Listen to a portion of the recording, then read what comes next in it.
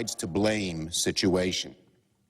Democrats are willing to compromise. But Republicans say Democrats have not backed off demands for state and local government funding, and other key issues remain unresolved. Treasury Secretary Steve Mnuchin says he has not spoken with top Democrats since talks broke down last week. Fox's Jared Halpern. America is listening to Fox News.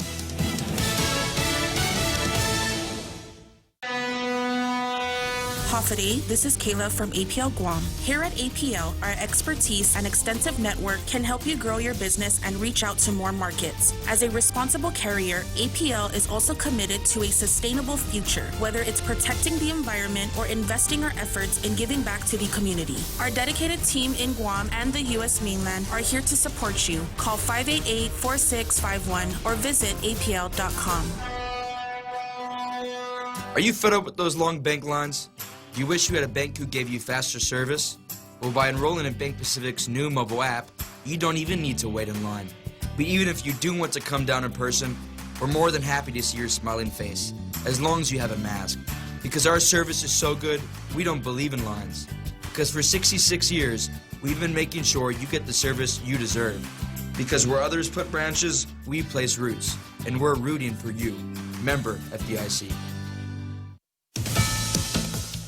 Seattle Police Chief Carmen Best steps down a day after the city council passed what's billed as the start of cuts to the police force and budget. To be the police chief, it was a dream of a lifetime.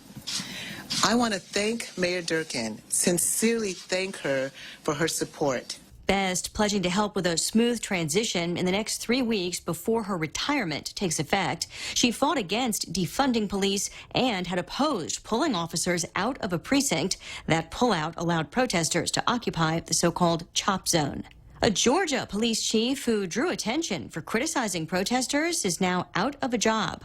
In June, Chris Byers took to Facebook to say he didn't agree with the Black Lives Matter movement, saying it glorified the killing of police officers.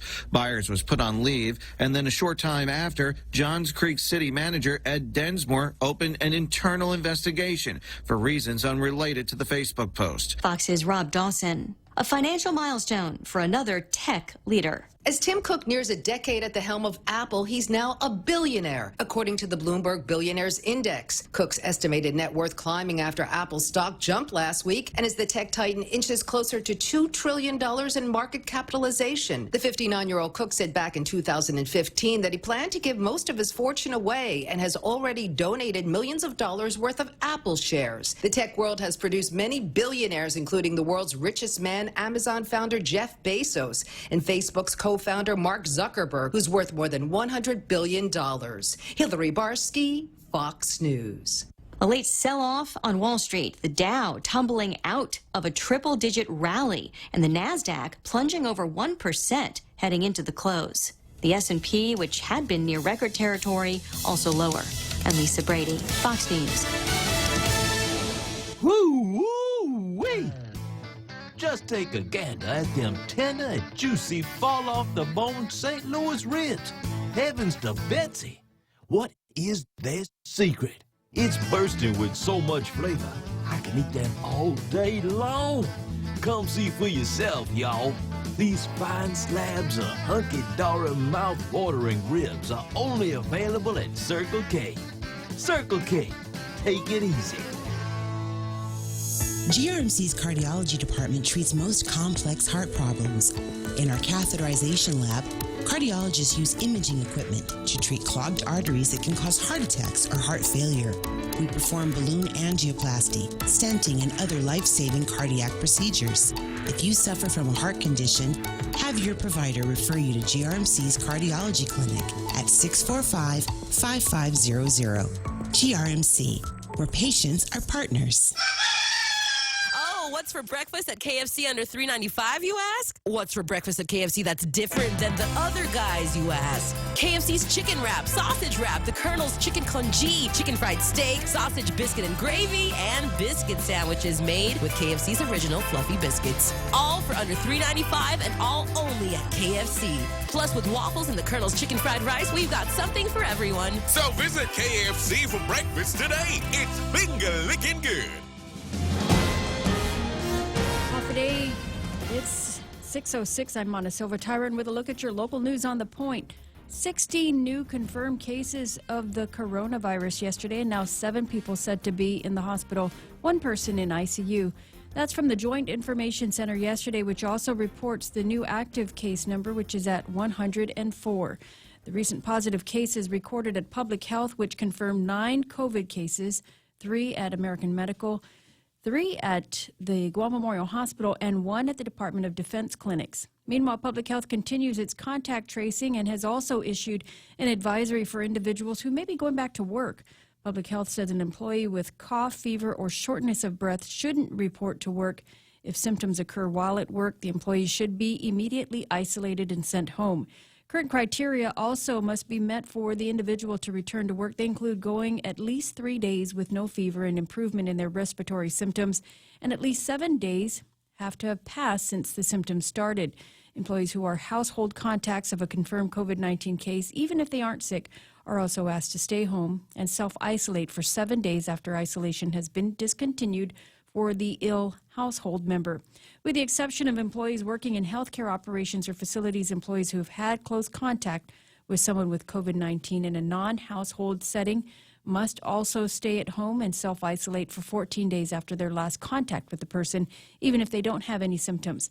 A close contact is identified as being approximately 6 feet of someone with COVID-19 for a prolonged period of time, for example, more than 10 minutes, or having direct contact with infectious secretion from someone with COVID-19.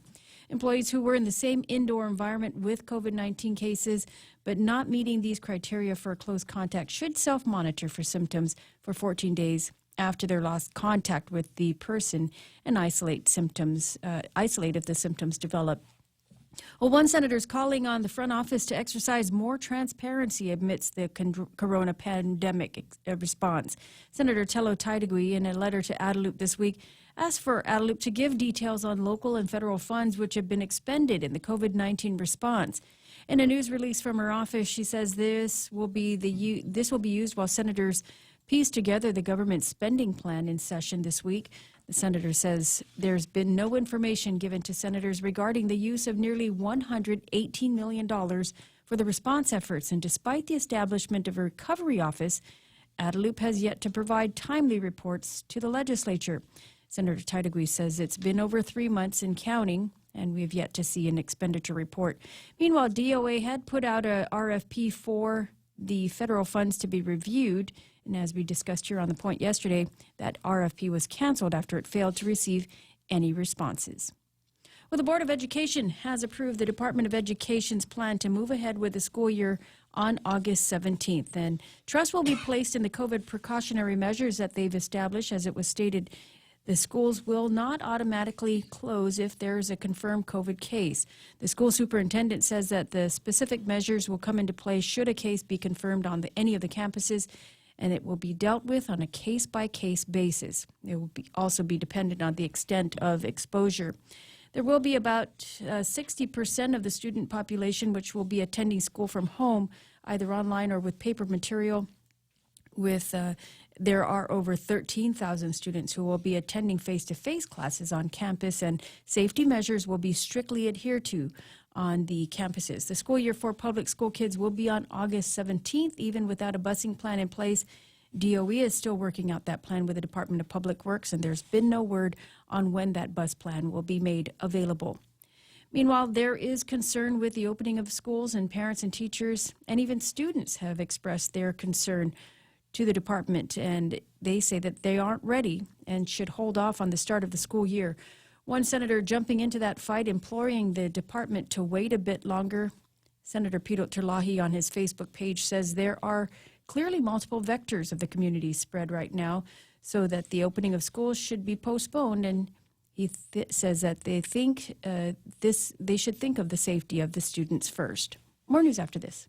You've got a job to do. Having the right equipment for the job is critical, and East West Rental has the exact tools you need. Get it done faster with the right stuff, whether it's landscaping tools, concrete tools, lifts, trucks, lights, generators, trench boxes, welders, tents, tables, and chairs. They're here to help you tackle any project you're working on, big or small. Open Monday to Saturday, 7 to 5, closed Sundays. Find what you're looking for at East West Rental Center in Upper Tumont or call 646-1463. Senators go back into session today to continue discussions on their FY 2021 budget. They focus primarily on revenue and projections presented by the Office of Finance and Budget and the Bureau of Budget, and the differences between the two, which amounts to about $7 million. That conversation will likely continue today. The governor of Guam is looking at a budget of nearly $1 billion. Session is set to resume at 10 o'clock. And former Guam police officer Mark Torrey Jr. will be in court today for the beginning of his second trial in the shooting death of police officer Bert Piolo. Torrey is charged with negligent homicide and has pleaded not guilty. Opening statements will begin today in Judge Art Barcenas' courtroom. And those are your top stories right here on The Point. Here's Ray with your weather. Well, thanks very much, Monticello Tyron. Partly cloudy this morning, then becoming partly sunny. Isolated showers are in today's forecast. Southeast winds 10 to 15 miles an hour. Tonight, mostly cloudy, scattered showers. South winds around 10 miles an hour, shifting to the west after midnight for those of you that are paying attention to the direction the wind is flowing in. Lows around 78 degrees. Wait a second. If it's coming in from the west, that means that it's Mary Poppins time, right? She's going to come in riding the umbrella.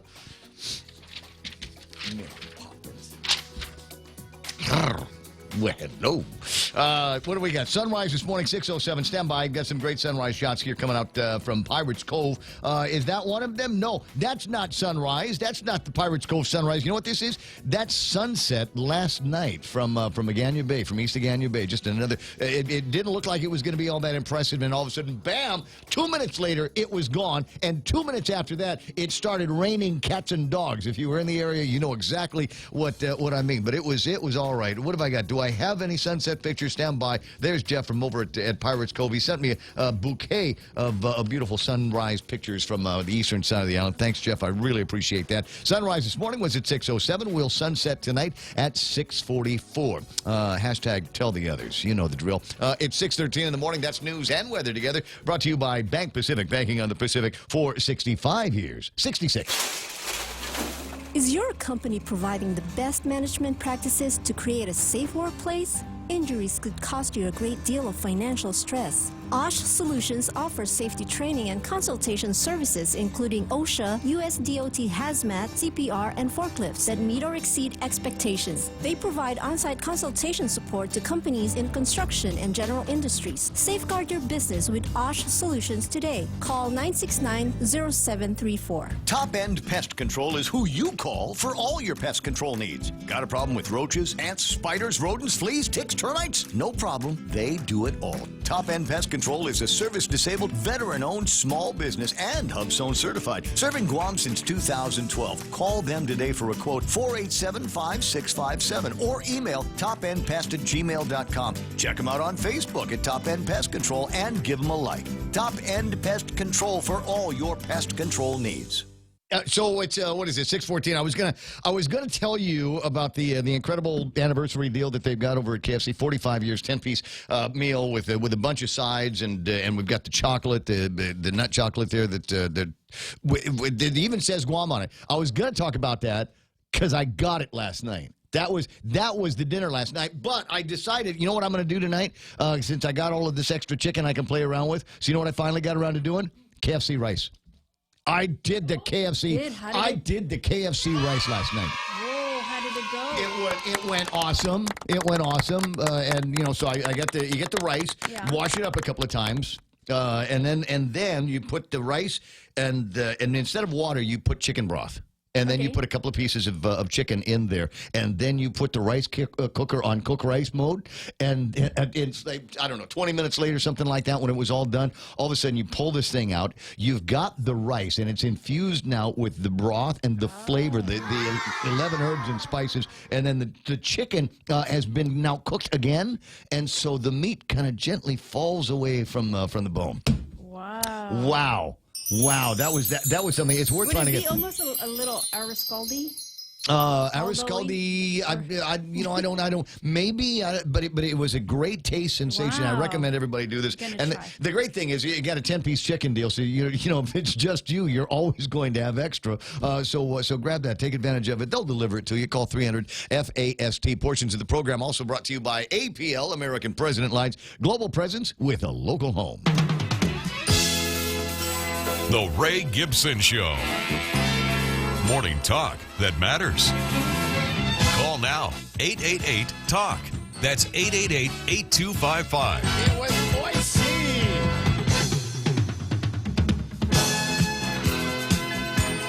Oh, wait a second. I put that picture up, and it needs a little bit of explanation. I'll get that in a second. Hey, welcome to the program. Excuse the mess. It is the Ray Gibson Show on 93.3 The Point. My name is Ray Gibson, and it's Wednesday, right? Trash day?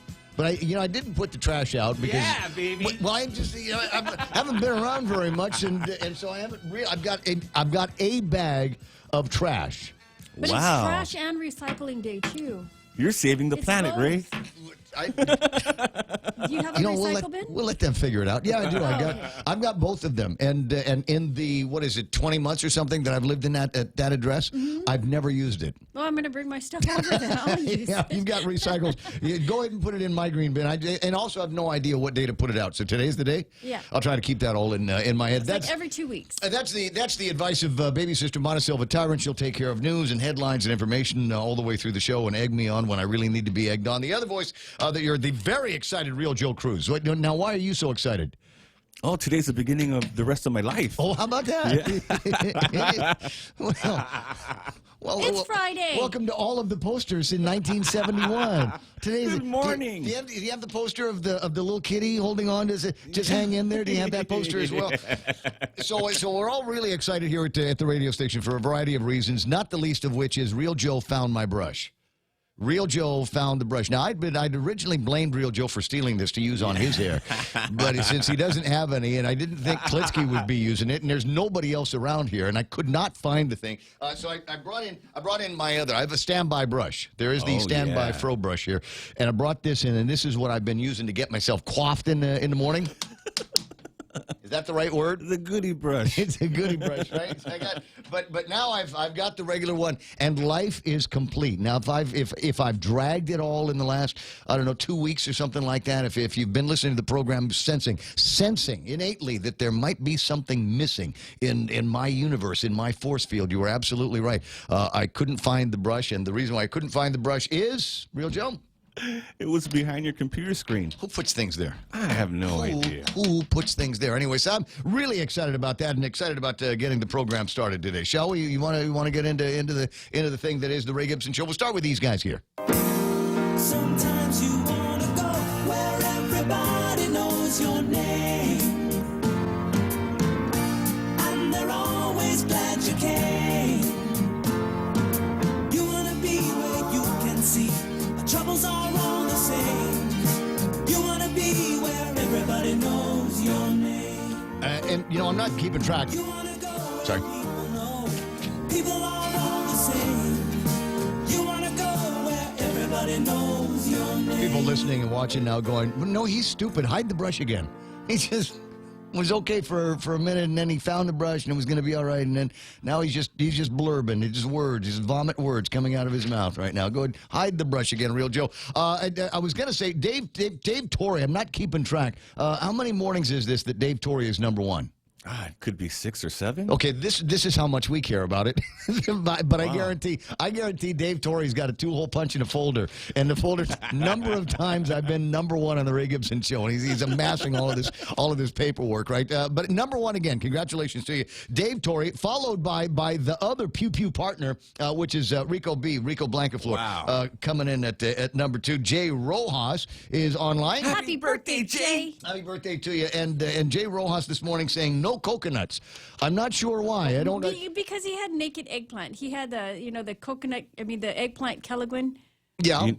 I don't know what it's called. Yesterday I posted something. Yeah, but he does not like coconut in any way, shape, or form. Well, how do you make Benihana without coconut milk? Exactly. And he just is so disgusted by coconut anything. Yeah. Really? And so his Kelaguen doesn't have coconut. His Tinactac doesn't have coconut. I'm telling you. That's sorry, I don't know. There's Coconut certain. and mayonnaise are his absolute. But it comes from the tree of life.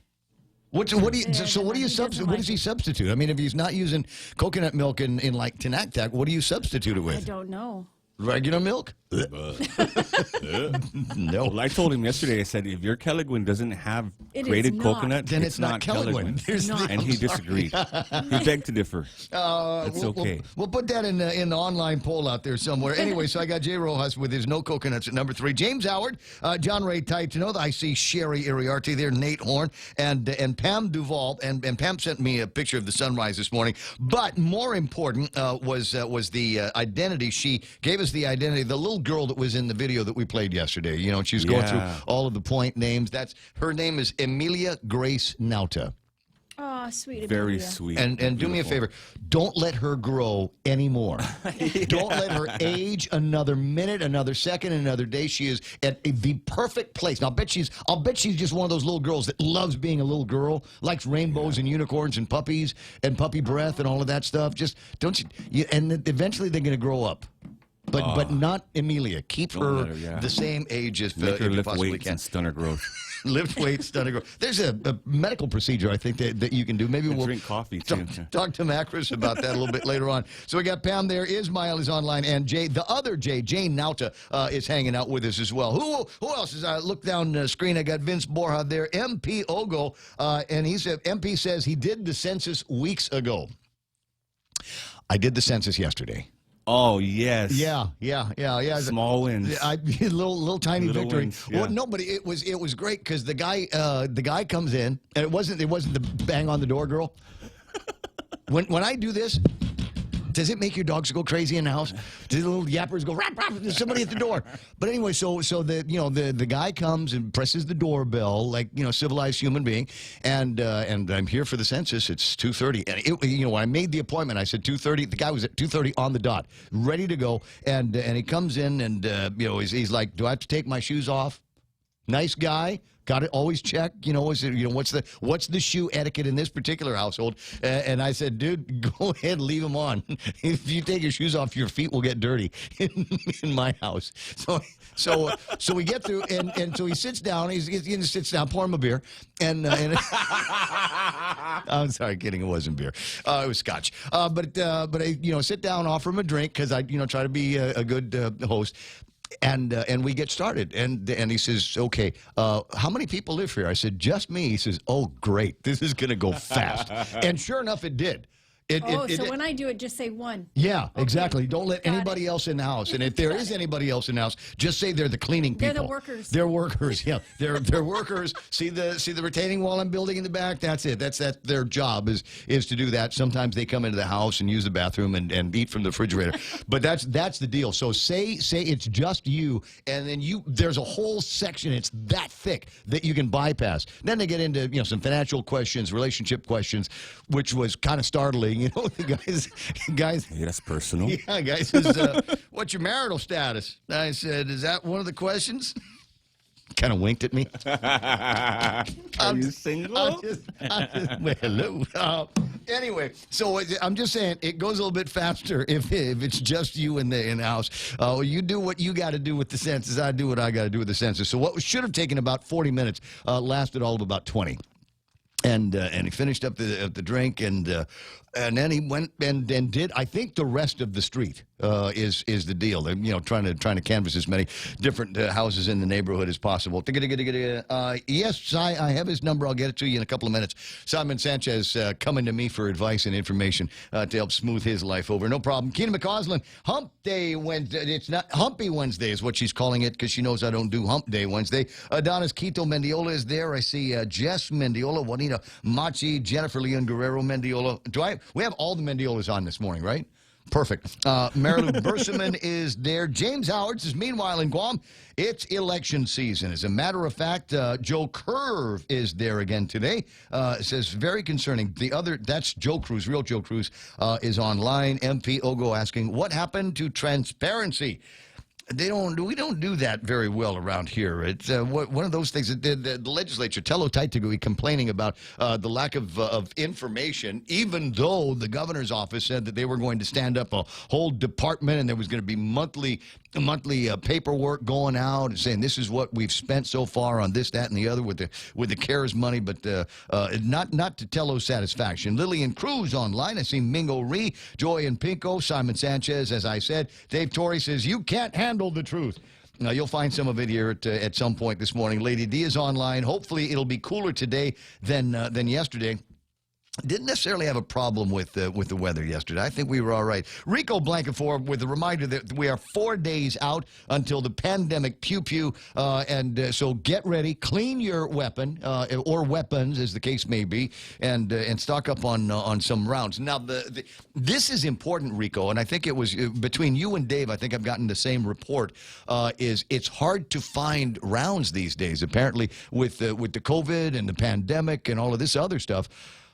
Their manufacturing is at a low point, I guess, which is odd because there has been a surge with the race riots and everything that took place in Chicago, which wasn't. I don't even think they pretended to call a protest. They're just a bunch of people, hooligans, rolling around the streets of Chicago, breaking into everything and stealing whatever they could. There was one of the more telling videos. And this is where they have gotten to in the inner cities of the United States of America. If you go back a month, you see all these looters, and they're breaking the windows, and they're going in, and they're grabbing stuff, and they're running out. The videos that I saw, it was methodical. Break a window, walk inside, grab whatever you want, walk outside, because they know there ain't no popo. They know that there might be video cameras all over the place, but nobody seems to care. It is as though law and order has been suspended out there. So crazy, crazy stuff. So a lot of people are going, I better gun up. You know, what's the deal? If it takes minutes to get the police, when minutes count, when seconds count, police can be there in minutes. Is the point that I always have revolving around my head.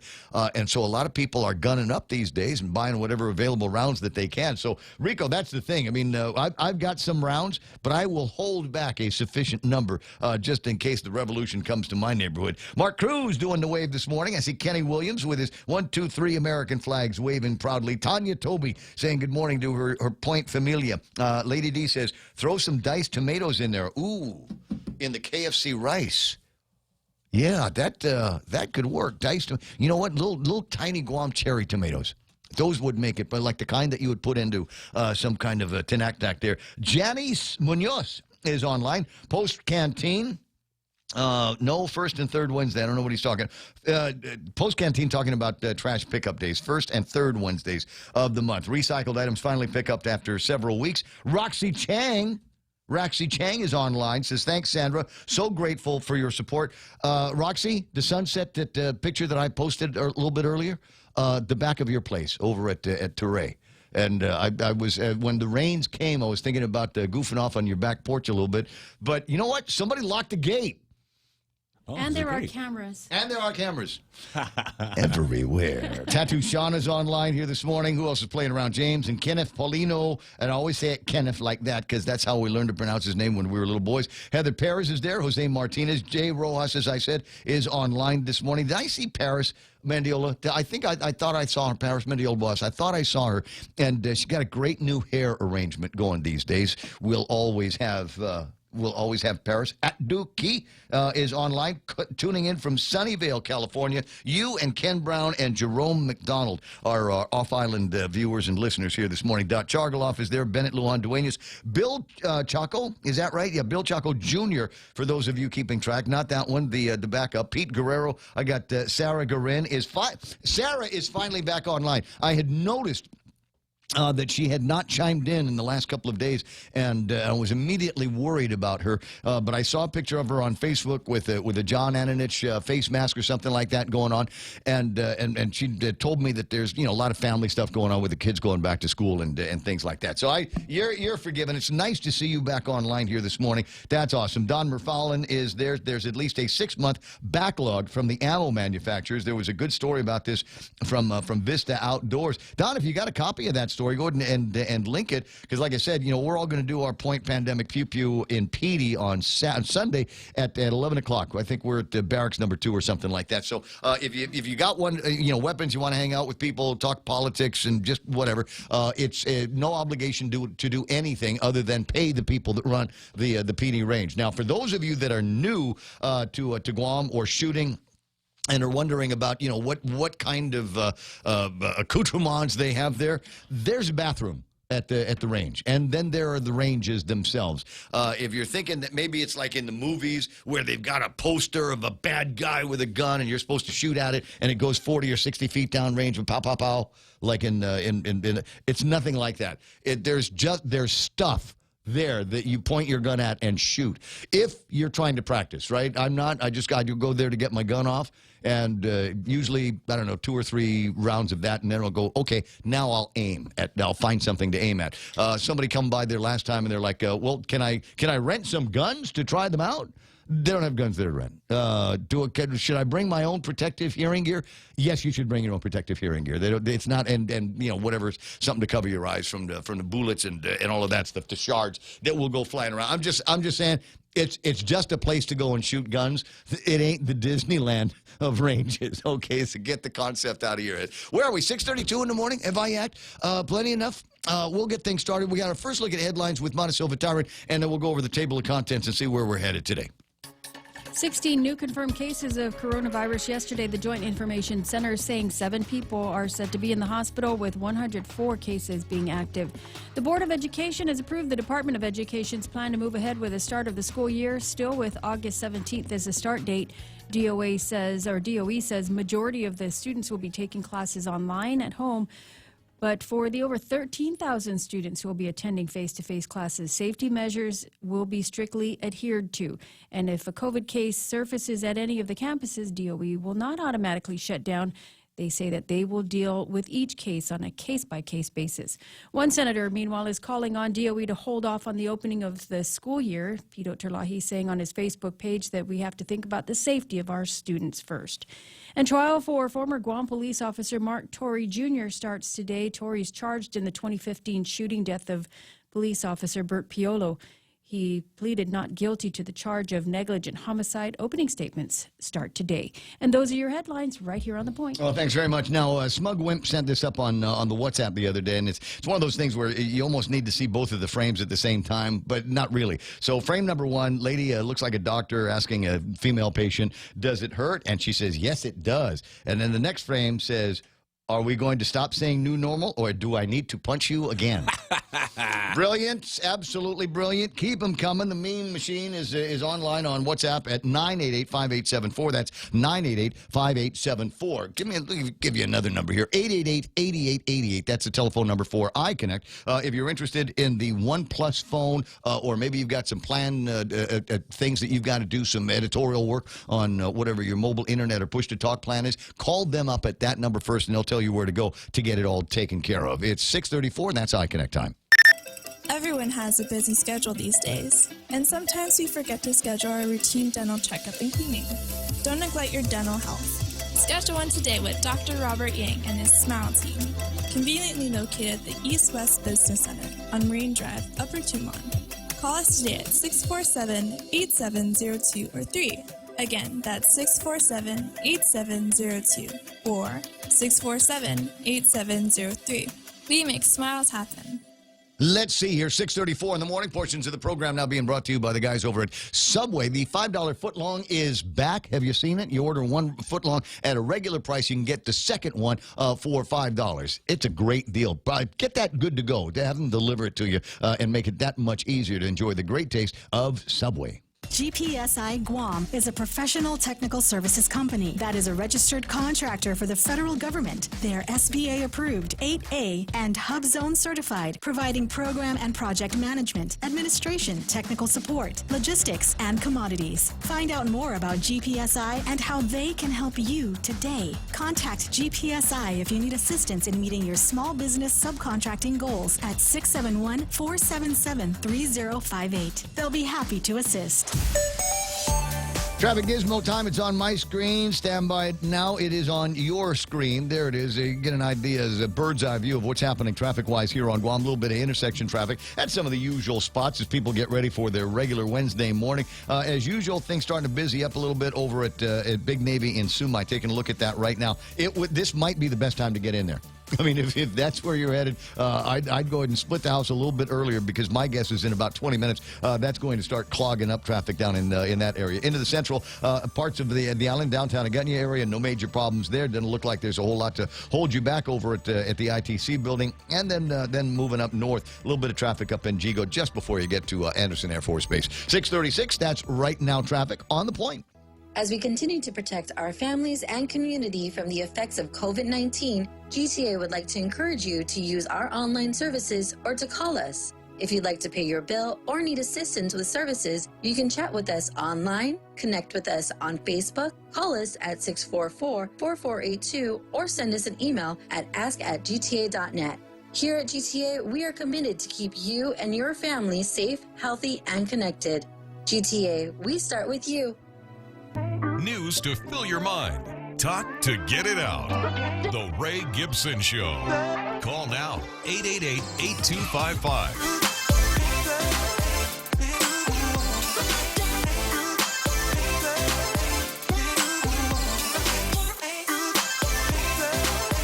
It's 6:37 in the morning, 888-8255, 888-TALK. I was looking at my watch. I was getting a telephone call from the Apple company. They wanted some advice from me on how they need to market their new Apple 12 whenever it's going to be coming out. And my advice, just do the same thing that you always do. It doesn't seem to change. Have you noticed that? The ads when Apple comes out, they're all exactly the same ads, and they look the same. It doesn't matter what carrier's got it. Like Docomo's got it, this is the Docomo ad. GTA's got it, this is the GTA ad. iConnect's got it, that's the iConnect. IT&E, they're all the same ad. And I'm going, well, people are going to buy it no matter what, whether they need a new phone or not. So just do whatever has been working for you. Now, I referred to the meme machine. That's the WhatsApp number, 988-5874. Now, it's not as though I've done a great deal of research to see what has become more viral or widespread than anything else. But I think it is safe to say that this image here was probably the most spread out, if you will, the most viral of all of the images that came out yesterday. Did we all get that? For a brief time, it was the accident up in where's that on the road? The motorcycle accident for a little bit. Yeah, Route 4. Yeah, that was that. People stopped sending out the "I'm infected" meme for a little bit. Started sharing pictures of the accident, and then after the Paul Tapau personally cleared it up, then they went back to sharing this meme here, the "I'm infected" meme with Governor Lulian Guerrero.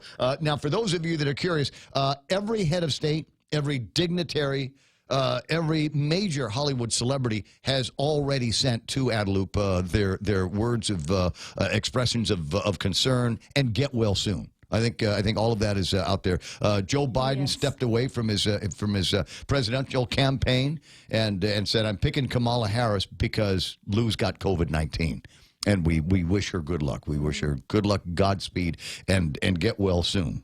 Have you noticed? Everybody's been doing that. It's all over Facebook. Everybody. Yeah. Anyway, so and also there's also a little bit of there were people on some of the social media just kind of almost I trying to figure out whether it was real rage or social media fake rage, talking about, boy, it's terrible how mean some people are. The governor's got COVID-19. We should be sending her prayers, but no, everybody's rolling around to get that meme and everything. And I'm like, yeah, it's like that. It's, what, too soon? Should we wait? Look, she's already been all over the media. They sent out their own release. So, yeah, after we say good luck, Godspeed, get well soon, hey, where's that meme again? I need to send that one to my cousin. I got to put that into Father Duena's class of 1980 WhatsApp page. 6:39 in the morning. As I said, we'll try to take a look at what some of the big stories are and some of the stuff that we're going to try to cover for you as we make our way through this particular Hump Day Wednesday. Is there a table of contents today? Yeah, unfortunately, a lot of the stuff is it's either COVID-related or continuation of some of the other stories that we've been following over the last couple of days, and some of the stuff that we've actually tried to break for you. But like as an example here, the census. I did the census. We're running out of days to do that. I say we now because you remember yesterday I didn't really care But now that I've had myself censused, I've been counted. Now I want you to do it too, and wear your mask. Well, now you're census shaming me. I'm going to census shame you. What, you didn't do your census righteous. Don't you individual, care? you? Don't you care? Everybody else, for I the do children. Care. I do care, but my children are taking all my time. I do care quite a bit. It's that breaking news on Fox News this morning. Joe chooses Kamala Harris, once a harsh critic, to be his 2020 running mate in the presidential race. Now, I don't know, how that's going to bode for people one way or the other. Do you suppose that that's going to be one of those deals with where we start talking about the whole Trump? The possibility of Trump becoming a re-elected president of the United States of America? Do you think that because Joe Biden has picked Kamala Harris, that now seals the deal, and you might as well start changing the locks at the White House in Washington, D.C.? Apparently, nobody votes for the vice president. They only go for the presidential candidate. They don't really care who the vice president is. Yeah, the rule is you're not supposed to, hurt the ticket, I guess. So I guess the question is, and talk amongst yourselves here, is Kamala Harris the right pick in this particular race? Is it going to make any substantial difference one way or the other when it comes down to it? I mean, is Joe Biden perhaps his own worst enemy? He stays in the bunker all the time. When he does finally come out, it's gaffe after gaffe after gaffe. Well, so I don't know. Hopefully her interviews make sense. What's that? Hopefully her interviews make sense and when she talks to the public. Is she going to be the one? Is she going to be the one then that participates in the debate? Will she debate on Biden's behalf? I hope there's one strong individual in that ticket, and we'll see where it goes. That's interesting. And does it make any difference at the end of the day? Does it make any difference whatsoever to those of us that call Guam home? The answer is probably, it probably doesn't. I put up on thepoint.gu yesterday, I changed the poll question because Uncle Robert won for the second time in a row the Who's Going to Washington, D.C. Poll question. So the new version of it now is, stand by one. Let me see if I can get the thing up on the screen rather quickly. The new question on the point.gu has to do with the reopening of the school year. Do you think DOE will open the schools on the 17th? And the choices are, and unfortunately it truncates the answers, yes, plans are in place and everyone knows it was supposed to be a role. Everybody knows their roles, from the superintendent right down to the guy that cleans up the vomit in the cafeterias. Everybody knows what they're supposed to be doing. So, yes, we can open on the 17th. The other one is no way. No way. Too many unknowns with businesses and PPEs and all of this other stuff. And then the third option is B. Just open up the schools as usual. Never mind this hybrid learning stuff. It's going to be face-to-face. Somebody gets sick. Somebody gets a COVID booger. Just send them home.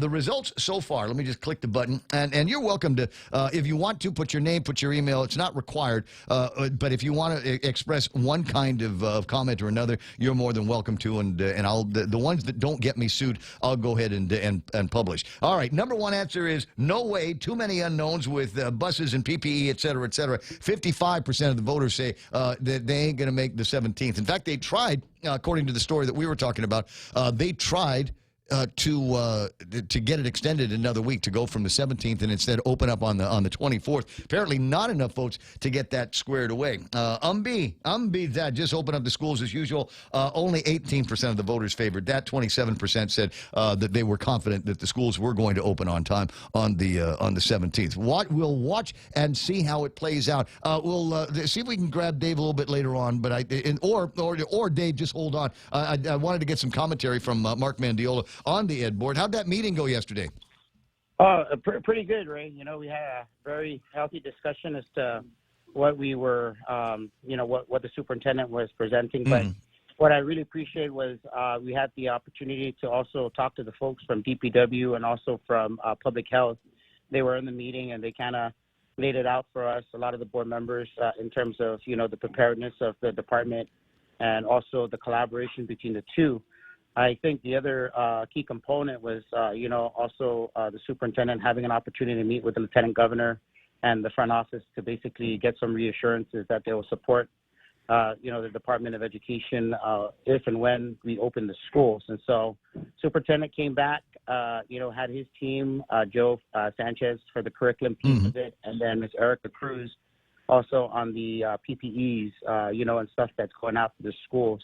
And so as they reported, the PPEs and all that stuff as being, farmed out to all the schools. I was going to say I've got pictures of the very, very pretty delivery team at the Department of Education. They're loading boxes of PPEs up on the into the truck and sending them out to the schools. The girl with the red shoes. Well, hello. Right. What? Don't stand out, right? I don't know who she is. I'm just saying, it looks like a very, very productive crew. They got the PPEs that are getting loaded up and going out to the schools. Now, on the subject of buses and busing, it's totally upside down this year. We got the buses are going to be running. Not quite as many students as we thought were going to initially be on the buses. And the news that DL Paris is only going to have 9% of the student body is going to be on the campus. Yeah, and that was pretty interesting because the superintendent also admitted or shared with the board that there's some parents and that folks that did not indicate one way or the other what options they were going to exercise. So I told them, I said, are we prepared to accept all these kids coming into if they show up to our doors, of course we can't turn them away. Yeah. But when it comes to busing, it's kind of like, okay, how do we navigate this, because of course we're not in control of the busing system. And so G.S. Garcia was there, and he kind of reassured us that there is sufficient a number of buses. And in addition to that, he also mentioned that I guess the governor's office, they have a backup plan with external assistance from private companies. And so in the event, my question was, should a bus driver or multiple bus drivers get out sick because they got exposed to COVID? How is that going to look for the department? How are we going to have kids waiting at the bus stops, waiting for a bus ride, and is there a contingency plan? So they reassured us that, yes, there is a contingency plan, and if that happens, they have reserves to call in to assist us, from the private sector. That's what was reported out to us. That is interesting. I had not heard that bubbling around in the usual channels of gossip. So there's a possibility that bus drivers that would normally be busing tourists around might find themselves picking up some extra hours backing up DPW. Yeah, so at least that's what was shared with us. And so for me, it was like the execution of the plan, right? Sometimes don't fight the plan, fight the fight. Right. Trying to keep our students safe, and I also wanted to, yes, of course we want to keep our students safe, but also we got to remember the employees, right? And so if I understood correctly, some of the bus drivers who have the high risk situations, health-wise, opted, some of them opted not to, drive the buses, but that's with the DPW side. But for us at the Department of Education, of course, we have a large sum of teachers, support staff. So opening a school is a pretty big thing, and so there was a healthy discussion in terms of what the department's going to look like in the beginning. And so, they explained to us that a lot of teachers have been going through training for, the new platforms, and so the schedules and all this other stuff. And so one of my colleagues proffered a motion to basically say, there's no rush, just give another week or so to, basically it was a week to make sure that we have enough preparation time for it. But the superintendent felt that, we're ready to open. So, of course, the motion was defeated, and we've got to support the department in moving forward. I see. Well, I can see both sides of it. I can see both sides of it. On the other hand, look, we've got a plan. Let's go into battle with what we got. Let's see what survives the first week of school, and what the mitigations are going to be. Now, you and I had a private conversation the other day, and the concern that I've got is that DPW DOE was going to follow the same tack that Father Duenas did, and that is, okay, somebody gets sick, wow, shut everything down. Everybody will do online learning. We'll do the distance thing until we're absolutely positive that we've got this thing taken care of. They were able to finally get the kids back onto the campus yesterday, and that's good news. But we can't do that on a wholesale DOE scale. So what's the mitigation? So here it is, the first week of school. Somebody's going to come in with a COVID booger, and so what's going to happen then? Yeah, so that's why public health, it was good that they were there, because I asked the same question. I said, look, do we have enough people for the contact tracing? We got reassurances from, I think it was Annette Uggan saying, yes, that they are training people and people to kind of contact trace. The thing is like you said, the Department of Education, of course, we got more students, and what is that going to look like in terms of providing, instruction? Yeah. And so we're not at full capacity. There's parents that did opt to move out. So, of course, we just got to find that balance. But according to public health, the plan that was vetted, that was submitted by the department, and there was a lot of work that went into it, and we're not taking away from that. But, of course, we just gotta move forward. And the plan is basically they isolate. They'll call the folks from public health to come do the assessments and then make a recommendation to the superintendent. Because ultimately, like the superintendent said, it's his authority. If there is a health situation that it lies with his authority to call whether or not, they shut the schools down or they just isolate the sick student or staff.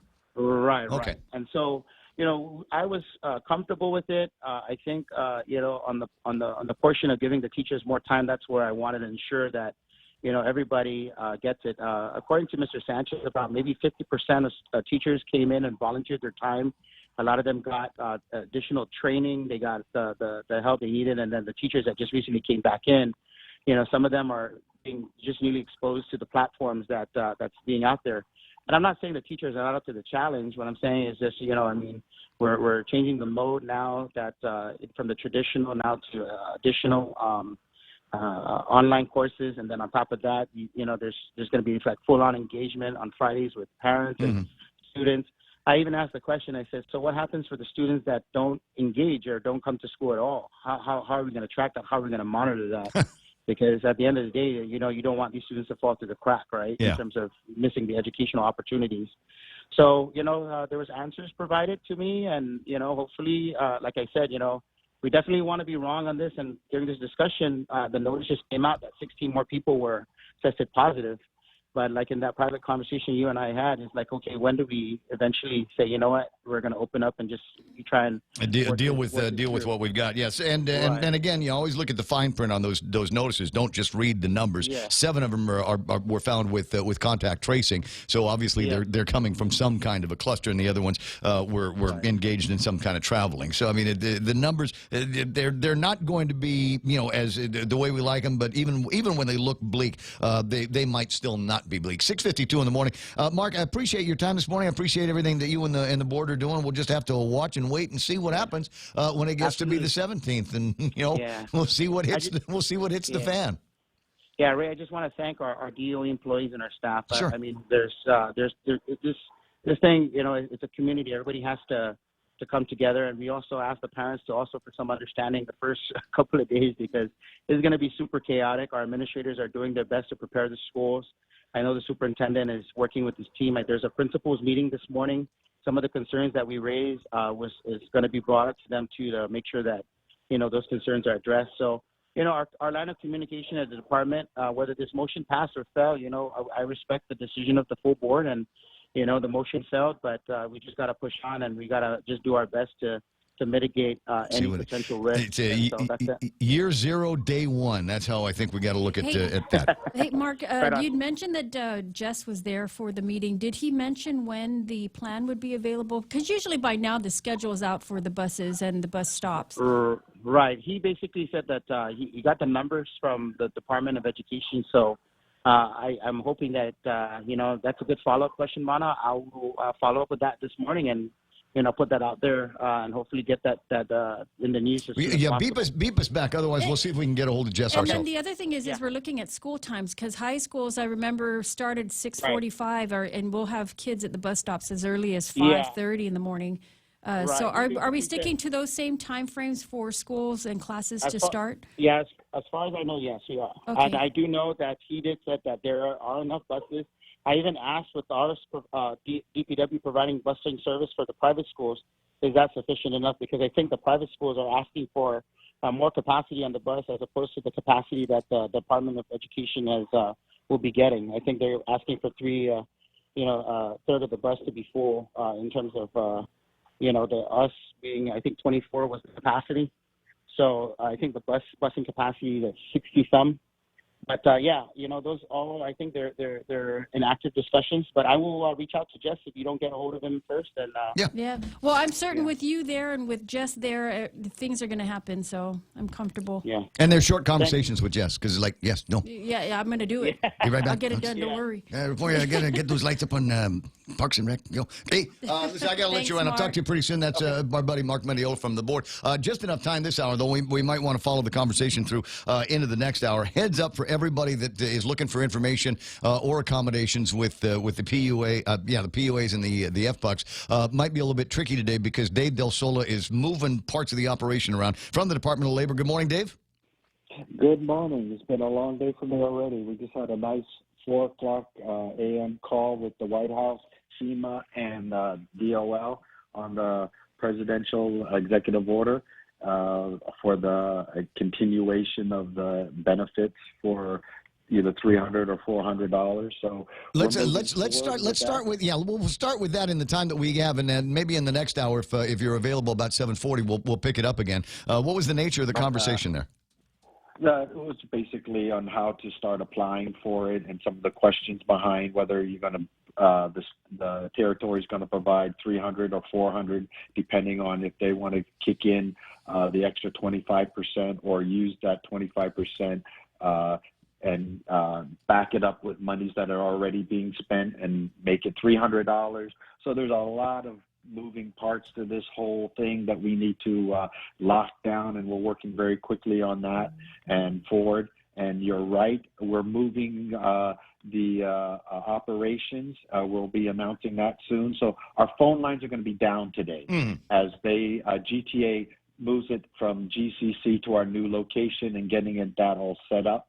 So just if you have any problems or have any things with your claims, go out to Jotnia, go out to Agate. Those libraries are taking in walk-ins. We're handling them as they come in and fixing them. Dedido is always busy there. So try to go over to Jotnia and Agate for any of your walk-in needs with problem claims, or if you're trying to apply for the PUA program itself. We are handling them, and we are going to get some extra people out there that from GCC to try to help them handle that workload. And yes, we're just moving, so many moving parts that we're just trying to keep up with everything. And I think my people are doing a great job. I think your people are doing a great job as well. We're not getting it's not like people call up and complain about the systems. And so I'm delighted about that. I just want to make sure everybody knows if they are trying to call, it's going to be a little bit tricky today to be able to get through. But with regard to, I want to go back to the DC call with FEMA and everybody here, because this is the part that's going to be interesting. Governor said yesterday that they do not have the 25% to that they can share for the government of Guam's share of the $400. So if we don't kick in that 25% share, does the federal government, are they still going to give us $300? Well, and we're not. I thought it was all or nothing. Like that. This whole thing is unfolding before us, and there's a lot of states that don't have that money. So they're basically saying if you can show that you're spending this match through other ways, like if you have other programs, other services that you are doing, and you can use that as an offset. Exactly how we're going to do that, we're staying. There's more guidance that's going to come out in the next day or two, right, from FEMA and USDOL. But they're saying that because there was a lot of states that are saying we don't have that money. We spent all. We don't. There's no way. And they're saying hold on. Don't believe everything that you read in the press. That if there is offset that you can show that you're spending that $100 as an aggregate. With the total budget that you're going to be giving out for the $300, then you can offset it. And there's ways. Hang in there. We'll give you guidance on the possibility. So I'm not saying that there's an offset or everything. All I'm saying is that they understand that. It looks, show us how to try to offset it. All right. Well, we'll see if we can get more data on that maybe in the next couple of days worth of phone calls. Dave, I appreciate your time. We'll talk again later. Thank you. All right, buddy. 7 o'clock in the morning, the radio station's KUSG. I got you 93.3. This is The Point. I'm Lisa Brady. The presumptive Democratic nominee picks one of his former rivals for the nomination, California Senator Kamala Harris. In a tweet, Biden calling Harris a fearless fighter for the little guy and one of the country's finest public servants. This just hours after speakers were announced for next week's convention. We know that Bernie Sanders and former Republican Governor John Kasich will be speaking on Monday night. That's an effort to show broad support from both ends of the political spectrum. And then Michelle Obama will also be speaking that night. And then Tuesday, AOC and Bill Clinton will be delivering their remarks. And on Wednesday, we're to hear from Hillary Clinton and also Barack Obama. Fox's Jackie Heinrich, former President Bill Clinton calling Harris a terrific choice and tweeting that she and Biden will make a strong team. But the Trump campaign just out with a statement calling the pick proof that Biden is a, quote, empty shell being filled with the extreme agenda of the radicals on the left. A major shakeup for college sports as one of the Power 5 conferences gets COVID canceled. In a statement Tuesday, the Big Ten announcing that all fall sports, including football, will be postponed with the hopes of competition taking place in the spring due to the coronavirus pandemic. Big Ten Commissioner Kevin Warren saying of this decision, quote, the mental and physical health and welfare of our student athletes has been at the center of every decision we have made regarding the ability to proceed forward, end quote. Fox's Matt Napolitano and the Pac-12 conference also just announcing a postponement of fall sports. The World Health Organization says it doesn't have enough information yet to evaluate the coronavirus vaccine announced by Russia. It has not completed any large-scale human testing. The U.S. has trials advancing on 6 vaccine candidates. A late sell-off on Wall Street, the Dow drops 104 points, back under 28K after a triple-digit rally for much of the session. America is listening to Fox News. Mezcla Dos opened its doors in 2010 and has been proudly serving the people of Guam for 10 amazing years. In celebration of their 10th anniversary, Mezcla Dos will be offering 20% off on all burgers for a limited time only. Terms and conditions apply. Please call them at 646-6295 for more information or visit them at their Upper Tumon location right across Kmart. Thank you, Guam, for making Mezcla Dos one of your favorite hamburger spots. Half a day. This is Michelle from APL Guam. Here at APL, our expertise and extensive network can help you grow your business and reach out to more markets. As a responsible carrier, APL is also committed to a sustainable future, whether it's protecting the environment or investing our efforts in giving back to the community. Our dedicated teams in Guam and on the U.S. mainland are here to support you. Call 588-4651 or visit apl.com.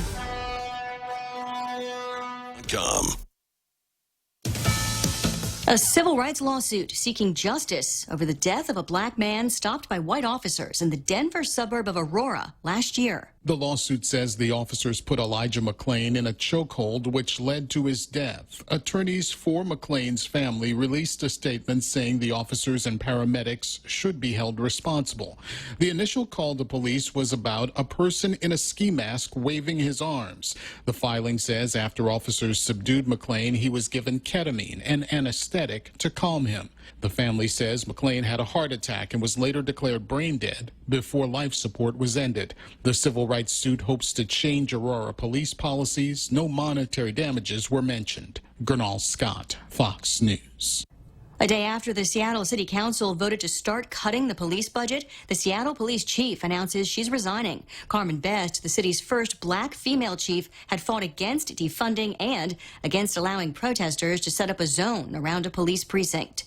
She was the first American Idol winner. Now, Kelly Clarkson will fill in for Judge Simon Cowell on his current show, America's Got Talent. Cowell undergoing surgery over the weekend after breaking part of his back while riding an electric bike in Malibu, California. Clarkson posting a mock AGT statement to social media telling fans he'll be out for Tuesday and Wednesday's live shows, but saying, "No worries, America. Someone far wiser, cooler, and hotter is taking his seat," adding, "You're welcome in advance." Fox's Kristen Goodwin.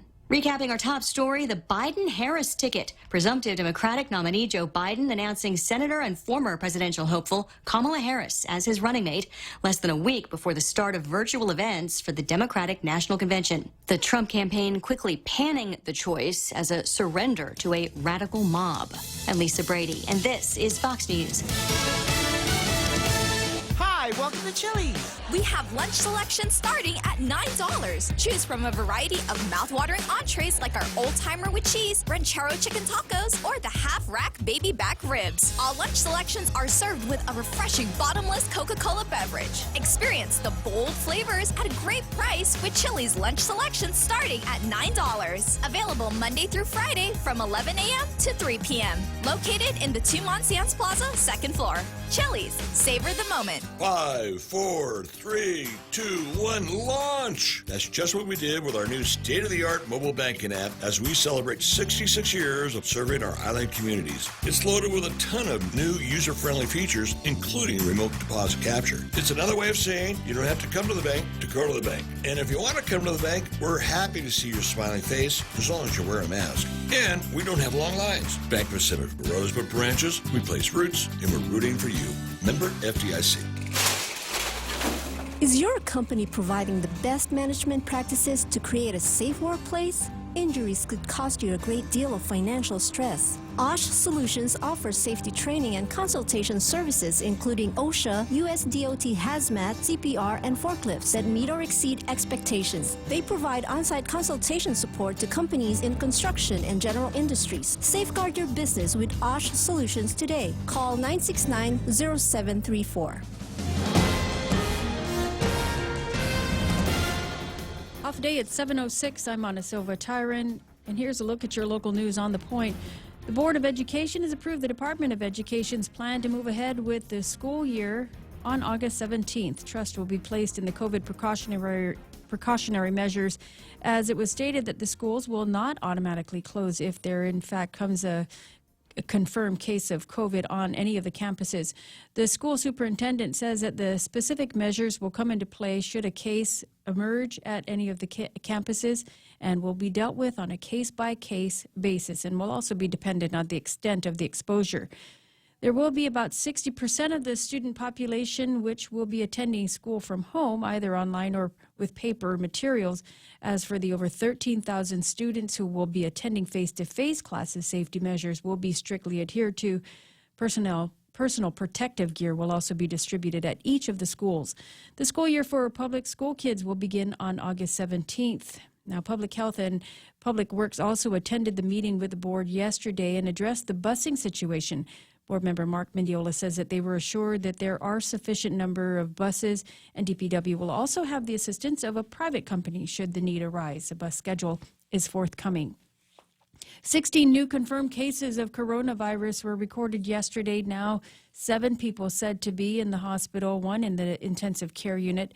That's from the Joint Information Center yesterday, which also reports the new active case number, which is at 104. The recent positive cases recorded at Public Health, which confirmed 9 COVID cases, at AMC 3, and at the Guam Memorial Hospital 1, and 1 also at the Department of Defense clinics.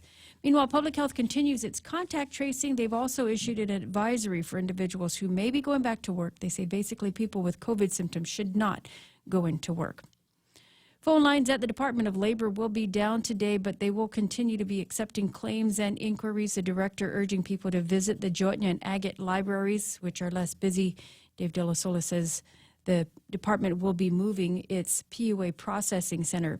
Meanwhile, as the department pushes out $60 million this week in unemployment, they continue to explore the president's executive directive that would allow for an additional $400 a week for those workers affected by the pandemic. De La Sola says while it appears now that the government doesn't have the ability to meet the 25% matching for the program, they are looking at ways around it. That program would give workers $400 a week with the local government to cover $100 of that. The cost, they say, could come to $60 million. More news after this. $5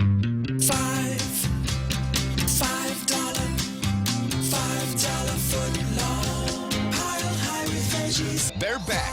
Any foot long is a $5 foot long when you buy one at regular price. At participating locations, Subway, eat fresh. Senators go back into session this morning to continue discussion on the government of Guam's FY 2021 budget. They focused primarily on revenue and projections yesterday, those presented by the Office of Finance and Budget and BBMR, and the difference between the two. The senators looking at a difference of $7 million between both of those presentations. The conversation will continue today when session resumes at 10 o'clock. The government of Guam is looking at a budget of nearly $1 billion. And former Guam police officer Mark Torrey Jr. will be back in court today for round 2 of his trial. He is charged with negligent homicide in the 2015 shooting death of fellow police officer Bert Piolo.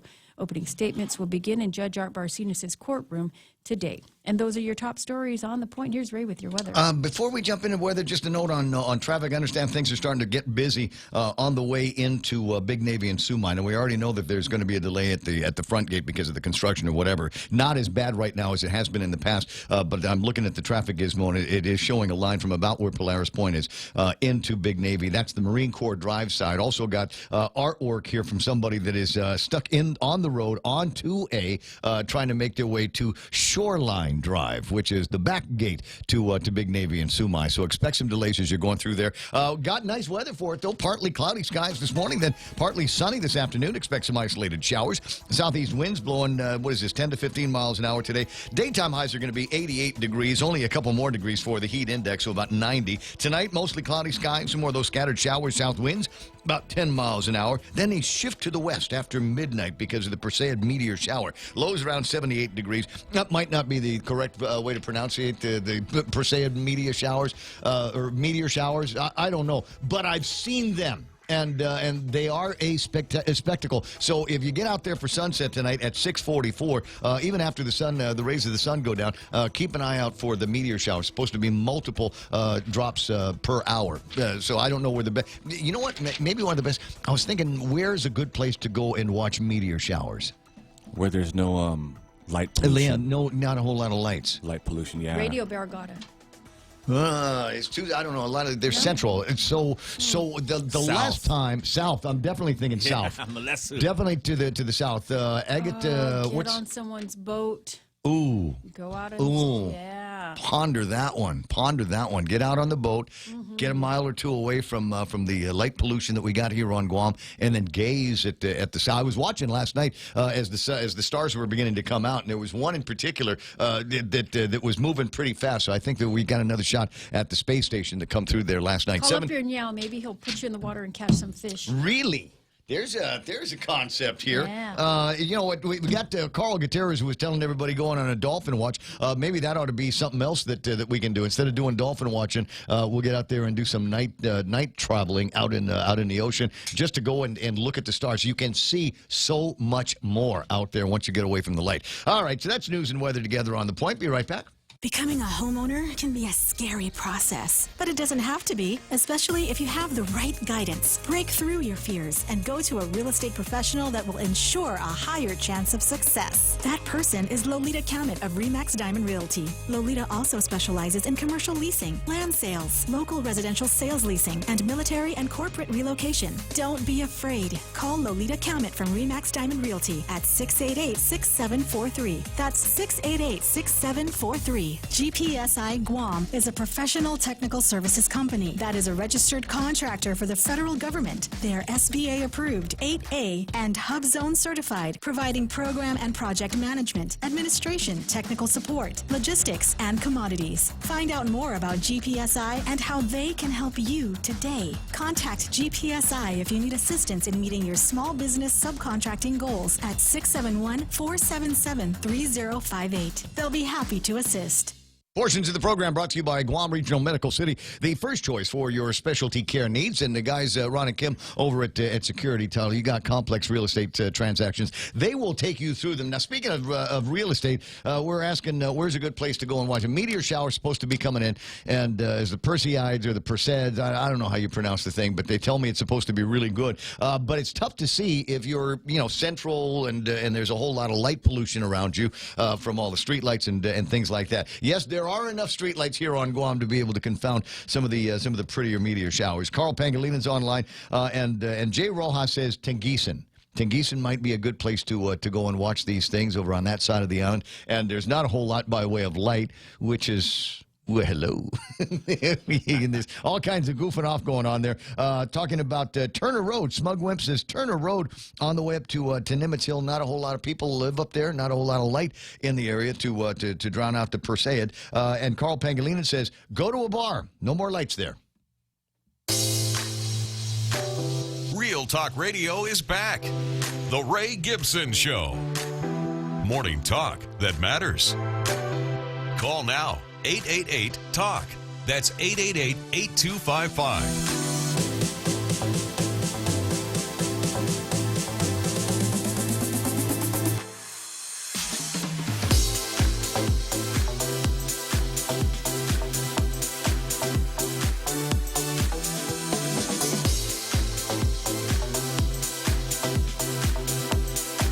If Bill Cruz goes at the bars, wait a second, that's right. The bars have been shut down. Or they're selling hot dogs and chips now, saying, no, we're a restaurant, see? No, I'll make you a grilled cheese sandwich without the grill. I just put it, 2 pieces of bread and the cheese was sticking in a microwave. And we'll call that dinner. That's the way it's going to work. 7:15 in the morning, 888-8255. 888-TALK is the telephone number around here. 988-5874. Come on, hit the meme machine and tell me what you're looking at on your phone. It's funny. 988-5874 is the WhatsApp here to the radio station. Our last hour of the program, spent some time with Mark Mendiola from the Ed Board talking about the adventurous meeting that they had yesterday, and a little bit of a conversation that followed up in the studio between Mana and Jerry Roberts about, if this is Vegas, where would we put the over-under on the first time somebody shows up at a Department of Education school with the booger and they just shut it all down? No, not the first people just going to go crazy going, yeah, okay, fine, we tried and somebody still came up with COVID-19, and so that's it for the 2021 school year. Maybe not the first time, but in the reference to Vegas, because they have odds on everything, right? Yes. Okay, so what the over and the under means is how many days of the school year will transpire before they have to shut it down because of breakouts in the virus. Right. Right? And I was just speculating that it might be 10 or 14. Or something like that, because oh, you're being generous. Well, no, because kids are going to observe that 6-foot social distancing. You know that. They'll wear their masks. And they'll wear their masks. Yep. And they'll be very careful about washing their hands. They will be licking each other. They will be walking around. That will be the thing. It would be like the big guys will hold down the little guys, and somebody's going to lick them. That's what's going to happen. I'll tell you what's going to happen. And from a mother's standpoint and from a grandmother's standpoint, you're going to send the kids back, and they're going to come back with something. It happens every single year. They're immune in the entire summer, but as soon as they mix up in a group, one way or another, we'll come back with a cold, we'll come back with the flu, a regular flu. They'll come back with anything because of the exposure to each other. Because that's what they do. And so you can't just say shut down the school because we've got a case when it could be a cold. It could be, of course, you're going to test for it. They'll test them. Okay, and they're going to find, in some cases, the coronavirus. I wouldn't be surprised. And what are you going to do at that point? Send the kid you can home. Isolate them, send the kid home. Yeah. But if you trust that your procedures and your precautions are sound, it's almost like you have a spare tire because they in your always car. work, right? So when you have a flat tire, you're going to sell the car. Or you're going to use your spare tire. Look, I believe I believe in all of that. Yeah. Okay, but the idea is that I was just saying. Because DOE does everything else perfectly, and they're not here to rag on DOE, okay? And it's a tough job. It's not their turn today. Not their turn today. But the point of it is, I just don't. I just in my heart, I just don't think this is going to work. I think you're going to have to shut them down pretty quickly. Because in some schools, that's going to happen. I just think it's going to happen. Well, here's the other thing, and was another point that Mark brought up. Number one, the school populations are going to be small. What did it say that they were looking at the numbers? 60% will be at home. 40% to go. And you'll remember that when this all started, I was one of those saying, I'm going to pull my kid right out of school. I remember the day. But now, having watched it and kind of experienced what people are dealing with when they get sick, the recovery rate is just so enormous. Not that everybody is going to recover, and you just don't know. Well, we haven't lost anybody since April the 12th, and we're not losing kids. I'm absolutely confident that DOE and the local schools will have the ability to keep our kids safe. I think they will try. Yes. I have no doubt they will try. But from the kid's standpoint, I just don't think that's going to happen. And then, what also has to be said is parents and families have a responsibility. Absolutely. You're going to be sending your kids to school. Do your part and not go all over the place and expose yourself. Now, you are not in the advanced age category. I am in Gibson's close. Thank you. Okay, so the idea is that I sat down with my son. Okay, he's 15. He's in high school, going to go in the 10th grade. Did he lick you? He always does. Okay, but the point of it is, we talked about it. And he said, is your will up to date? That was he wanted to know. I said, yeah. He says, no problem then. He's going to be going around licking all the doorknobs. He wanted to go, yeah. So, but we talked about it and said, look, I want him to have the experience. But although there's only going to be, he's only going to go like 1 day, 1 week, and 2 days another week, which is going to be strange. And then he has to do assignments on the other days, which I'm not sure that's going to get done. So I don't know how this is going to work. Yeah, but we said, okay, write fine. it off. Just go, go and enjoy and be with whatever friends are there. If something happens that's not good, then that'll happen. But I mean, overall, I hope it works out. I pray it works out. But you're not confident that it's going to. I'm just not confident that it's going to work out because people are people and they're going to do what they do anyway. 20 after 7 o'clock in the morning, and there it is. Now, I'm waiting for this behavior modification to kick in, and it's happening in the States, and I don't know why it's not happening more of here. In my phone, in your phone, in virtually every phone, there's some kind of mechanism for us to be able to pull out a digital wallet so that when we're at the store, when we're at the drive-thru, we don't have to hand somebody cash. We don't have to hand somebody credit card. It can all be done with the near field. Amazon Pay, Apple Pay, exactly. Samsung Pay, all them pays. Where can we use those here? Oh, there are some places I understand you can use those here. I think McDonald's. I think the drive-thru at McDonald's might do Apple Pay. I think. Don't some of the tourist locations in Tumon Bay couldn't tell you take the like Club Foxy stuff? No, I mean like tourist night, DFS, like DFS. Don't they do? Can it take $1 at a time? Yeah, it's $1 at a time. But the conversation has definitely switched. Okay. No, DFS or some guys like that, some companies like that are so advanced in what they do. I'm sure they would have those things. Just a note here. I'm looking to see if there's anybody chiming in on that. If you've used some digital mechanism with your phone to make a payment, a touchless payment is the point that I'm getting to, because I think that's where we need to go. Jason Dinkle says McDonald's will do Apple Pay or something like that. So one of these, somebody's got to try that out. Somebody, because I never have money. Because the reason is, I'm going through the drive-thrus. I go to restaurants. I go to places. And you've got the mitigation in the front. There's the taking of the temperature, the hand sanitizer, and wear your mask until you're seated and you've got food on the table, and you do all of that stuff. And when it's time to pay, you whip out your credit card and you hand it to the lady, and the lady goes and she runs the thing up, gives it to the cashier, and it comes back to you. And now this process is repeated several times a day. And I don't know that they're doing contact tracing on my plastic, but it occurs to me that if there are touchless ways, which are growing in popularity in the mainland, why haven't we gotten into more of that here? Well, one of the answers might be is there's so many of them. I mean, what do you choose? If you have Apple Pay, if I'm not mistaken, is only for people with iPhones, right? I would presume. I don't think you can get them on the Android system. So Samsung has one, Amazon has one, and I know there's got to be more. So, I mean, what system the retailer, what are they going to do? They have to adopt how many systems for something like that? So I don't know. Could be. Gerard Applegui says in the Denver area, only about 25% of businesses have contactless payments and things like that. Bob Kelly's chiming in. Jason also says commissary on base takes Google Pay. Google Pay. Yeah. Have you tried? Have you got that? Never. So there are options whenever you fill out a credit card form online or something like that. The Google Chrome will give you the option to save the credit card information, and so when you do, it's always there. I tell you what, it makes certain transactions in the middle of the night that much easier. Yes, it does, and of course you want to tell Google exactly what you bought, so Google can take the information and sell it to everybody else who sells that kind of product. Dave Angel. That's exactly what they'll do. The greatest voice ever in Guam broadcasting is chiming in. Says, hearsay those methods of payment leave you vulnerable to being hacked and having your information compromised. Oh, Google. Thank you, Dave. Yes. There. I suppose those are those concerns that people have. Or maybe it's just one of those things where people around here just don't adopt to it. Have you seen the lines at the bank? People want to go to the bank and cash the check. And when they pay their GTA, they want somebody to stamp it paid. Did Dave Delasola tell you? Did he tell you how many people actually want paper checks?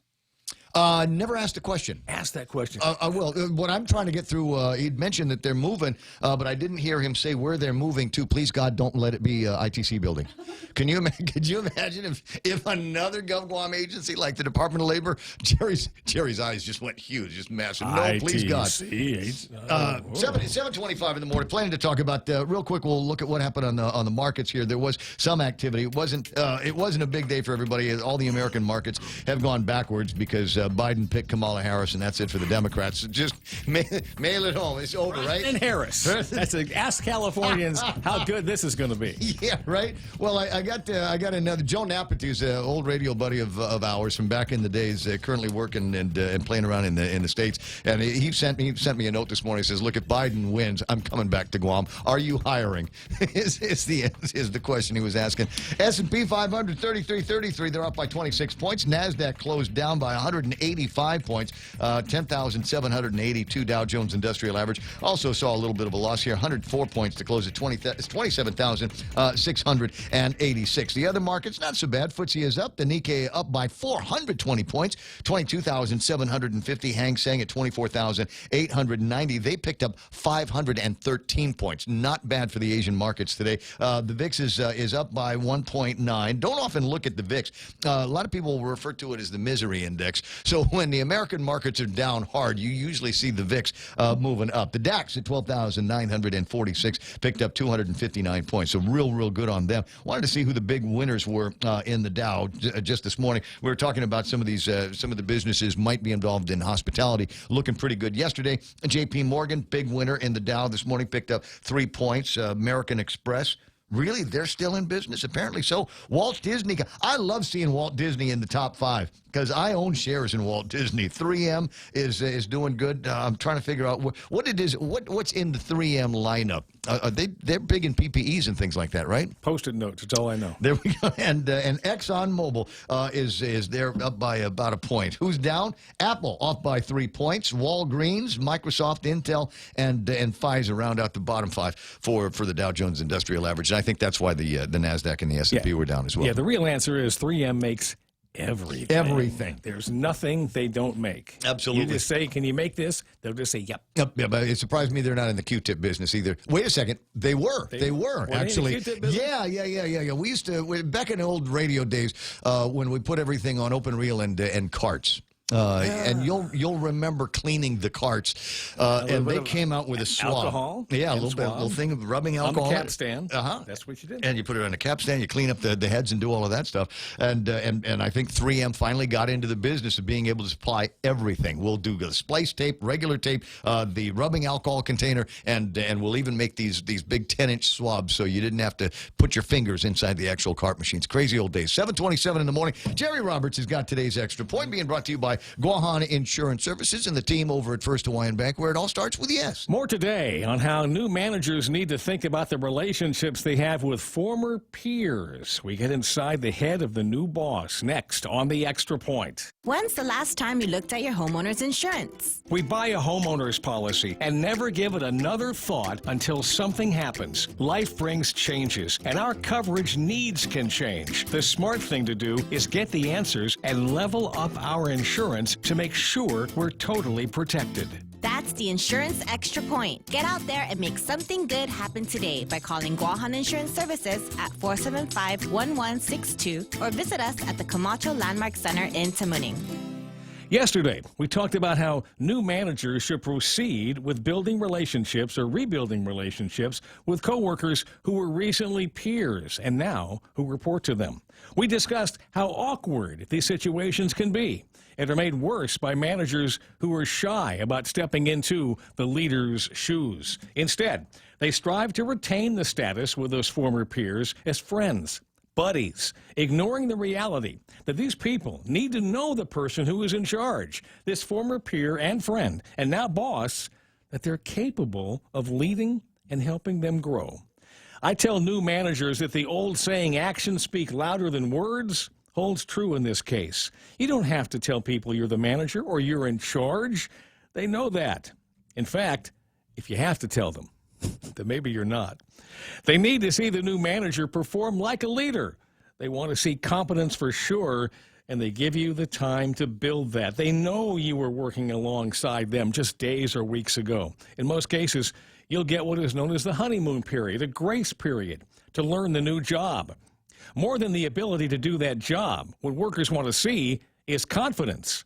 Do you walk around like you're a lost kitten, unsure of your next move? Or to coin an old phrase, are you calm, cool, and collected? Key point, if you exude confidence, that will rub off on your team.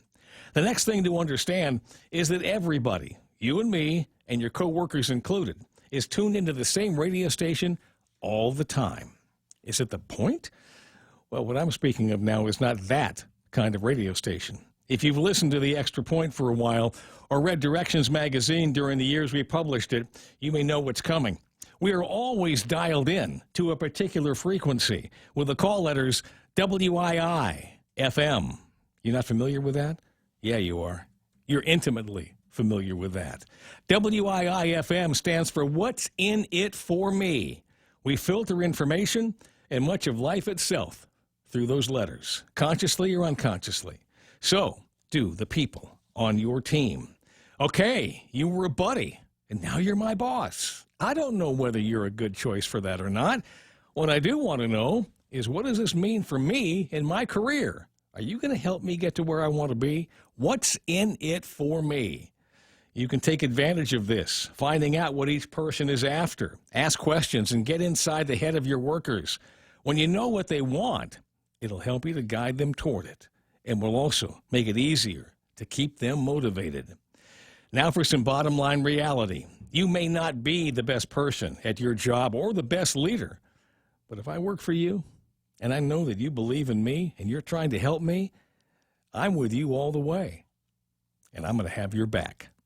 That's the Extra Point. Be responsible and make something good happen today. For 93.3, The Ray Gibson Show, Guahan Insurance Services, and First Hawaiian Bank. I'm Jerry Roberts. I see it. Thanks very much. Another great Extra Point. And I was just thinking about WII-FM. It's one of my favorite extra. It's even before when you were doing Directions magazine. I recall reading about that and hearing it on a program just like this one many years ago. I'm wondering if my watch will do this. I think it was Bob Kelly chiming in saying some watches allow you to make payments. How about that? And then a couple of other comments from folks this morning, including Bob. The merchants that accept Google Pay also accept Samsung Pay and Apple Pay. It is different in your phone and how it sets up with your bank, but that the merchant terminal is all the same. It's like using a different credit card. Doesn't make any difference at the POS system. So it works very well from traveling, but haven't tried it for the last 5 months. So around here. Then we got Mark and Grace Bloss that say, cashless society, that's the mark of the beast. I think it's the Biden-Harris ticket that is going to be the mark of the beast. I know you've got some thoughts on that, and among them is the idea that they may have just handed Trump the keys to the White House for another 4 years. Well, maybe. Let me give you let me back up a couple of steps.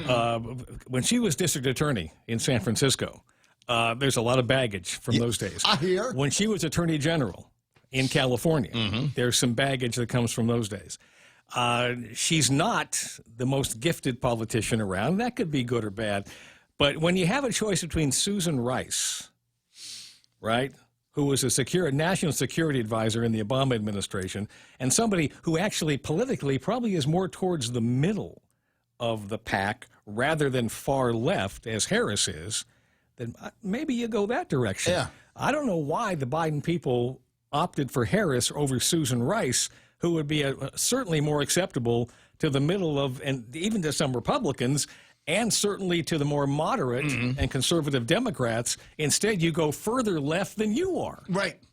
And I don't understand that, but I think that I think Trump, if he just doesn't mess it up at this point and anger people to a greater extent in the middle, I think he picked up some points today. It's possible. He's got the economy seems to be behind him. We're 27,000 for the Dow. It's off today, but that's not bad numbers considering the pandemic. He seems to have put some of the right pieces in place while the Senate and the House continue their negotiations on another stimulus package. He's at least taken some kind of action on that, and then there's numerous other things that he can probably start crowing about that would be better dog whistles, I suppose, to the middle. And the other side of it is every day that you see violence in America, as you saw in Chicago, as is happening in Portland. And when they say that it's peaceful protests that are going on, it's not all peaceful protests going on. We see people drawing guns in Indianapolis against guys in trucks. Well, they're running through the crowd. Well, they're running through the crowd because you're in the middle of the street illegally. So, I mean, if you want to peacefully protest, that's great. And I think there's some issues you're bringing up that need to be talked about. So we need to do that.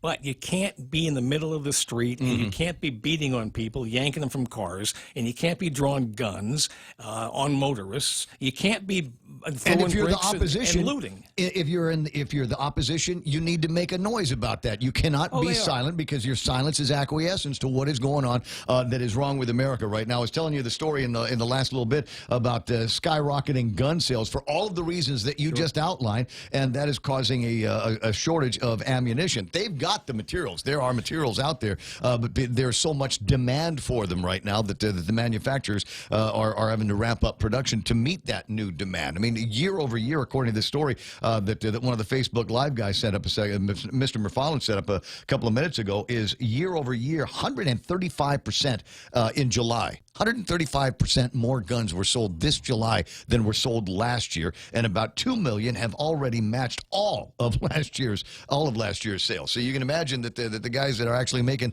the Freedom devices, the Freedom metal that goes into the guns, are running a little bit behind. We're running a little bit behind. 7:36 in the morning, and about time for a look at headlines. You want to know more about what's on Jerry Roberts' mind? Go to GuamTraining.com on the World Wide Web. Are you doing training on Zooms yet? Are you working? Have you worked that magic? We're close. All right. So as soon as you do, because pandemic or not, there are things that are changing. The dynamics of your working world are changing right now. Jerry will have words for you on that and different ways that you can train and motivate your staff through these interesting times. Portions of the newscast coming up brought to you by Lolita Camet of Remax Diamond Realty. Give her a jingle at 688-6743 for all your real estate needs. You got bugs in those places you want to rent out? Call Top End Pest Control. Their number is 487-5657. And even if you're not renting it out, cockroaches in the house is a bad sign when you got the census guy over. So go ahead and get those things sprayed up.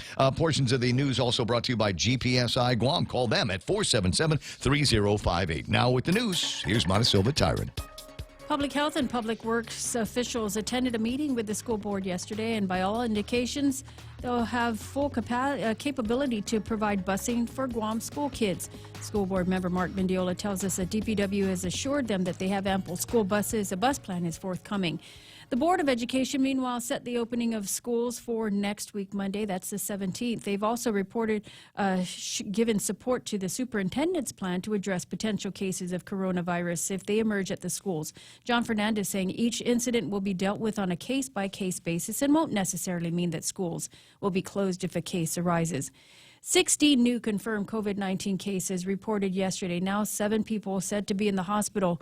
434 confirmed cases total since Guam started testing for coronavirus back in March. 104 of those cases are said to be active. And the Department of Labor continues to explore the president's executive directive that would allow for an additional $400 a week for workers affected by the pandemic. Dave De La Sola says, while it appears that the government of Guam doesn't have the 25% to match that program, they are looking at ways around it. And those are your headlines right here on The Point. All right, got that. I asked Dave Del Solo in the WhatsApp, I said, where's the new location that they're moving everything to? And apparently it's just Dave and Director Cho and the people over at GTA that know where they're moving to right now. He says, we don't want to say till it's ready. People will flock there and we won't be able to help them. Hold on, I'll let you know when everything is all set up. And there's a part of me, Dave, that's fair going, enough. yeah, okay, that sounds fair. And there's another part going, wait a second, it's taxpayer dollars, it's rent. Where's the rent going to be spent at? But you don't want to create, it's already a confusing enough situation. Is it the 19th floor?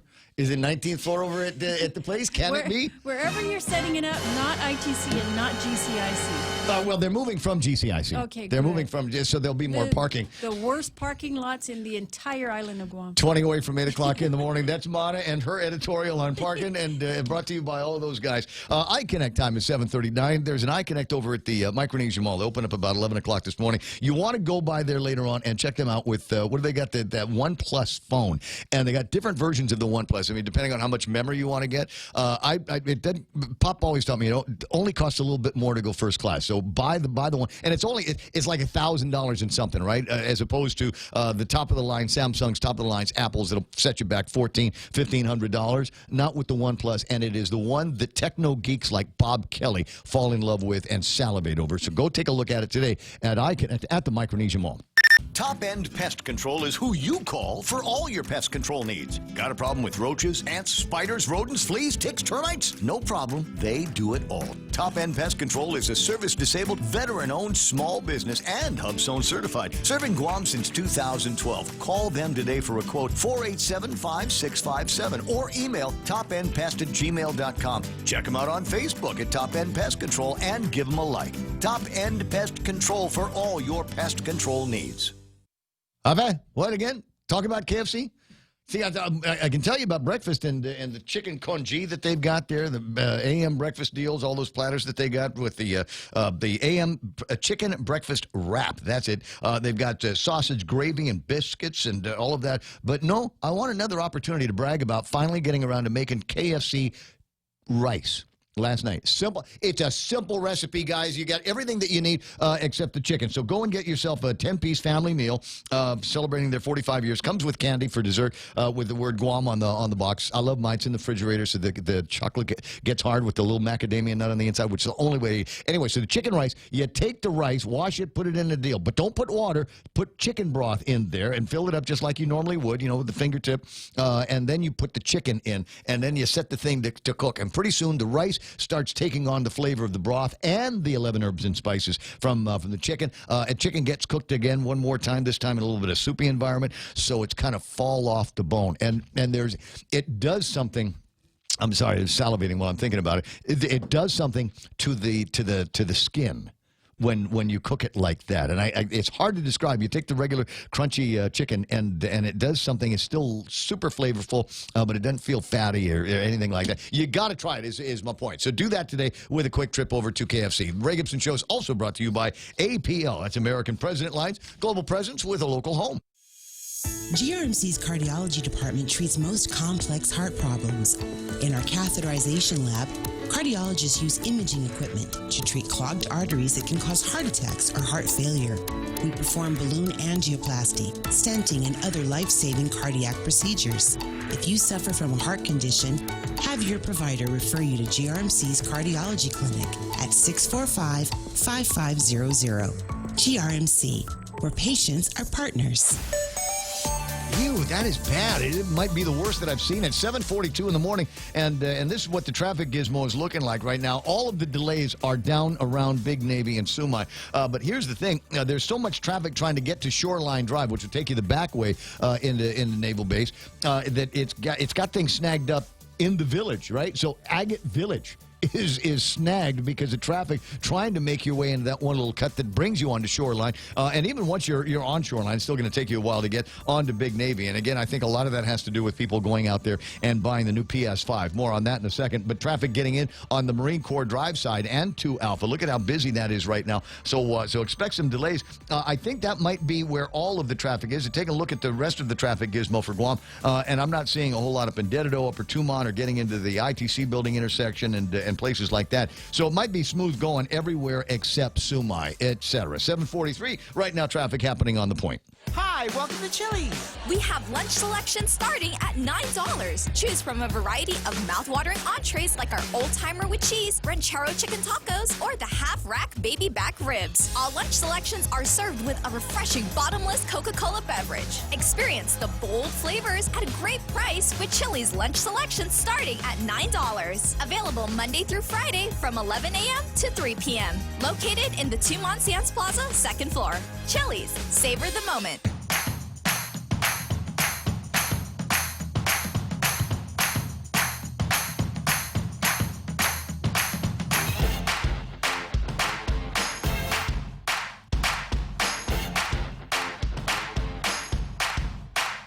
$7:44 if you just tuned in.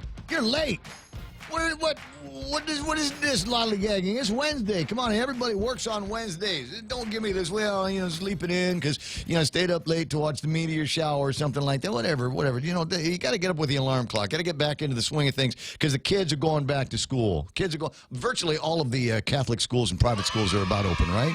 Yes. I think it's like Notre Dame is waiting until next week. There are a few that are going to open next week, Mm-hmm. and then they're going to follow the split, the A and B schedules. It's too early to ask if that's working out. I'll see if I can get some time with Mayumi and ask her how that's because I picked her up on the first day of school. Of course, yesterday the B guys were in school, and so she did distance stuff. And I'm wondering how much of that is working out. It's going to be on the phone anyway. Just asking. What do you think? I don't know, but I saw a picture yesterday of someone's kid in class. Mm-hmm. They were all separated. They had plexiglass on the side of the desk, on the front of the desk. They were all wearing masks. And I just thought to myself, this is so strange. And how do they hear the teacher with the mask on? How do they communicate with? Yeah. I mean, it's just weird. It's strange. Year zero, day one. That's the way we've got to look at this. It's a whole new environment that's working. And MPO go asking online this morning, what happens when the kid gets sick or if they shut down the schools, right? So what will happen in those cases where we've got 9% that aren't going to be able to go to school? How many parents are going to be able to call the boss and say, yeah, I don't know if you heard, but they shut down my kid's school, and so I can't come into work, or I can come to work, but I got to bring the kid. Cooties. Yeah, there's some people's kids, they're fun to be around. Then there's some people's kids, they're fun to be around for like 2 minutes, and then to get that kid out of here. I'm that kid. Can you imagine? Yeah, right. Yes, you are. Yes, that's why there's a lock on all of the doors with important equipment on the other side of it. It's for guys like you. I'm just gonna go play with this. What does this knob do? What's that for? Uncle Ray, what does this knob do? Thanks, guys. I'm gonna unplug all of these wires and I'm gonna plug them back in like the colors of the rainbow. That's what I'm going to do. I'm gonna do that because I love my Uncle Boss Ray. Yeah, so how's that going to work out for everybody? And trust me, guys, this is going to be kind of a new norm. I've got women that work here at this radio station that have children. And they're like, well, the daycare is not quite opening where I need them to be right now. So what do I do with the kid? And Dan's, I don't, parking lot. Bring him. Bring Daddy Daycare here at the station. It's going to be weird. So bosses start pondering this in your head, and I wonder who will be like the easy bosses. It would be like guy bosses that are, that's all right, sweetheart, you bring your kid to work. That's all right. Or tell you what, well, if you got the kid and there's no school, or the daycare is shut down, we'll do one of those work at home things, right? Yeah. And I'm sure that there's going to be accommodating bosses out there. I wonder if chick bosses would be different if it was you. In my boss experience, in my boss life, my boss past life, I loved having the kids around, and I figured, you're going to be more productive when your kid is within sight and more productive at the office than you are at home. Because, yeah, but you're a hard grader, though.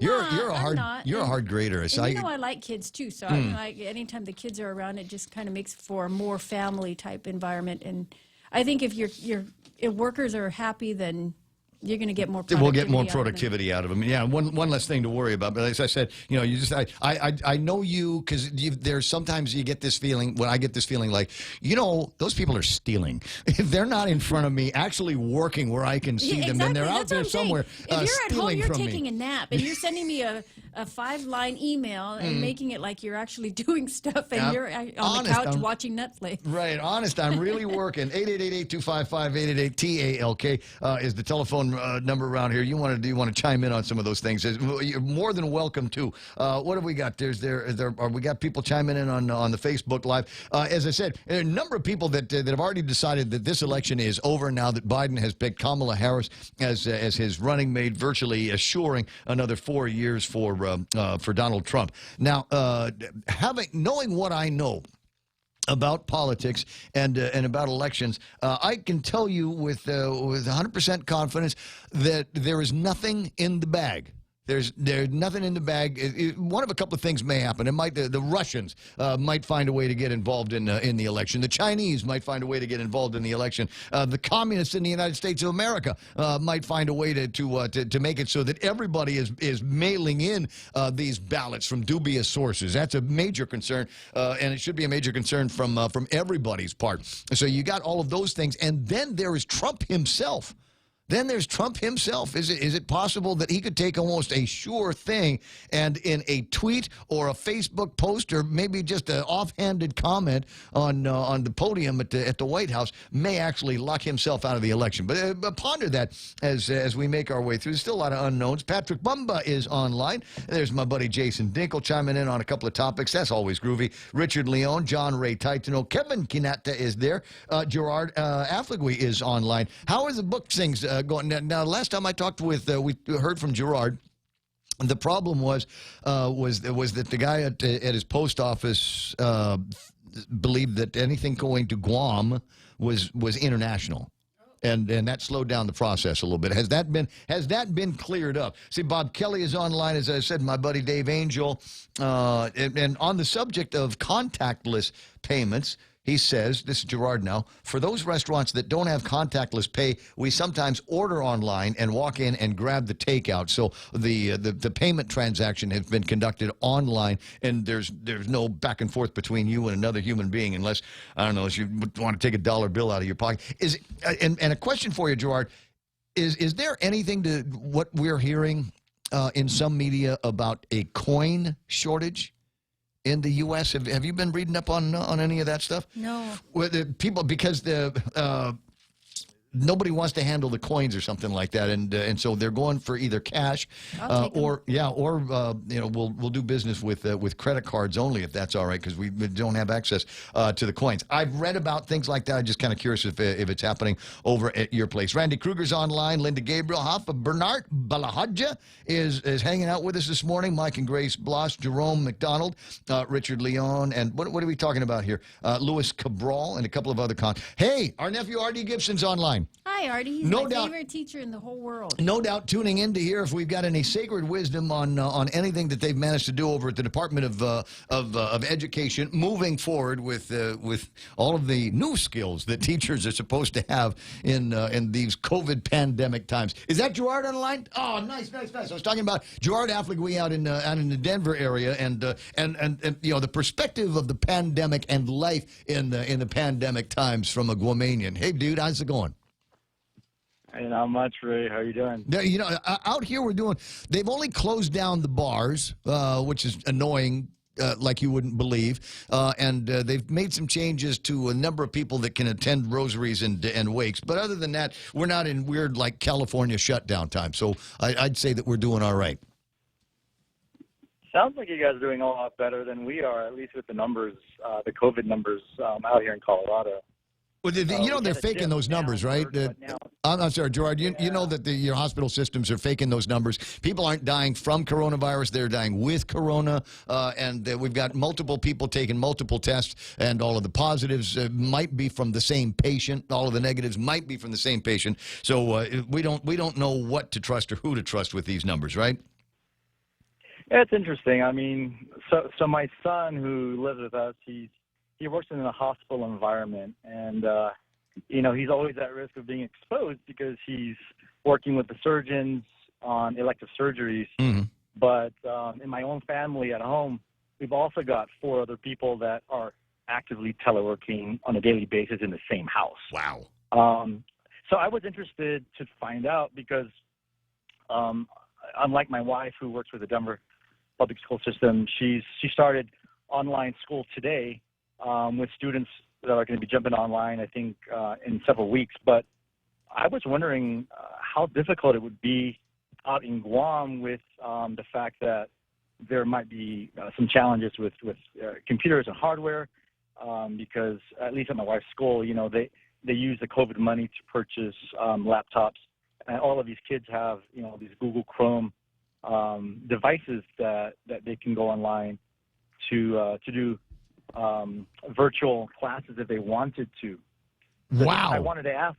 Wait. Wow. They bought your kids' computers. Your school system bought the students' computers? Yeah, the Denver public school system used some COVID monies to purchase devices for that purpose, for long-distance learning. Wow. And so my wife is one of those teachers in the school system, I guess, to start progressing from an online environment to, at some point, an in-classroom environment. They started class this week online, and that's, my wife's teaching from home. But at some point, they're obviously feeling the heartbeat of the COVID issue here in Denver before they decide how they're going to do a hybrid system to bring kids in the classroom to some extent. Right. Well, I'm still floored on the idea that your government, the school district, is buying computers for individual kids. I'm not hearing the same conversation taking place around here. And I have asked that in the very least for a tax holiday for parents so that they can go out and buy a new computer for the kid and printers and scanners and the like, little headsets so that we don't have to listen to everything going on in the kitchen all the time. And all of that should be a tax break for all of the parents. Just take it right off the top of your taxes. The same way in some places they do that with food and medicine. So and we haven't heard anything about that yet. I'll see what we can find out about. It's supposed to be in the CARES Act funding that's provided to the Department of Education. So some of the supplies that they're allowed to purchase would be the inclusion of the computers and the necessary resources for at-home schooling. I haven't seen it. Yeah, I haven't seen it either. Yeah, Maybe next time we talk to Mark, we can ask him. Yeah, that'd be an interesting question to ask because, even though they're giving computers to every kid in the Denver public school system, there's still a small percentage of students that are still given the opportunity to choose to go online virtually. So they're not dinged. At least that's what it was when COVID started. They weren't being dinged if they didn't show up online. Yeah. So it's an interesting way to work. And you were talking about teleworking and doing things at home. We're just blessed that our employers, at least to some extent, are offering teleworking from home, plus being able to move around hours in case we had family care issues, to be able to split the day in half, to do things like that, to be able to be flexible. Yeah, not everybody's going to be able to do that, and there are going to be some cases where the boss says, I see the work that the output that you're able to do at home, but with the downturns in the economy, it's possible that they may be eliminating some of those positions and making it easier to do so because, well, frankly, we didn't really miss you, and so we'll just go ahead and cut you out here. And I think it's going to be a big problem out here for a lot of parents. We got because of the economy, just the nature of working on Guam, this. Mom and dad have jobs, and if the kids aren't in school, whether they're distance learning or whether today's just not their face-to-face day or their school has been shut down, that's going to put a lot of pressure on parents to be able to have a plan B or a plan C moving forward. So that certainly is going to be tricky. And then you've got the access to the internet questions and things like that we still have to chew on. Apparently, it's not as bad as we thought. We've got some schools that are only opening for face-to-face for as little as 9% of their regular population, which it occurs to me that maybe we ought to think about consolidating some of these facilities. We'll take the 9% that you've got there and add that to the 20% that you've got there and the 25% at the other school. We'll just have everybody in the same facilities. So we're not operating 3 different campuses. Yeah, that's interesting. You might as well run for senator. What's that? If nominated, I'm back to not wanting to run for public office. I'm back to that. Got it. Yeah, it's like, but you didn't answer my question. How's the cookbook sales doing? You printed about 2,500 of them. Have you sold them all? We have about 400 left. It's not going to get us to the holidays, but we're placing a new order for the holiday season. And just tell Mana, we've got 2 copies that are already on the way. One for you, and one for Mana. And I told Mana she needs to please help me get that other one to you, so you can chat about it when you get it. Oh, we will. I mean, I noticed that there's a couple of twins off in the States. I don't know if you're related to them, but they're actually doing a series of little cooking snippets online using your cookbook. Yeah, it's already done. They've been, I didn't ask them. They were very, very gracious enough to do it, and they've been able to, I think, 30 videos, and each video gets about 3,000 to. The one I saw today had 9,000 views. So Amazing. You multiply 4,000 to 5,000 views times 30. They've done a lot to help us, and we didn't ask for it, but we're very thankful for what they did for us. Well, So shout out to the Island Twins. Yeah, the Island Twins. Google it, or if you haven't already, I know you're online right now. If you like, feel free to put a link up to your place and then to their videos on Facebook, so everybody can see what's going on. People are actually using the cookbook to make meals out of the recipes that Gerard and his wife put together. Yeah, it's been very exciting. And just to let you know, we spoke with the James Beard Foundation today, and they're requesting for us to submit our cookbook for the James Beard 2021 awards submissions. So I like that. We're looking forward to that. Perfect. Well, keep us posted. We're watching your success. All right. Thanks a lot, Ray. Take care. All right, buddy. 888-8255-888-TALK. What was that, Real Joe? You talking to the senator, I heard? Oh, she's going to call back next hour, Senator Tello. Oh, right. All right, groovy. I just got note something about Jim Moylan is going to be asking. He sent out a statement. All right, well, that one. All right, I'll take a look at that because I think he was asking for the same thing. Let's see, use some more of this CARES money and go buy some laptops for kids. 8 o'clock in the morning. Wow, look at the time. It's time for Fox News Live on the Point. Party's presidential ticket. The Biden campaign sent a text and an email to supporters this afternoon announcing the former vice president's running mate. In the announcement, Biden says he needs someone working beside him who is tough, smart, and ready to lead. Biden was a frequent target of Harris. During Democratic primary debates, Harris questioned Biden about his previous stance on public school busing, but she quickly became a top contender for the VP nomination after she ended her presidential campaign. Biden had promised to select a woman as his running mate. Jared Halpern, Fox News. Senator Harris tweeting a short time ago, Joe Biden can unify the American people because he spent his life fighting for us, and she writes, as president, he'll build an America that lives up to our ideals. The Trump campaign issuing a statement on the selection of Harris, reading in part, Joe Biden is no moderate, and with Harris as his political living will, he is surrendering control of our nation to the radical mob with promises to raise taxes, cut police funding, kill energy jobs, open our borders, and appease socialist dictators. Talks on a new round of coronavirus aid remain stalled. The Democrats are playing hardball. Their opponents aren't us Republicans. Not really. They're playing hardball against kids, workers, and vulnerable Americans who need help. Senate Majority Leader Mitch McConnell, who says no new talks have been scheduled. Our negotiations with the White House, Chief of Staff Meadows and Secretary Mnuchin were unable to go above $1 trillion, and their trillion was far short of the country's needs. Senate Democratic Leader Chuck Schumer. America is listening to Fox News. 45 never looked so good. Howdy, Colonel Sanders here. KFC has been serving finger-licking good chicken on Guam since 1975.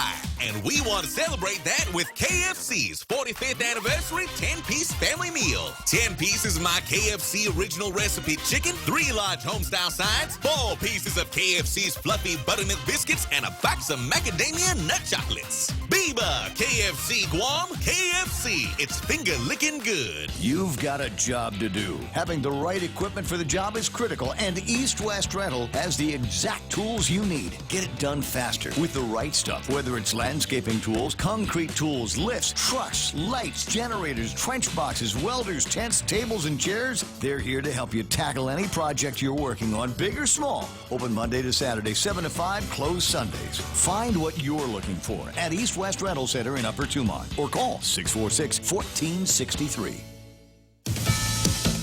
The cleanup still underway in parts of the Midwest after a rare straight-line windstorm called a derecho. The rare storm packed up to 112-mile-per-hour wind gusts, battering parts of Nebraska, Iowa, Illinois, and here in Kenosha County, Wisconsin, where residents in the towns of Camp Lake and Trever are thankful to be alive. Swept across, we were watching it. You really didn't see any rotation. It just came through and just cleared out the entire neighborhood out right up straight across. I've never seen the neighborhood in this much damage damage before ever. A woman in Indiana was killed after high winds rolled her mobile home. As efforts to restore power and clean up tossed cars, structure damage, and downed trees continues across the region. In Kenosha County, Wisconsin, Jeff Manasso, Fox News. Authorities in Baltimore say a second body has been recovered from a trio of row houses that were destroyed by a natural gas explosion yesterday. The pandemic is taking its toll on major companies. Bankruptcies in the U.S. appear to be reaching a 10-year high. S&P Global Market Intelligence says there are 424 filings so far this year. The group looked at both public companies and private businesses that sell bonds or notes. More than 100 consumer companies are on the list, including Men's Warehouse parent company Tailored Brands, department store chain Lord & Taylor, Brooks Brothers, and J.C. Penney. Also bankrupt, Chesapeake Energy and engine company Briggs & Stratton. Ginny Cosola, Fox News. Dunkin' getting into the cereal market. The coffee and donuts chain releasing 2 breakfast cereals based on 2 of its most popular coffee drinks. They've teamed up with Post, which makes several popular cereals, to make caramel macchiato and mocha latte cereal. It'll be released later this month. Dunkin' says the cereal has about as much caffeine as a 1/10 of an 8-ounce cup of coffee. I'm Lisa Lacera. This is Fox News.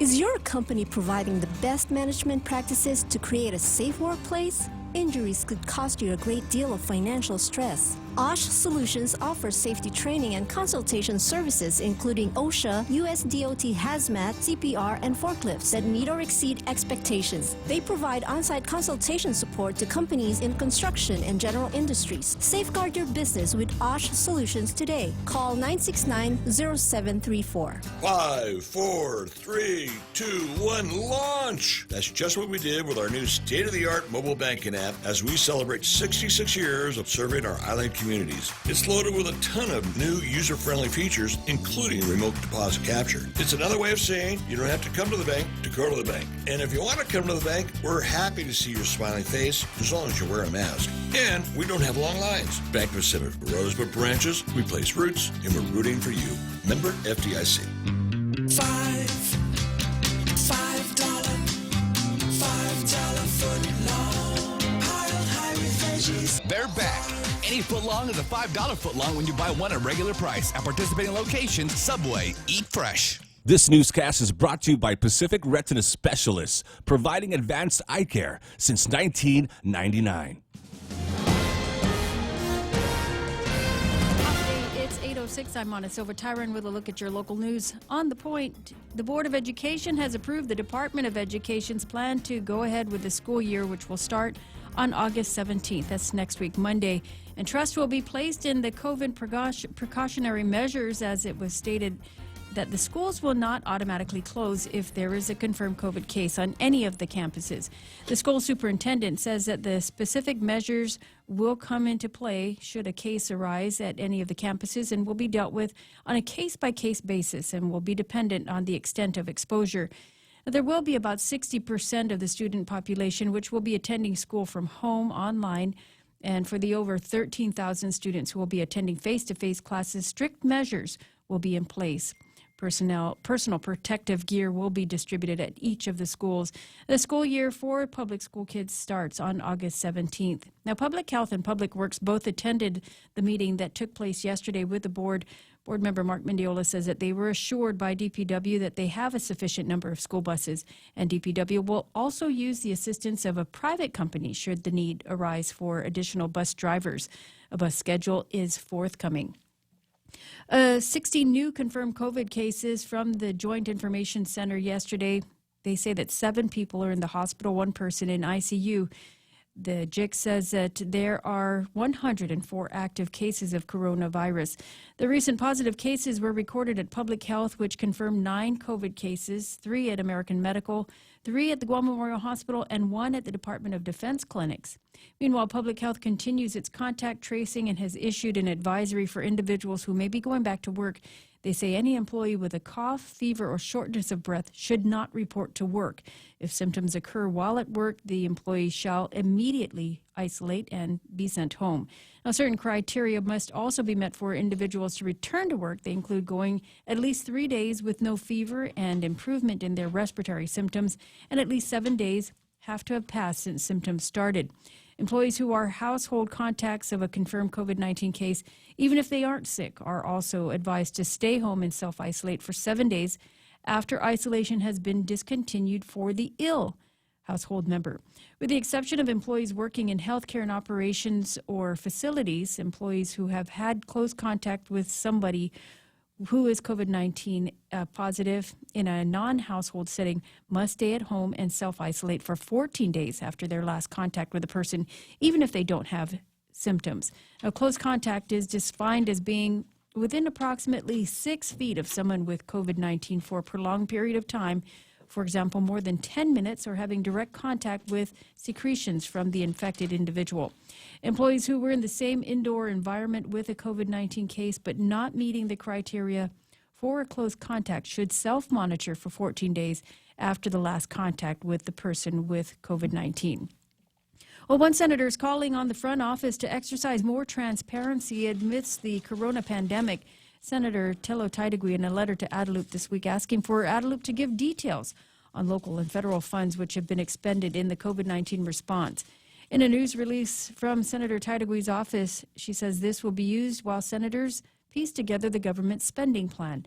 The senator says there have been no information given to senators regarding the use of nearly $118 million for the response efforts, and despite the establishment of a recovery office, Adelup has yet to provide timely reports to the legislature.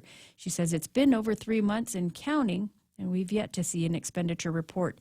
Meanwhile, DOA had put out an RFP for the federal funds to be reviewed by a third party. However, that RFP was canceled after it failed to receive any responses.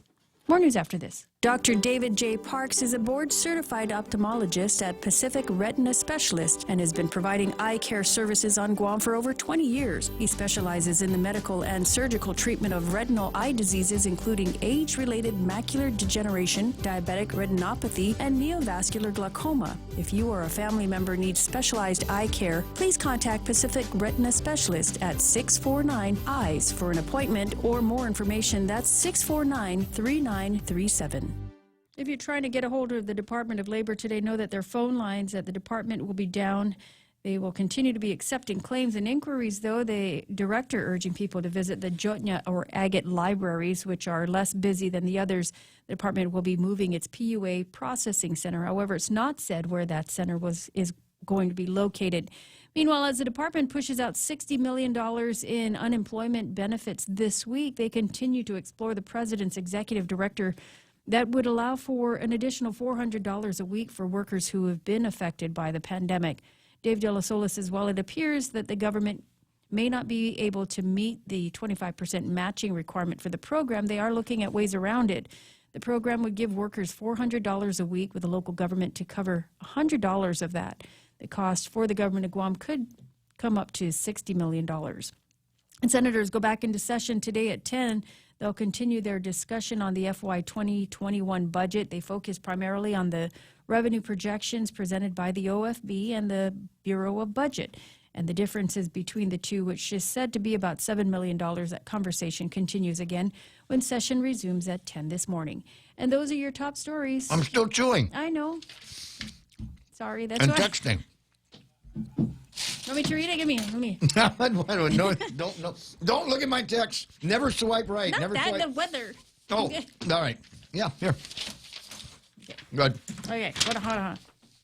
Today, partly cloudy skies in the morning, then becoming partly sunny. You can expect isolated showers, southeast winds 10 to 15 miles per hour. High is near 88. Tonight, expect mostly cloudy skies with scattered showers. South winds around 10 miles per hour. Shifting to the west after midnight. Low temperatures around 78. Heat index is said to be about 90 degrees. And sunset tonight. Ray's favorite part of the day is 1844.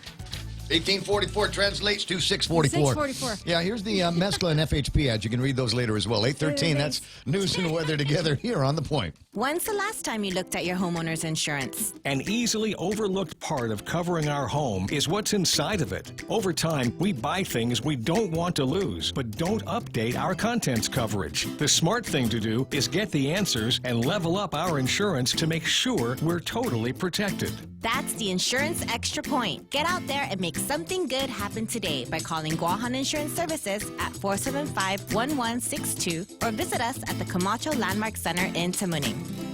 As we continue to protect our families and community from the effects of COVID-19, GTA would like to encourage you to use our online services or to call us. If you'd like to pay your bill or need assistance with services, you can chat with us online, connect with us on Facebook, call us at 644-4482, or send us an email at ask@gta.net. Here at GTA, we are committed to keep you and your family safe, healthy, and connected. GTA, we start with you. Portions of the program brought to you by FHP's Health Center, now open longer, later hours for you. Open from 8 to 8, Monday through Saturday, 10 to 6 on Sundays. At FHP, Our Island, Your Clinic. Portions of the program also brought to you by these guys. I'm so glad they're on our list of sponsors. Mescla Chamorro Fusion Bistro in Agana. Open right now, dine in, take out, delivery. They do it all from Monday to Saturday, 11 until 2, and in the evenings from 5 until 9. Give them a call at 479-2652, and reserve the table for sure. Because, 50% occupancy and all that. But also think about maybe reserving what it is that you want. Because now that I'm talking about Mescla, everybody in the world is thinking, parrotfish. Yeah, I think that's what I'm going to. So I'd make a reservation on that and also put a reservation on the Denancy because nobody does it better than they do over at Mescla. Getting you back to the talk faster. It's the Ray Gibson Show.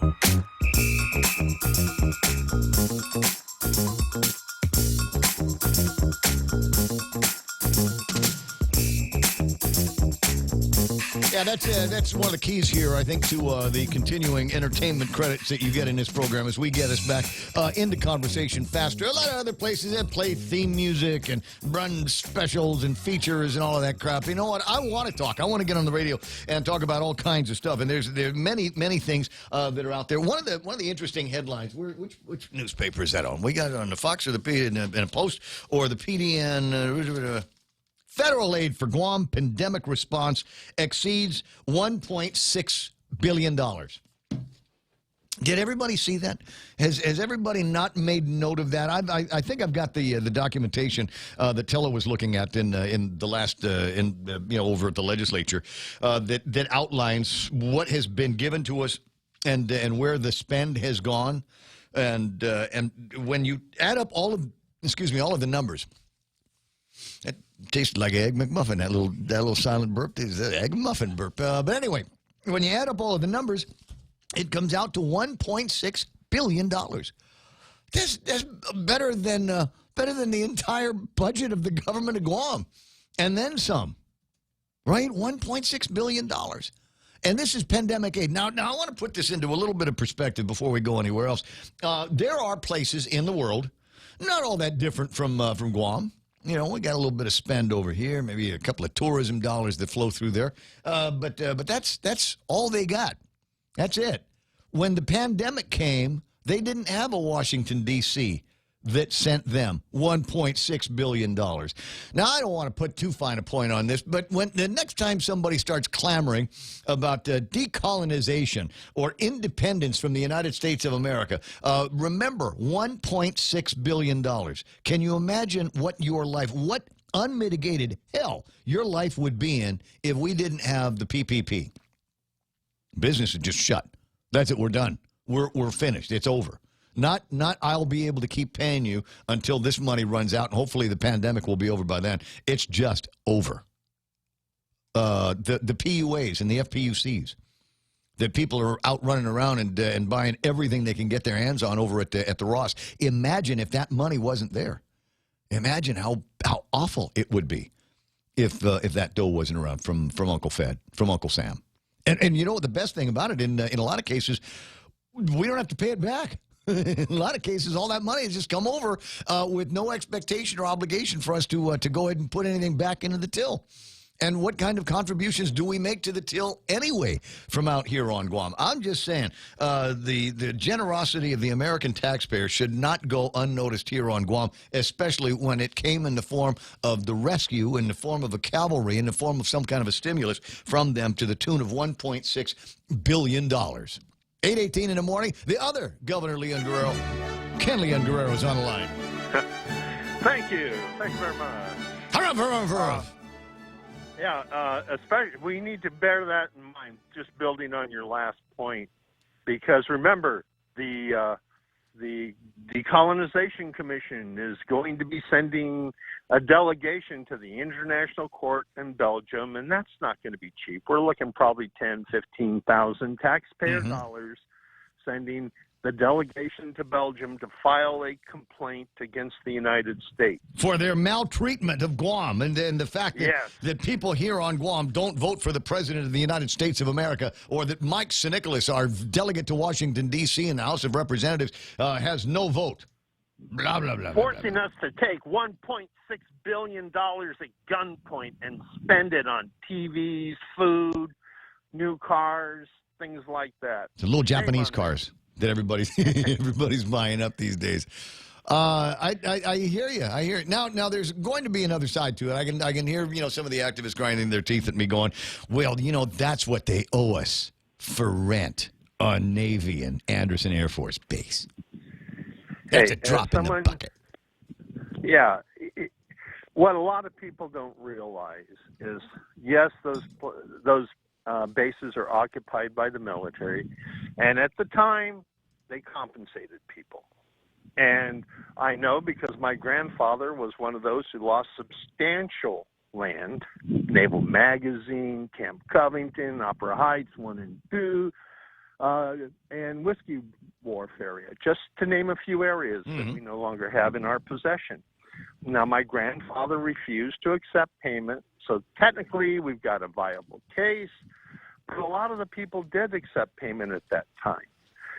So it wasn't that, they just came in and camped on the property, kicked everybody off and said, go forth and sin no more. I've got documents that showed what the process was at that time. Now, granted, the values of the land after war, considering the economy we had at that time and considering the offers made, there could be some challenges to that. And a lot of people have successfully challenged the compensation level. And gotten, look at how many times the people at NES have been rewarded. Well, like 3 or 4 payments. Well, it depends on who we're talking about over at NAS. The people that have got that submerged land underneath the airport that is run by the government of Guam aren't getting any rental from that. So not everybody has been treated fairly in all of those processes. My point is simply this. Sometimes it sucks. But most of the time we do okay, and trust me, that we would not have survived as well off as we have in this pandemic without that $1.6 billion that is still in process of getting spent. 8:21 in the morning. What else do you want to talk about, real quick? Because I got my friend Michelle, and she's going to talk about free plants, and there's nothing more important than free plants. Well, I was talking to Maria Pangilinan yesterday because, as you know, I've been promoting the voting at the Curbside. GEC headquarters. Early voting. Vote Smart. Yeah. The cutoff for registration is the 19th. So if you haven't registered by now, get down there and register, because the 19th is the cutoff. You can also register at the mayor's offices up until 8 o'clock at night, Monday through Friday. And you can go to the Guam Election Commission and vote anytime between now and the 29th, and even on the 29th, by appointment, which makes things a lot faster than standing in long lines, separated out, probably standing out in the parking lot in the sun or rain, depending on what the conditions are. I might, now that you put it like that, I might go and do the early voting. I might just, go to Moses, have a couple of rounds, and figure out who I'm voting for, and then go and get it done. Well, Mana has already done it. She's already given it a big thumbs up as to the process. And so that's why and almost all the politicians who voted to keep the primary in place, most of them, as far as I know, have already voted. All right. So Now the question, let's be like politicians. Yeah, I mean to call her a little bit later on and find out if we got any running numbers. I think that would be interesting too. And they're going to say, no, Raymond, we don't check for that kind of thing, Ray Gibson. And I'm going to say, yeah, well, somebody in the office, I'll bet, has been opening up envelopes just to see who's ahead in the delegate race. Wouldn't that be fun to know, huh? 8:23. I got to let you go because this lady's got an appointment. Okay, talk to you soon. 888-8255, and my very dear friend Michelle Crisestemo on the line. Good morning. Hi, good morning. Man, I haven't seen you in forever. I see pictures every once in a while that you post up on your stories and stuff like that, but you and I haven't had any face-to-face in a long, long time. Yeah, I know. We miss you. Well, I miss you guys as well. But I wanted to get to this, and I'm glad that Ken called and everything. But in my mind, this might be the most important thing. Guahan Sustainable, and if you're not familiar with the organization, a great way to find out more about them is coming up. And in addition to learning more about them, you've also got a shot at taking home some free vegetable and fruit seedlings coming up on Saturday. Michelle, tell me all about it. Yeah, so this is a way to kind of reach out to the community, give them a little nudge, to help them start gardening and growing their own food. And we wanted to have an event where we could reach out to people who might not be on social media. So we're going to be giving away free seedlings on Saturday at the Dededo Flea Market, which is also kind of known as the farmer's market there. And it's a first-come, first-served basis, but we're going to try to give from 6:30 to 9 a.m. So we've got a bunch of different varieties. We've got okra, eggplant, upo, basil, pepper, cucumber, and these are all seedlings we've purchased from local farmers. Yeah. So it's also a way for us to help the local farmers who do sell seedlings.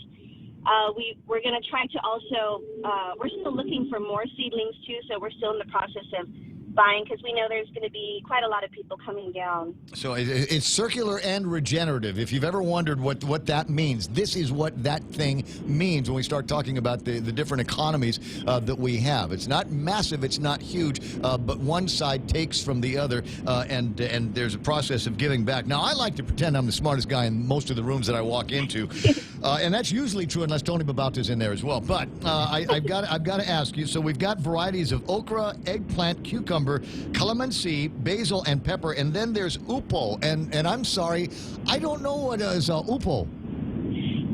Upo is like a squash. It's a big green squash type of vegetable.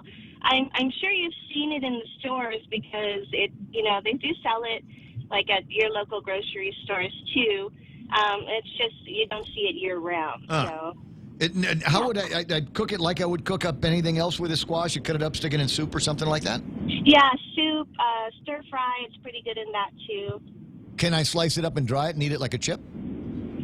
I'm not sure if you can, but if anyone knows of recipes, we're actually going to be collecting some local recipes using local vegetables at the booth. So we're giving out $15 coupons to people who submit a recipe that we can use online on our website. So that's another part of this community event that we're doing Saturday. Well, there's so hopefully some Upo recipes will come through.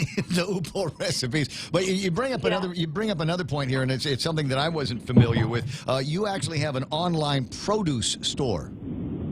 Yes. Well, when did that happen? So this was part of our during COVID. When we started to purchase a lot of the excess produce from the farmers, we were donating it to families who were less fortunate.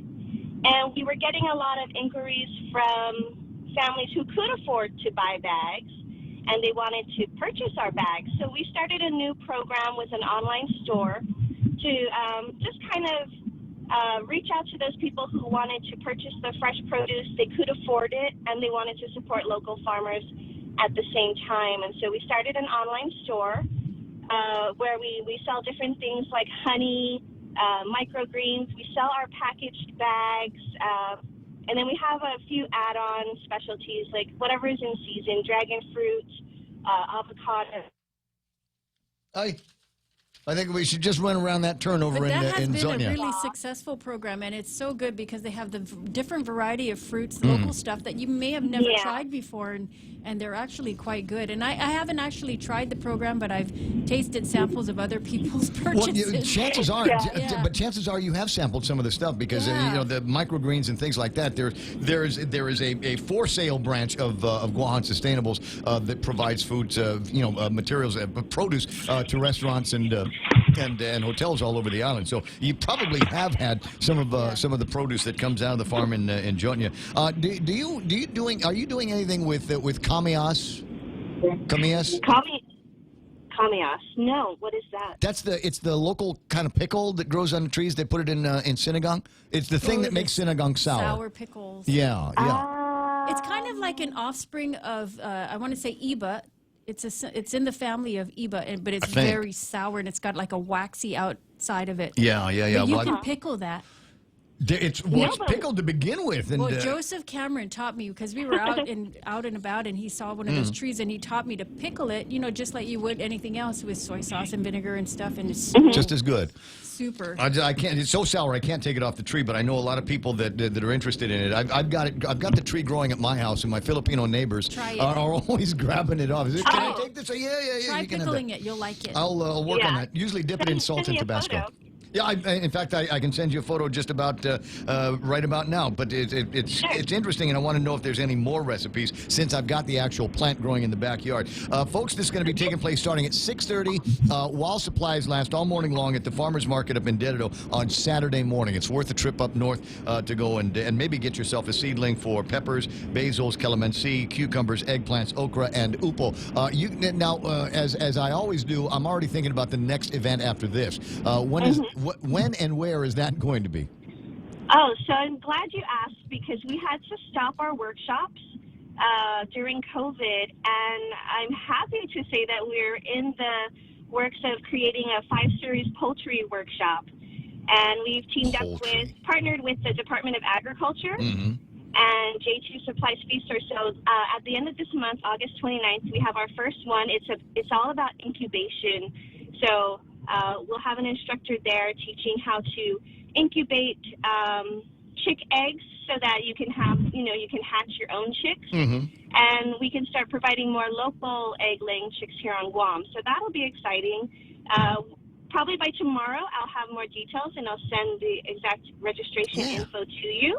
And any idea how you can work in maybe some of the roosters from the cockfighting industry that might not have a life anymore? We don't eat them. Their fighting life is over? Yeah. Well, a fun thing that we're also doing as part of that series is a poultry slaughtering workshop. So that's going to be in September, and we want to kind of address, the possibilities of using these stray chickens, and, stuff that's already here. So Department of Agriculture, Chelsea is going to actually be teaching that workshop, and so that'll be fun. We'll get to experience butchering poultry. Send me the videos. I'm crazy about this. Sorry, it's a poultry workshop because they have brought in chicks now. Also at the farm, the idea is raising them for eggs and then raising them so that you can eat them for your favorite fried chicken recipe. You want information? Guahan Sustainable at gmail.com. I'm sorry, GU Sustainable at gmail.com is how you can get a hold of Michelle and everybody out there, and they'd be happy to put you on the emailer and show you where everything else is going to be. But definitely get some face-to-face time Saturday morning, 6:30 at the Farmers Market up in Dededo. Thanks, Ray. You're very welcome. Hug and a kiss to Dee Dee Bird, okay? Okay, I will. All right, sweetheart. I'll Take talk to care. you pretty soon. It's 8:31 in the morning, and always what a delightful way to end that segment of the program. They all are. They're just terrific people, and I'm excited about some of the things that they do because it involves food and stuff that we can grow here. A lot of people thinking about agriculture and turning it into some massive industry, but you'd be surprised what you can do in your own backyard and under your own resources. A little bit of water from GWA and the sunshine that we get here on Guam, and it would be amazing to be able to start growing stuff and contributing. I learned some tricks too from their dad, who does some things with his hot pepper trees and his hot pepper plants. And so you know how I do my pepper powder? You dehydrate the hot pepper, and then you grind it to a powder where you could add to your food and not distract or distort the flavor of your food, but still have that heat. Yeah. So I learned that from their dad. Like Japanese chili powder? Yeah. Interesting. Very All right, similar. gotcha. 8:32 in the morning, and that's is that we're it for that segment of the program, right? We got headlines with Montesilva Tyrant coming up next. 45 never looked so good. Howdy, Colonel Sanders here. KFC has been serving finger-licking good chicken on Guam since 1975, and we want to celebrate that with KFC's 45th anniversary 10-piece family meal. 10 pieces of my KFC original recipe chicken, 3 large homestyle sides, 4 pieces of KFC's fluffy buttermilk biscuits, and a box of macadamia nut chocolates. Biba KFC Guam, KFC. It's finger-licking good. The Extra Point with Jerry Roberts of Guam Training. Hi, I'm Jerry Roberts, and every day on The Ray Gibson Show, I get to comment on the incredibly diverse, fun, challenging, sometimes frustrating, often exciting, but always interesting world of work. I hope you'll be there with us. You can find daily transcripts of The Extra Point at guamtraining.com. Tune in every weekday morning at 7:20 for The Extra Point with Jerry Roberts. Brought to you by Guahan Insurance Services and First Hawaiian Bank on 93.3 The Point. Dave Torrey online says, Ray, and we were talking with Gerard Affligwe a little bit ago. He says, I'm sure Diane would provide more goodies from Denny's Delights for a food segment on the point. We that granola crunch with the coconut. I mean the little caffeine things, yeah. the That's espresso. So addicting. Habit forming, yes. Terrible.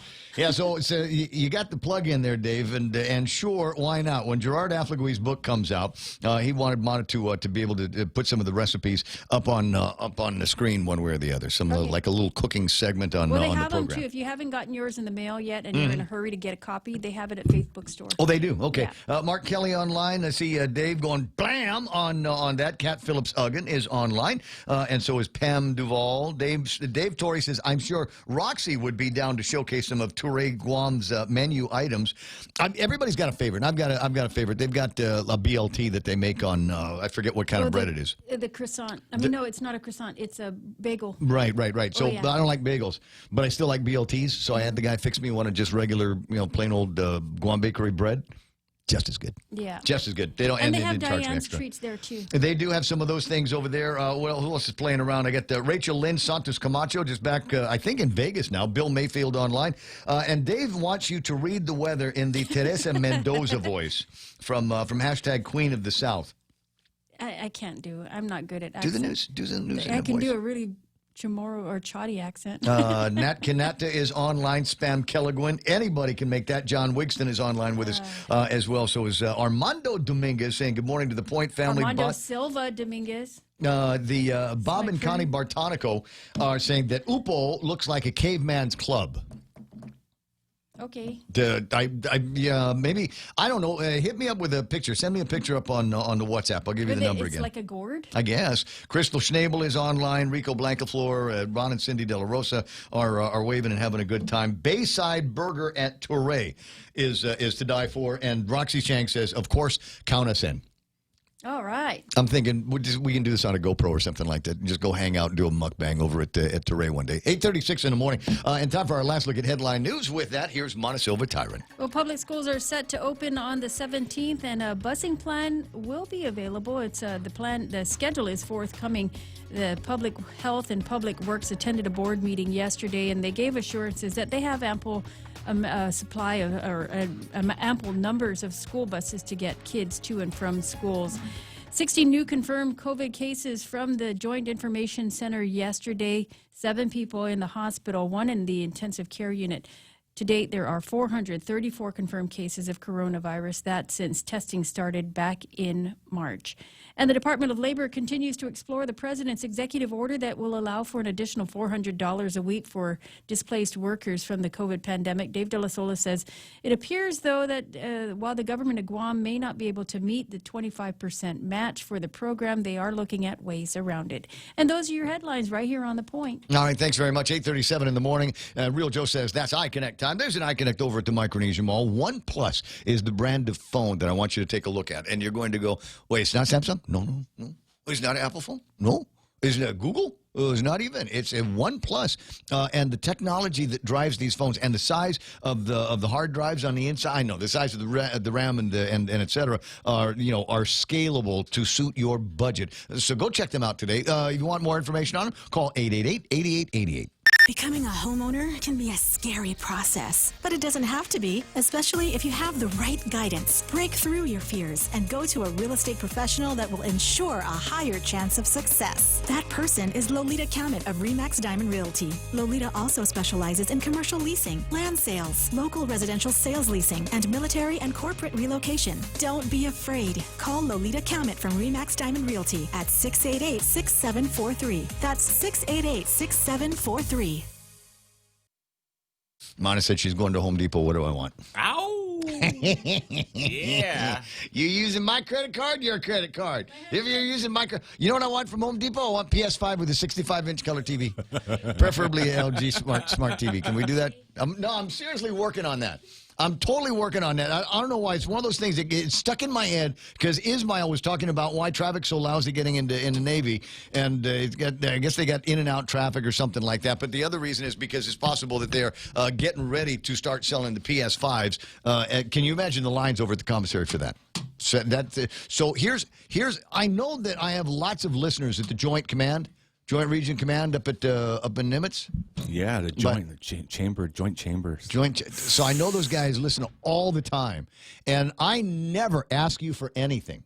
When the activists are giving you a hard time, you need to get some radio cover. Who do you call? You call me, right? When you go, hey, we need to start talking about the agricultural mitigations or the architectural or archaeological mitigations. Who do you call? You call me. You get on the radio, right? I never ask for anything in return except coins. But absent that, if you're in the Joint Region and you're wondering if you can do me a solid here in exchange for all of the attention that I give you, So I need somebody, I'm thinking Admiral Captain level, to go to the shop and the day they're available, get me one PS5. Send your highest ranking guy. Exactly. To get in there. Yeah. Cut the line and score the box. What is it? Like E6 or above, right? Is that what we're looking for? Yeah. The E6 or above, send them in there, and somebody that will not be questioned. I'm on a mission. This is an actual mission. And we'll have a little patch made and a little thing that, a little metal ribbon that you can make. It's the Ray Gibson ribbon. What's it for? Yeah. I got him a PS5 on the day it came out. That's got to be worth something at the Pentagon. 20 away from 9 o'clock in the morning. What was I supposed to do? KFC? All right, another round of talking about KFC. This time I'm not going to talk about the KFC rice recipe because I've already done that a couple of times. But I will remind you that they're cooking up some great breakfast items for you. Hot coffee, start with that. They brew it up fresh all the time, and they serve it up with Colonel's chicken congee, sausage, gravy, and biscuits, or the AM chicken breakfast wrap. It's all served hot and only at KFC, available at all of their locations. Ray Gibson Show is also brought to you by APL, American President Lines, a global presence with a local home. If you've ever struggled for breath, you know what a scary experience it is. Whether you have asthma, emphysema, COPD, lung cancer, or another respiratory illness, the right medical treatment makes all the difference. GRMC's Pulmonology Clinic has the latest technology and respiratory equipment, staffed by world-class pulmonologists. Make an appointment today with GRMC's Pulmonology Clinic and start breathing easier. GRMC, where patients are partners. Tony Huggins says, I've got a Cyanogen 1 + 6. The best phone. I think the new version that they're talking about over at iConnect now is the 8. And I appreciate you backing me up on that. Ismail said, I never said traffic had anything to do with the PS5. LOL. They aren't even out yet. This guy's good. Do you see that? Do you see how he's trying to gaslight me? He is good. Yeah. Admit nothing. Deny everything. Make counter-accusations. You've learned well, my Padawan. All right, traffic. Let me see if I can get something going. Intersection traffic. Looks like things are starting to heavy up a little bit up in the central and northern parts of the Allen Harmon Loop, going a little bit bonkers here this morning. 1 and 3, a little bit busy. Seeing traffic over at 8, 10, and 16, and 10 and 16 as well. So expect some delays if you're making your way through there. A little bit of traffic on Route 8. What am I looking at here? Is this over by the Payless? No. Where is this? Carbolito? No. This is the one. Hold on. By Palm Ridge Inn. Yeah, okay, that's the Carbolito, the entrance over to Carbolito, which indicates to me that harvest is back in session. We've also got some traffic that is looming at the intersection over by the venue. Wait a second. I've got to make sign of the cross when I say venue. What? No, to go in peace because they're closed. They're an actual bar. That's what they do. They're a bar, and they're closed. You know why? You know how many people got corona from there? Zero. Zero. But they still got closed down. What is that?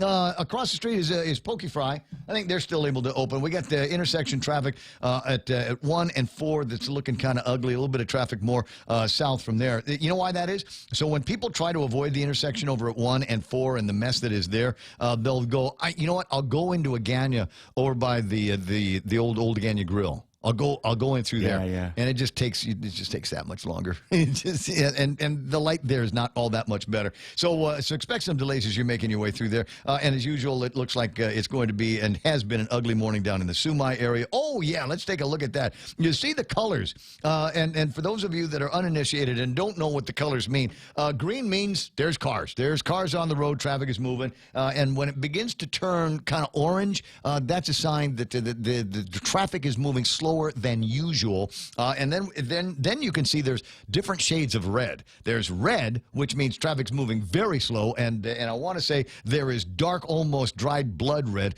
which is the color of stopped traffic, and that's what things are looking like over at 1 and 2. Not much better over at Shoreline Drive coming out of Route 2. So folks in Agate, you're probably thinking, well, I'm not going to see any traffic until I get to the Pizza Hut intersection. You're going to see that in town just as you're making your way past the hotel. 8:44 in the morning. That's right now traffic. This is The Point. Woo-wee! Just take a gander at them tender and juicy fall-off-the-bone St. Louis ribs. Heavens to Betsy. What is their secret? It's bursting with so much flavor. I can eat them all day long. Come see for yourself, y'all. These fine slabs of hunky-dory, mouth-watering ribs are only available at Circle K. Circle K. Take it easy.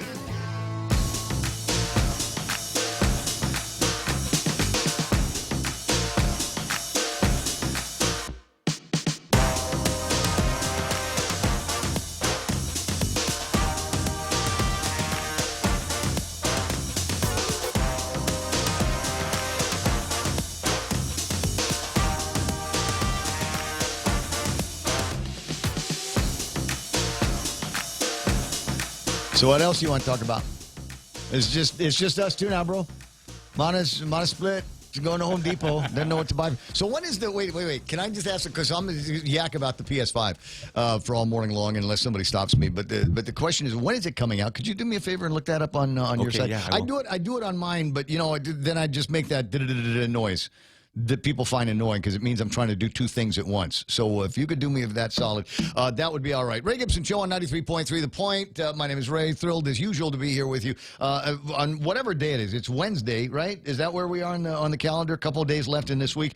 And then it will be the last weekend before the official start of the Department of Education's 2021 school year. And we're all excited about that, aren't we? I'll tell you why I'm excited. And you're going to go, Ray, you suck. But here's the thing. I'm kind of excited because I want to see just what this train wreck is going to look like. I mean, I'm sorry. I got a lot of confidence in the people that are running. There's John Fernandez has no greater fan on Guam than me. But these are, quote, unprecedented times, and I've got a feeling that with the size of all of the committees that they have put together and all of the people that have got to have one kind of an input or another on this thing, my guess is there's probably been a whole lot of compromise on places where really there shouldn't be a whole lot of compromise. I mean, it should be very, very clear we're doing this, and then somebody comes out and says, well, what about that? What are we going to do about people with this? What are we going to do about people with that? And the answer to those guys is, shut up. Nobody's asking you yet. We'll wait and see what happens with those people when it actually happens, but we don't need to fold that into our contingency plans. And I got a feeling that there might have been some of those meetings where some of the shriller voices, the hyperventilating voices, like on the Cannabis Control Board, right? There's the shrill voices of people that haven't quite bought into what it is that we're really trying to do, and we got to pay attention to them, but we don't have to do what they say. So I've got a feeling that there's probably been a whole lot of that kumbaya, hands across the water. We'll compromise on some things that will lead to potential disasters. Now it is also possible Because I will admit sometimes I do suck, and some will sometimes be rather pessimistic about things. But I will admit that it is also possible that day one will go off without a hitch. Day two will go off without a hitch. There might be some kids coming in with the Rona boogers. And, you know, their mitigation plans may actually work out for all of that. And some of the SWAT teams that I hear they want to put together so that if somebody does come up with it, we can send a rapid response team in there and, you know, put everybody Lysol, what is it, 2319. You remember from the Monsters, Inc.? Yeah. 2319. 2319. Yep. So it's possible that something like yeah, go ahead and enjoy the smile. It's all right. It was a great movie. It was a really wonderful movie. And anyway, so it's possible that it will go off without a hitch. And my predictions of doom and gloom and a train wreck, which will have everybody's name on it. Everybody will have signed off on it. It'll have everybody's name on it. So if it does go south, we won't be short for accountability. But the question is, though, there's all of this stuff that's going to happen, and we will know what happens to the kids that are in school.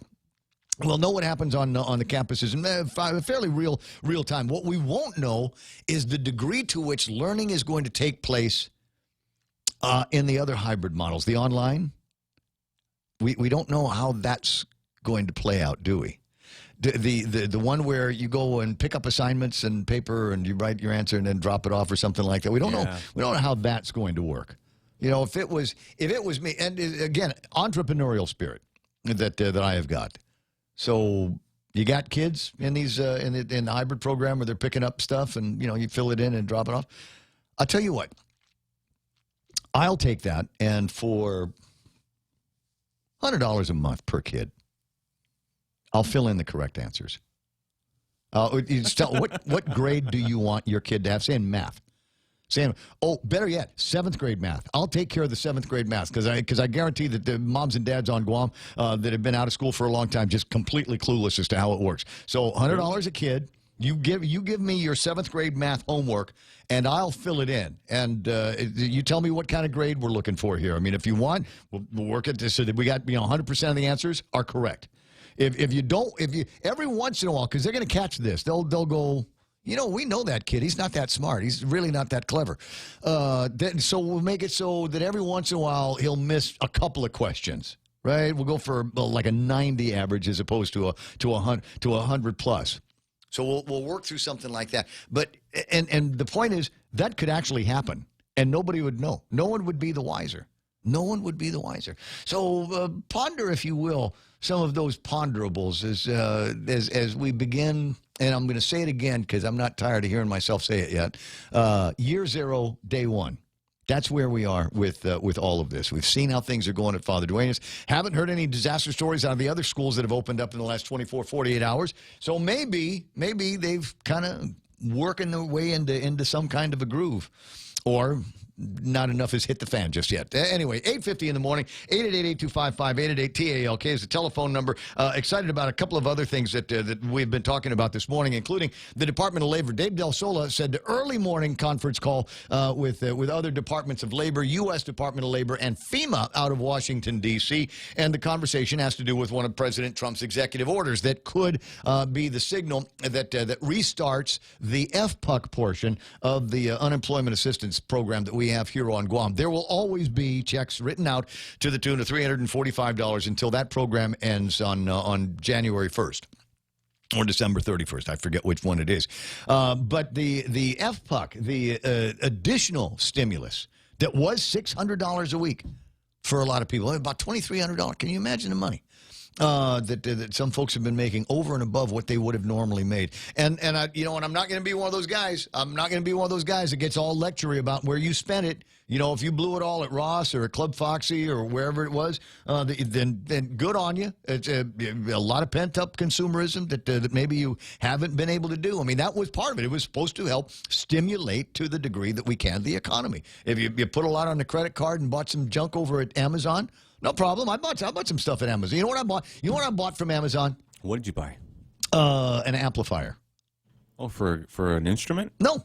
amplifier for speakers, system. for the sound Oh, system. okay, all right. So back in the olden days, and you're old enough to remember back in those days, you used to be able to use micropack audio, and you bought one of these stack systems, right? Yeah. So you got the stereo speakers, 4 speakers, right? Satellite around the room, and you had a tuner, an individual tuner, graphic equalizer, dual cassette deck, tuner, amplifier. You know, one of these, and it was one of the turntable. They came with turntables. Yeah. My mom actually had one with the 8-track player in it. Nice. It was. I mean, she had the whole thing, top to bottom. It was as tall as me. So we had one of those for a long, long time. You don't buy that anymore. You know what? This right here. This is people's sound system. This is people's sound system, and unfortunately, they kind of suck. The audio that comes out of them is good. But, you know, what do you plug them in? You Bluetooth them to something else. You know how many generations away from the original sound that is? So the trick here is that you want to be able to come out of something, either the speaker port, or not the speaker port, the headphone port, into an amplifier. Hardwired. Yeah. Or if you want to, the Bluetooth technology is much better today than it used to be. So you are going to get some decent sound. And if you hook it up to the right amplifier, and that's what I'm getting to, there is an amplifier, and I'll see if I can get the name of it and put it up on the Facebook Live, that sells literally for $40. Literally for $40, Joe. And I got to tell you, I've looked at the specs on this thing. And I've hooked it up with my old Yamaha sound system with a subwoofer and Bose speakers on the sides. Ow. And I like it so much in the living room, I'm going to buy a system that I can put together to annoy my neighbors out in the backyard and the patio. Oh, nice. So, but I need a good amplifier to put it up with, and it's audiophile specs, and it's amazing that they're able to do this thing for under a couple of $100, but $39 for the deal, and you can buy them on Amazon. They're just absolutely terrific devices. You can plug in an MP, it's got a regular input. It has our phono jack inputs, and it's got the little spade lugs for your speakers out. Oh, that's going to make the backyard all ambiance. I'm just thinking, the people called the police. They're going to call Ray's at it again. I'm sorry. It's they're my battle. I'm doing battle rapping again.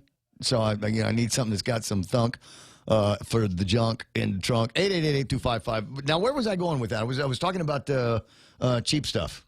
Entrepreneurial spirit. Okay, now, was I done with the back to school thing? I'm sorry, I distracted my own self again this time. Okay, but I was done with back to school. Yeah. Okay, so it's going to be a train wreck. I'm calling it right now. We'll be surprised if it doesn't happen. But since I said I'll own up to it either way. I'll own it either way. 888-8255 is the telephone number around here. You want to get into some of that? Hit me up on the Facebook Live. You've got some things in there that you want me to talk about. What is this? I got a note from Valerie Lynn Maige, who works over at Navy Base Guam in the info office, with a traffic update. What? Can you announce this morning and again tomorrow for a change in traffic pattern this afternoon and Thursday afternoon? Well, the answer, Valerie, the answer for you is anytime, yes. You can, whatever it is, the question is, the answer is always going to be yes. Due to mission requirements, the NBG, Naval Base Guam, main gate will be closed for all traffic on the following dates and times. Wednesday, August the 12th, today, 1 p.m. to Thursday, August the 13th at 5 o'clock in the morning. Then Thursday, August 13th at 1 p.m. to Friday, August the 14th at 5 a.m. Access to Naval Base Guam during this time is as follows. Inbound and outbound traffic, Post 2. NBG Commercial Gate, Post 2. Wednesday the 12th from 1 to Thursday, August 13th at 5 a.m. And then Thursday, August 13th from 1 until 5 a.m. again. Expect traffic delays and plan accordingly. There's already traffic delays. Okay, so the point is expect more delays if you're going to NBG, Naval Base Guam, through any of the gates that they've got there. What's that, Dennis? I bought a blow-up palm tree beer cooler. You are the man. Can you reserve on base? Ismail says... wait, I'm sorry. There's way too many things floating around here. Ismail says... PS5 launch date, November 20th, 2020. Yes. A month before, well, almost a month before Christmas, right? Right around Perfect timing. just before Thanksgiving. Yeah. It's going to be ugly, bro. $500 price tag, meaning on base will be $500. Off base, $599. You're right. PS5 may be a source of hate and discontent because this model, unlike the PS2, 3, and 4, this one is white. What? No. How dare they? Couldn't have gone back to the original gray design, the gun deck design from years and years ago? Watch them come out with the black version for like $100 more, and it'll sell. Oh, yeah. Just the BLM version of it? That's where you get that for $5.99. Can we reserve on base? I don't know about that. You can definitely pre-order at GameStop. As you walk out of the mall, Corona zombies will attack you. Yes, that's the way it works. So what will you play is the thing. Now I'd earlier gotten a note from somebody that has already got a line on a new PS5, a game that was designed specifically for the PS5. Well, hold on a second. Let me see if I can get the image up. I've only got the one screen grab so far. I mean, everything is kind of in lockdown. According to my man. PS5 is going to feature a game that's loosely based on a Claude Van Damme movie, and maybe some of you have seen this same screen cap that I've got over here. So we've got Van Damme taking on. All right, that's the guy. That's the guy from the governor's press conference. See, guys, so somebody's done another one of these memes with the sleeping cop, and if I was him, I would copyright my own image. You know how we were telling Paulie Bloss to do that take a left till go thing? You got to copyright that, dude, because everybody's going to steal that and make it their own meme. We'll know it came from you because it's a complicated thing to say, but you ought to be able to capitalize on that. And same thing for this guy. He might be hiding in shame out there somewhere, going, "Oh my God, I'm the cop. I'm the cop that fell asleep at his post, and everybody is doing crazy memes about me." Own it. Just own it. We should get him on the show. I'll call him up. I'll find his number and call him. Romeo Miranda needs to make a mask with this guy's thing on it. Anyway, well, not his thing on it. I mean, his image, his likeness, not. Anyway, you know where I'm going. 9 o'clock in the morning, the radio station's KUSG. I got you. 888-8255. Hit me up on the meme machine at 988-5874. That's 988-5874. Fox News coming up next. What's the outrage? What is it that they're going to be talking about in there? Fox News, number one pick. President reveals why he was surprised Biden chose Nasty Harris as running mate. Oh, because he couldn't get Liz Warren. That's why. That's what's going on there. So that'll be the big story right now on Fox.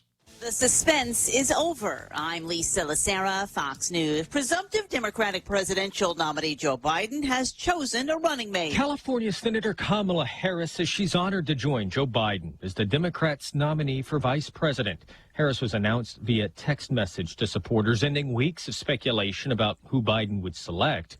During the Democratic primaries, Biden promised to pick a woman as a running mate. Former President Obama says Biden nailed the decision. The Trump campaign has already released an ad critical of Harris, describing her as a phony. RNC Chairwoman Ronna McDaniel says Harris has extreme positions.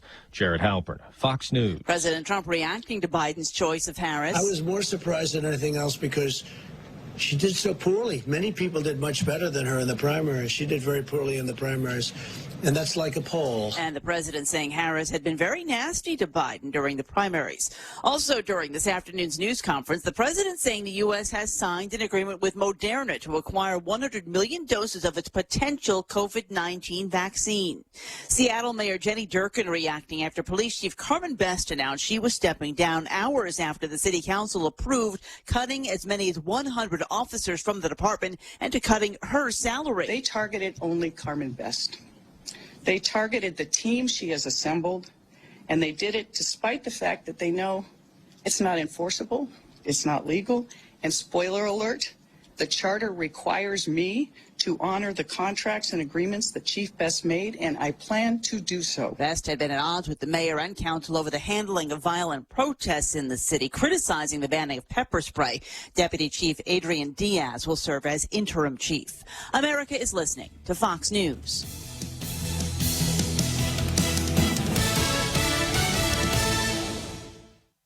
Half a day. I'm Narissa Underwood. And I'm Robert Underwood. I was superintendent of education for many years, and he was president of the University of Guam for a decade. Together, we worked hard to extend opportunities from the youngest of our children to senior researchers at the University of Guam. We understood that public service and the economy begins with education and returns to it time and time again. But we're also partners in life, bringing together 8 children of diverse backgrounds, 14 grandchildren, and 1 great-grandchild. I was born in Iloilo in the Philippines, and he was born in Tamuning, bringing together another combination of experiences which enrich our lives and our island home. When we say Si Diyos Maasi and Maraming Salamat po, it is because we have been saying it all of our lives, not just during a campaign. I'm Robert Underwood, and I approve this message.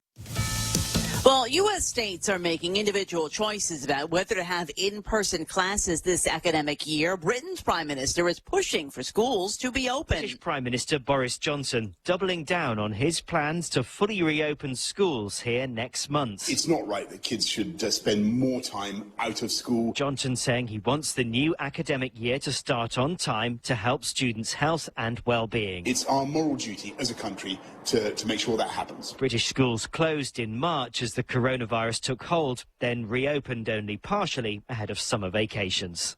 In London, Simon Owen, Fox News. With cases of COVID-19 springing up in several major league teams, there's a question as to whether the St. Louis Cardinals will be able to complete the season. In an interview with the St. Louis Post-Dispatch, MLB Commissioner Rob Manfred expressed doubt that the Cardinals will be able to make up all the games that they've seen postponed as a result of their COVID-19 outbreak, saying, quote, I think they are going to play. I think it's possible for them to play enough games to be a credible competitor this season, end quote. Manfred did not provide a minimum number. The Cards haven't played since July 29th as a result of these multiple coronavirus cases. This as Cleveland Indians pitcher Mike Clevenger will miss his next start, sent into quarantine after failing to admit that he joined teammate Zach Plesac in leaving the team's hotel in Chicago Saturday to go out. Clevenger flew back with the team Sunday. Matt Napolitano, Fox News. Facebook has a new policy that would prevent publishers in the U.S. with political ties from running ads presented as news articles. Under the new policy, those publishers would still be allowed to register as a news page, but their ads would not appear in the Facebook News part of the site. New York Attorney General Letitia James is suing one of the country's largest egg producers, Hillendale Farms, claiming it's price gouged more than 4 million cartons of eggs sold to grocery store chains, the U.S. military, and wholesale food distributors. The lawsuit seeks restitution for customers. I'm Lisa Sarah. This is Fox News. Top End Pest Control is who you call for all your pest control needs. Got a problem with roaches, ants, spiders, rodents, fleas, ticks, termites? No problem. They do it all. Top End Pest Control is a service-disabled, veteran-owned small business and HubZone certified, serving Guam since 2012. Call them today for a quote, 487-5657, or email topendpest@gmail.com. Check them out on Facebook at Top End Pest Control and give them a like. Top End Pest Control for all your pest control needs. GPSI Guam is a professional technical services company that is a registered contractor for the federal government. They are SBA approved, 8A, and HubZone certified, providing program and project management, administration, technical support, logistics, and commodities. Find out more about GPSI and how they can help you today. Contact GPSI if you need assistance in meeting your small business subcontracting goals at 671-477-3058. They'll be happy to assist. 5 after 9 o'clock, 6 after 9 o'clock in the morning. I'm sorry. There are already memes out. The announcement from Joe Biden, the Democrats, that he has picked Kamala Harris to be his running mate has already spawned the meme machine. They are all already out there. I'll summarize them like this. It's Joe and the Ho in 2020. Ow. Ow! Wow, that's there's one here. I haven't had a chance to load it up into the system, but it's the top panel is Quid Pro Joe, and the bottom is Quid Pro Ho. I'm just saying. I'm not laughing at the word "ho." I just want you to know that. I think it's divisive and it's cheap. And if you've got some that you want to send, it's 988-5874 is where to send those divisive, hateful, cheap things here. Wendy's, best value for breakfast ever. It's true. You go by a Wendy's right now, and they've got a variety of breakfast items. A local breakfast platter starts with eggs, rice, and then you get to choose what meat goes on: applewood, smoked bacon, Portuguese sausage, country fried chicken with the gravy. God, that's yum. Or you can have and you can have the breakfast baconator. You know, these are post-pandemic times. You got the money.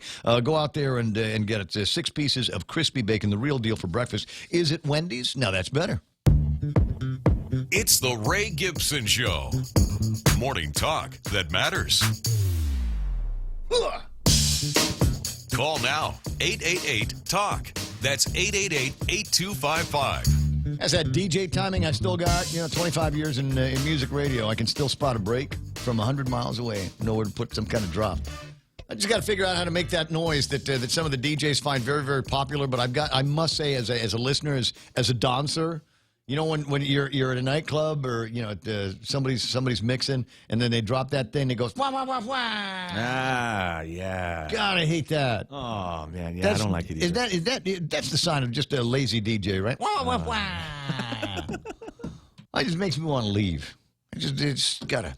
So I had to get it off my chest. You know how I am. I get a thought in my head. It's got to come out my mouth. 8 after 9, and Ray Gibson Show for another full hour of yak and whatever goofing off that we do around here in this program. It is the 9 o'clock hour, and generally we ramp into small talk. I guess it depends on who calls, who we call, whatever. There might be some other interesting conversations that we get to have. Among the things that I think are going to be interesting is just what kind of train wreck the budget for next year is going to be.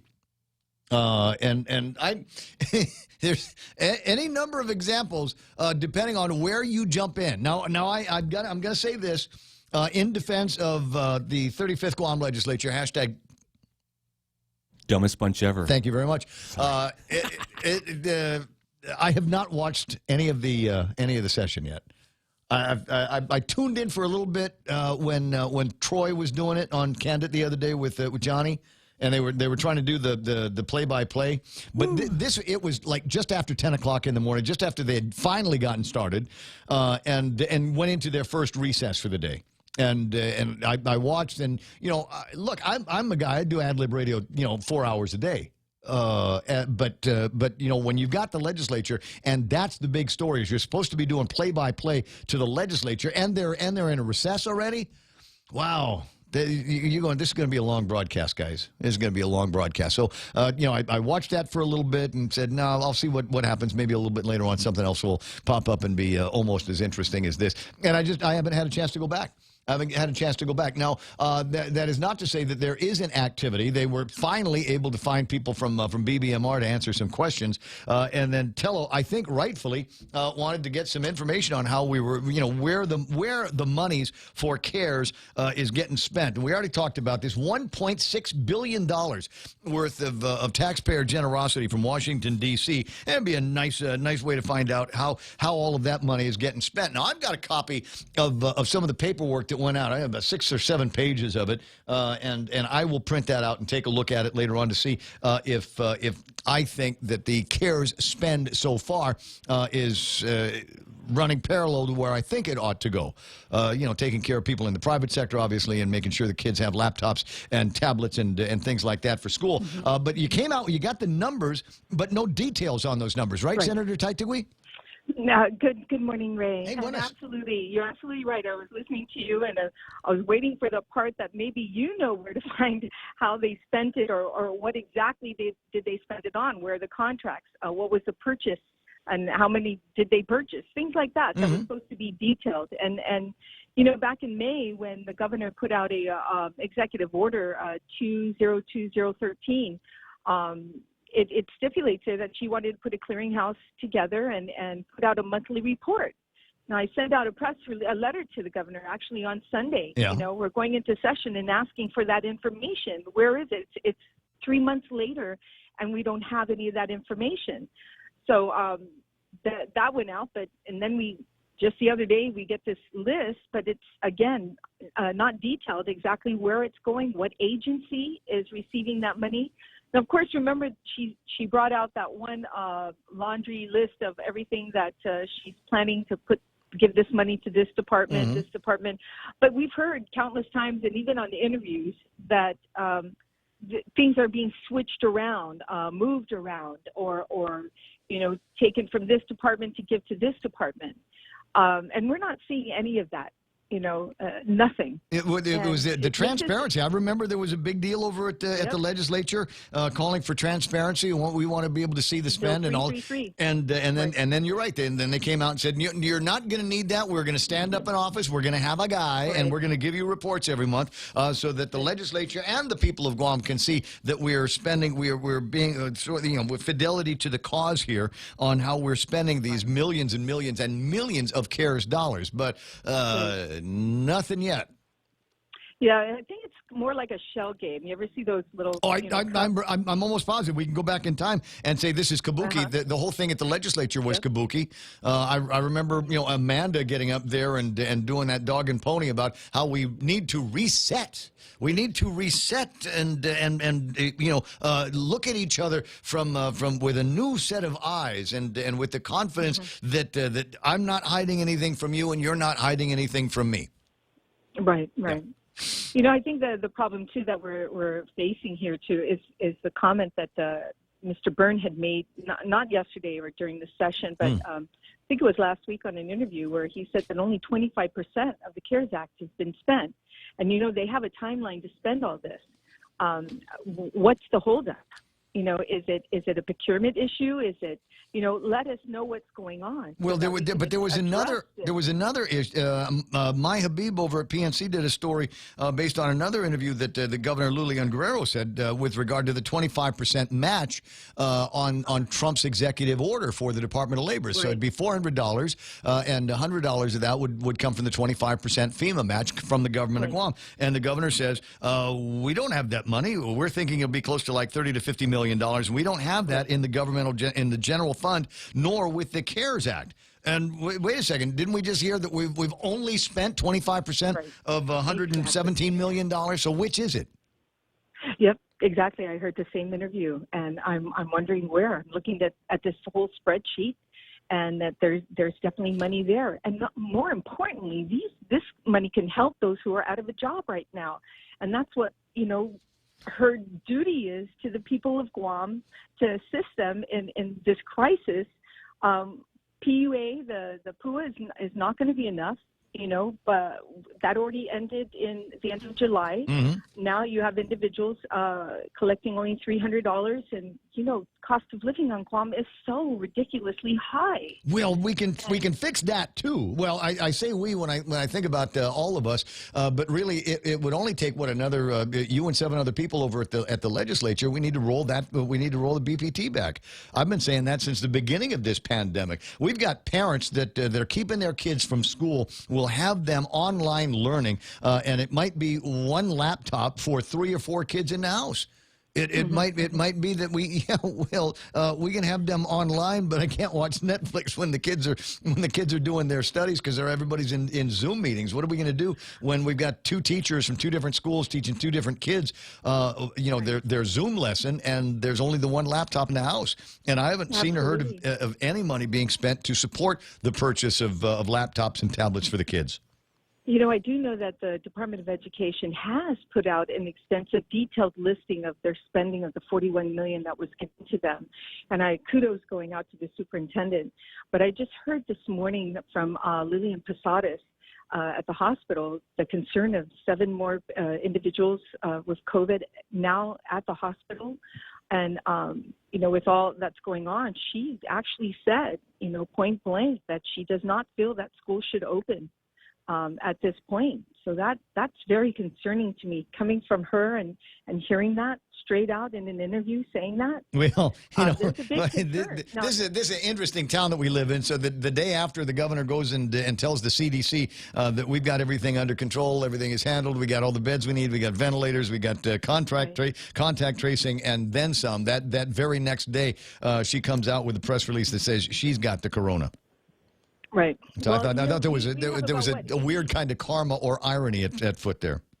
Yeah, true that. But if I'm not mistaken, there was about 85 ventilators that they were talking about that they have. My concern is, the 85 ventilators, that's fine, but how many bed capacity? What's the bed capacity at GMH that will cover that? And the nurses and doctors to be Well, able to that's, manage. tell her that's why we shut everything down, so that we that was the idea of flattening the curve, so that we could give our resources, our medical resources here on Guam the time that they needed to PPP up, to equip up, to doctor up, to nurse up. That was the whole thing. And did they?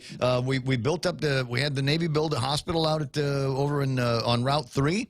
And they didn't have any business in it, so I think they closed it. I don't know how long would it take for them to reopen something like that if we did see some kind of a surge. I don't believe that we're seeing a surge right now. I think that we've done a lot of testing, and we're seeing a whole lot of contact tracing going on among specific crowds. We're testing people that we believe are sick, therefore we're getting more hits. So that, in my mind, is what's happening. Concern. Ray, we're getting 52 in 1 week. And there's no mass testing, but one time there was a mass testing, and that day it only came out to 7. Mm-hmm. But without mass testing, we're coming up with 19. We're coming up with 12, 9. Oh, well, it's okay. So here's I know it's alarming, but I will illustrate another problem for you, unrelated to the budget, and that is there is nobody from the legislature, and I've been hammering Jimmy on this for weeks now. You need to have a town hall. You need to have a town hall and bring in the governor and her panel of medical experts and have them sit down and explain to the legislature how they reached the conclusions that they have reached, how they're getting to the numbers that we have. But at the same time, you bring in Shea, any Dr. Shea on Guam. I think there's 3 or 4 of them now. But you bring in Shea and Akimoto, maybe a Dr. Macris, and have somebody that will actively engage in a debate with these people, because right now we only get what we are fed by them. There's nobody else that's asking a question about vetting any of the information that comes out of there. It is what it is, and nobody's asking. I'd love to see a back and forth with. You can do it. You don't have to be. You don't have to be a majority in order to call a town hall on something like this. It's well within the rights of members of the minority to be able to declare that we're going to have a round table, and we'd like to get these people to sit down and talk to us.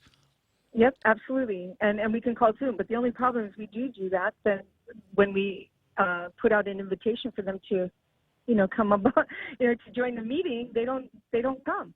They decline the request. Then you do tie it to the budget. Then you do tie it to the budget. It just seems to me that everybody is taking a whole lot on faith, and the idea that the bars, and I'm a party guy. Everybody knows it. I like my beer and I like to hang out with my bros. But I think the bars were.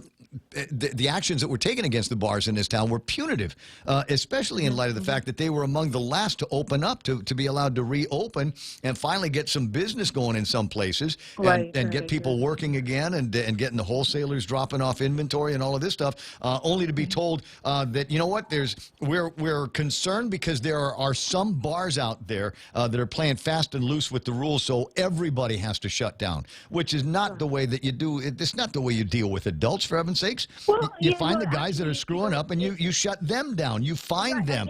You don't do it to everybody.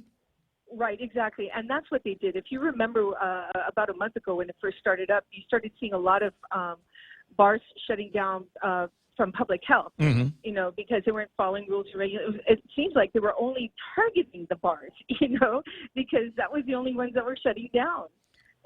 Remember? Oh yeah. Oh, absolutely. All these Willows. Well, because they were looking for certified managers, and because I forget what it is, the ServSafe or something like that. There's some certification that you've got to have. Mostly pertains to restaurants, not necessarily bars, but the bars are supposed to take the courses as well. And if you didn't have a certified manager on the compound, well, they'd shut you down. And I'm sure that they were, also looking at how many thermometers do we have here? We have hand sanitizer at the door. The plexiglass.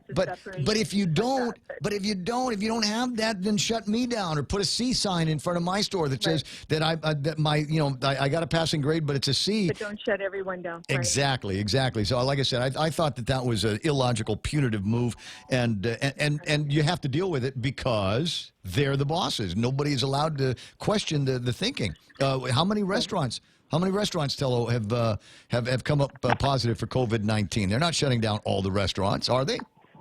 No. I think we came across Crust was one of them that had somebody that tested positive. We had a bank that actually tested positive. People tested positive there. They And what did they do? They cleaned it up, and the next day they opened up. Right. So why aren't bars given the same opportunity? Is my point? It's punitive, illogical, and those are the kinds of decisions that we get that nobody gets to stand up to and question. It's like when the guys come in from BBMR. Now going back to the original part of the conversation, when the guys come in and they go, well, the numbers are what the numbers are. Okay, well, and then a memo comes out that says we've eliminated half of the deficit. Okay, what bills got paid? I'm just kind of curious. And they said, well, it's more like, well, we've seen revenues move in this direction. We've reduced some of the expenses in the government, so we believe that will apply to half of our move in deficit in the government of Guam. And I'm going, really? I know. I want to know where they got the money to pay it down. You know, where I'm still asking what happened to the war reparations account when we were reimbursed. What happened to the $40 million of matching funds for Medicaid? And then we were told that it would be reduced, which, thank you, it has been reduced. Almost $20 million is sitting out there floating. Where did that money go? You know, where did a lot of the answers to where are these fundings, where are these money? And they're not telling us where they are. So how did they pay for this deficit to go down? What did they do? They're not telling us. Yeah, it sounds like accounting. I'm like, where did you get all that money? Here we are, you know, having a difficult time with this budget. We're cutting the budget almost $66 million from last year. Yeah. And you're paying down the deficit, and you know there's a way to slowly do it, but still, we're not getting the answers that we want, and it just makes it very difficult to move forward with the budget that I'm comfortable with. Yes. You know, I'm a conservative. I'd rather be safe than sorry, and that is to, you know, lower the amount and let's go from there. And in the event that the economy picks up, then we can come back to the legislature and appropriate that additional revenue coming in. Well, you've got Democrat colleagues. You've got Democrat colleagues saying the same thing. Regina said the same thing. Regine's like, "Hey, I'm not comfortable with this. Let's shoot low." I'm surprised. Yeah, right. Yeah. Let's shoot low, and then take a look at this in another 6 months. Take a look at it in another quarter, and see what it looks like. And I'm going, that's the way that's the way to do that. Yeah. And the numbers they were bringing to us, you know, the corporate funding that was coming, the taxes, people were thinking, okay, that was all that money coming in from corporate tax. It's not from this year. It's from 2019 when we had a healthier economy. Yeah. So when we go into next year, we're going to start seeing corporate funding coming in or taxes coming in based on the 2020, which we all saw there was a major dip. So it's not true to form on the numbers. I think we really should lower it down even more so before, you know, getting ourselves into debt. Well, here's the thing. 2021 is going to be ugly, and I, you know, for those of you that are running for the legislature, for the 36th Guam legislature, frankly, Tello, you should have your head examined. This is not going to be an easy legislature next year. Yeah, but, you know, seriously, I thought about not running, but then again, I thought, well, who's going to go in there and fight the fight? Who's going to ask the hard questions and demand transparency? I can't rely on someone else to do it. If you want that television, you better go in there and make sure it happens, and that's why I'm running. Okay, I may have to charge you for that. Oh, I'm sorry. I might have to. Now, see, now I'm gonna get requests for equal. I'm gonna get requests for equal time. That's sweet. Listen, as soon as they open the bars. As soon as they open the bars, I'll give you a jingle. We'll do a beer summit. That's what it's called. We'll have a peaceful protest at venue. Yeah, nice. Because you can't get in trouble if you're protesting, right? I don't think so. As long as it's peaceful and you're wearing a mask, I think we're okay. But I have to take off, Ray. I got to get to budget, to the legislature for budget. Have a good time with that. Yes. Ask hard questions. I'll see you pretty soon. Okay, I will. Tell it to Tello Taitigui on the line. Senator Tello to you, Gibson, on the line with me this morning. This is easily one of my favorite things about my conversations with her is we've known each other since we were children. So we can have those conversations, and she doesn't have a hard time when I give her a hard time, and I don't take it personally when she gives me gas either. It's at 9:26 in the morning. Hey, Tricia Cruz is online. TC is the boss of the shop. Just FYI. And when I see that name, I kind of jump a little bit. Bill Cruz, what's that? One of the governor's medical team, who is my primary, told me, Bill, next time you get admitted again, that I might die, and his prediction of people being tested positive will be in the thousands. That was back in April. Bill, I understand what you're talking about. And they took every opportunity that they had to scare the hell out of us back in March and April.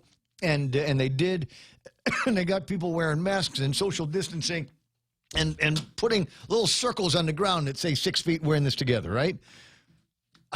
All of that stuff has been going on, and I want to underscore this again. It was another interview.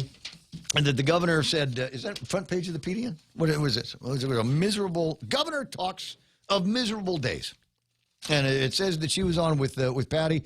Governor's tested positive for the virus after a negative. It was Saturday afternoon, the governor says. These are her own words. Ooh, that sounds like a corona cough, right? You all right? You okay? Yeah, I think. Oh, man. It might be a beetle nut.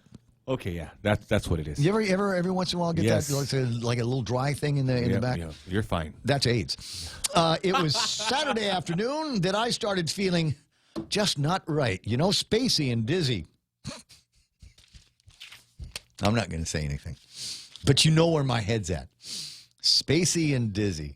Yeah, that's the way we've all been feeling these days. So that afternoon and the whole next night and the whole day were miserable days for me. Leon Guerrero said Tuesday. Monday was better, and today is much better. So hopefully I'm over it. But with this virus, you can't predict. Okay, wait.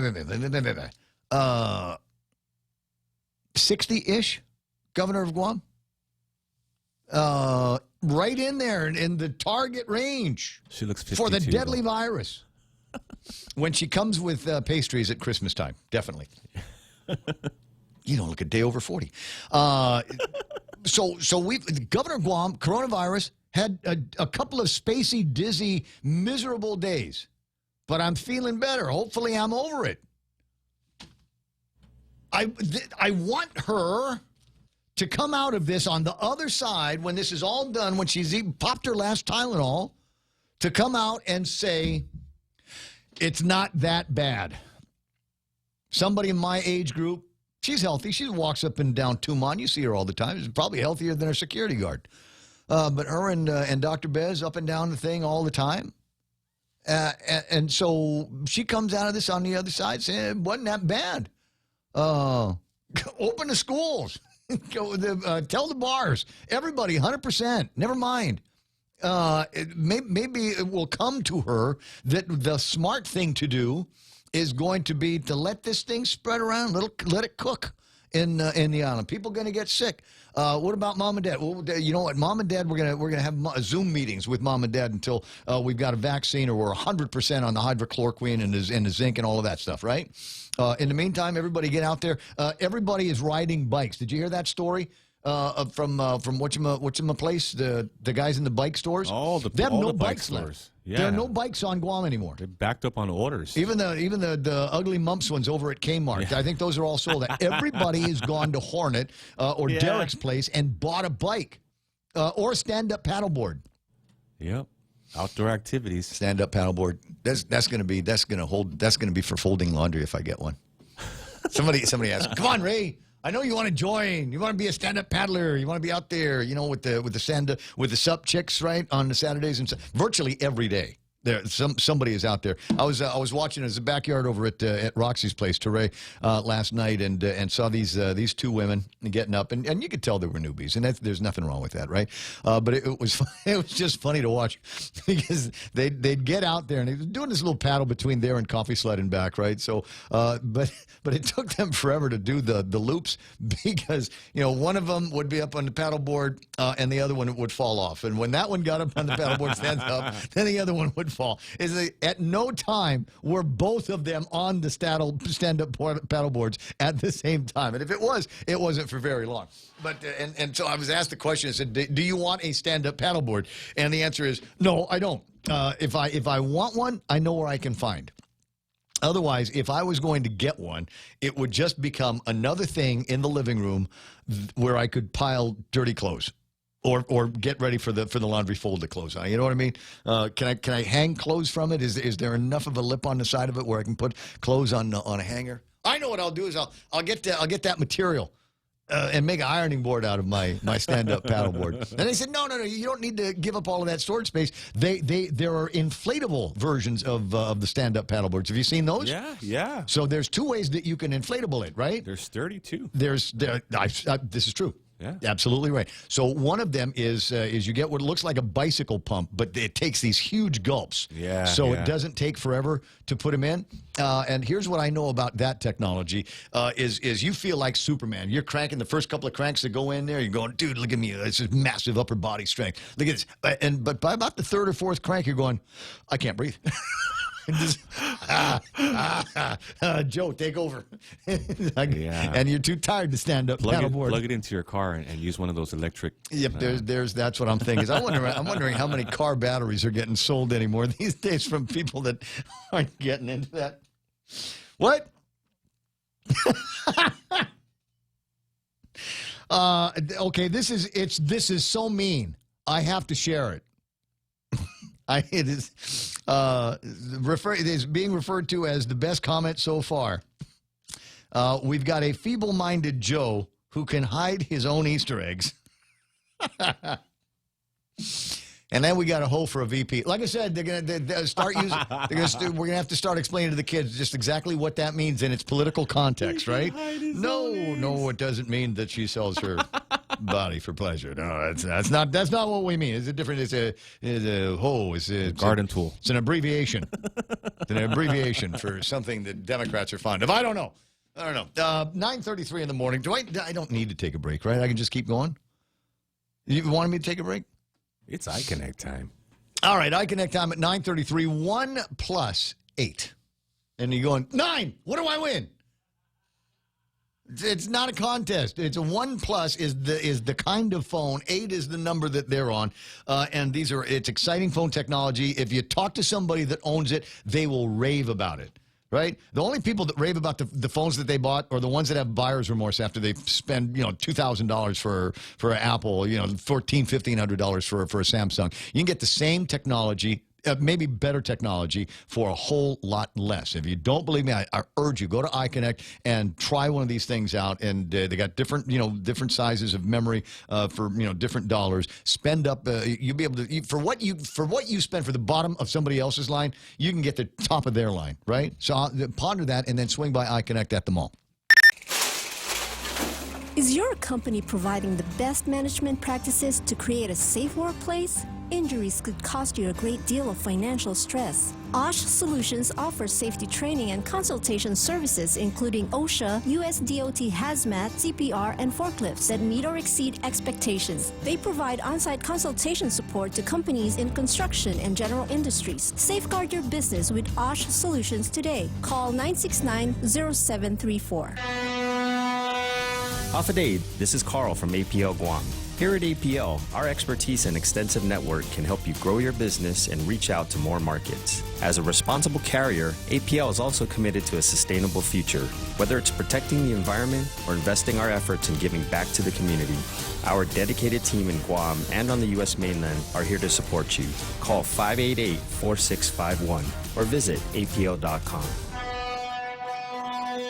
You've got a job to do. Having the right equipment for the job is critical, and East West Rental has the exact tools you need. Get it done faster with the right stuff, whether it's landscaping tools, concrete tools, lifts, trucks, lights, generators, trench boxes, welders, tents, tables, and chairs. They're here to help you tackle any project you're working on, big or small. Open Monday to Saturday, 7 to 5, closed Sundays. Find what you're looking for at East West Rental Center in Upper Tumon or call 646-1463.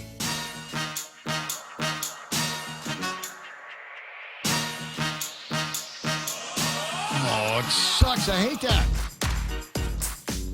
So there I was, thinking that I had the best sunset shot from last night, and then I see Lizelle's post on Facebook.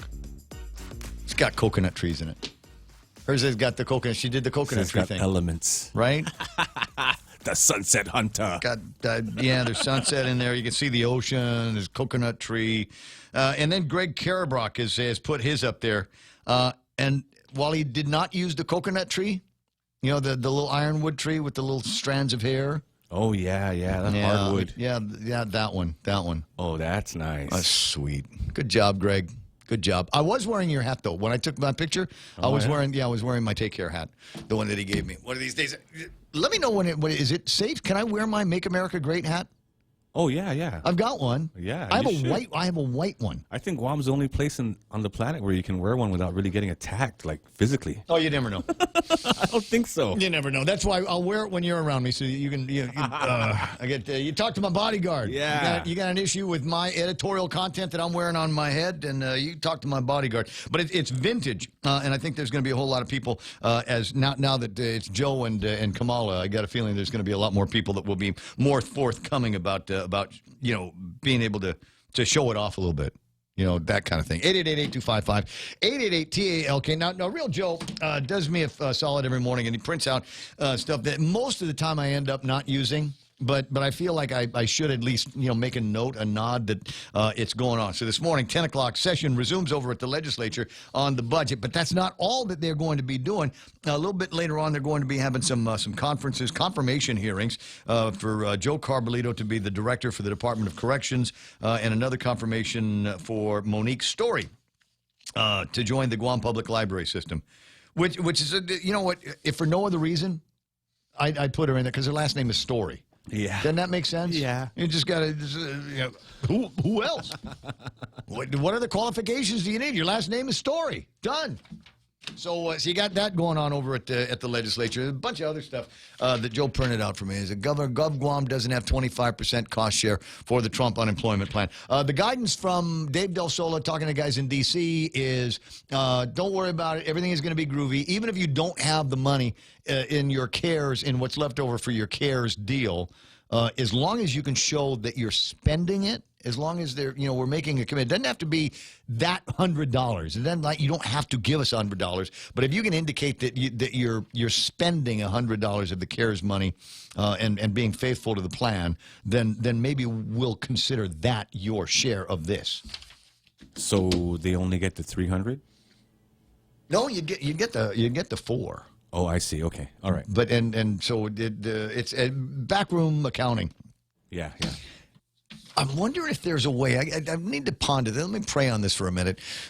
Is there a way that we can do something else along those lines? Do we owe any federal government money? I mean, are there places where we owe Uncle Fed some dough for something? I don't know. There's got to be, right? There's got to be some place where we owe them money.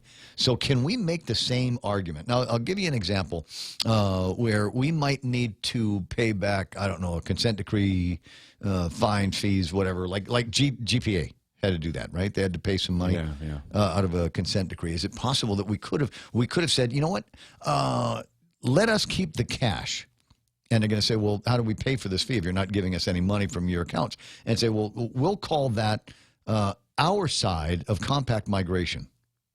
So, all of these additional costs, people that are on the lifeline rate, or whatever. I mean, wherever it is that we owe the federal government somewhere, can we just say, all right, we'll take this as an offset against what we are not receiving in compensation for compact migration? And they'll say, well, there's no precedent for that. And you say, well, yes, there is. You just told us if we're spending anything for the pandemic, then we can call that our share.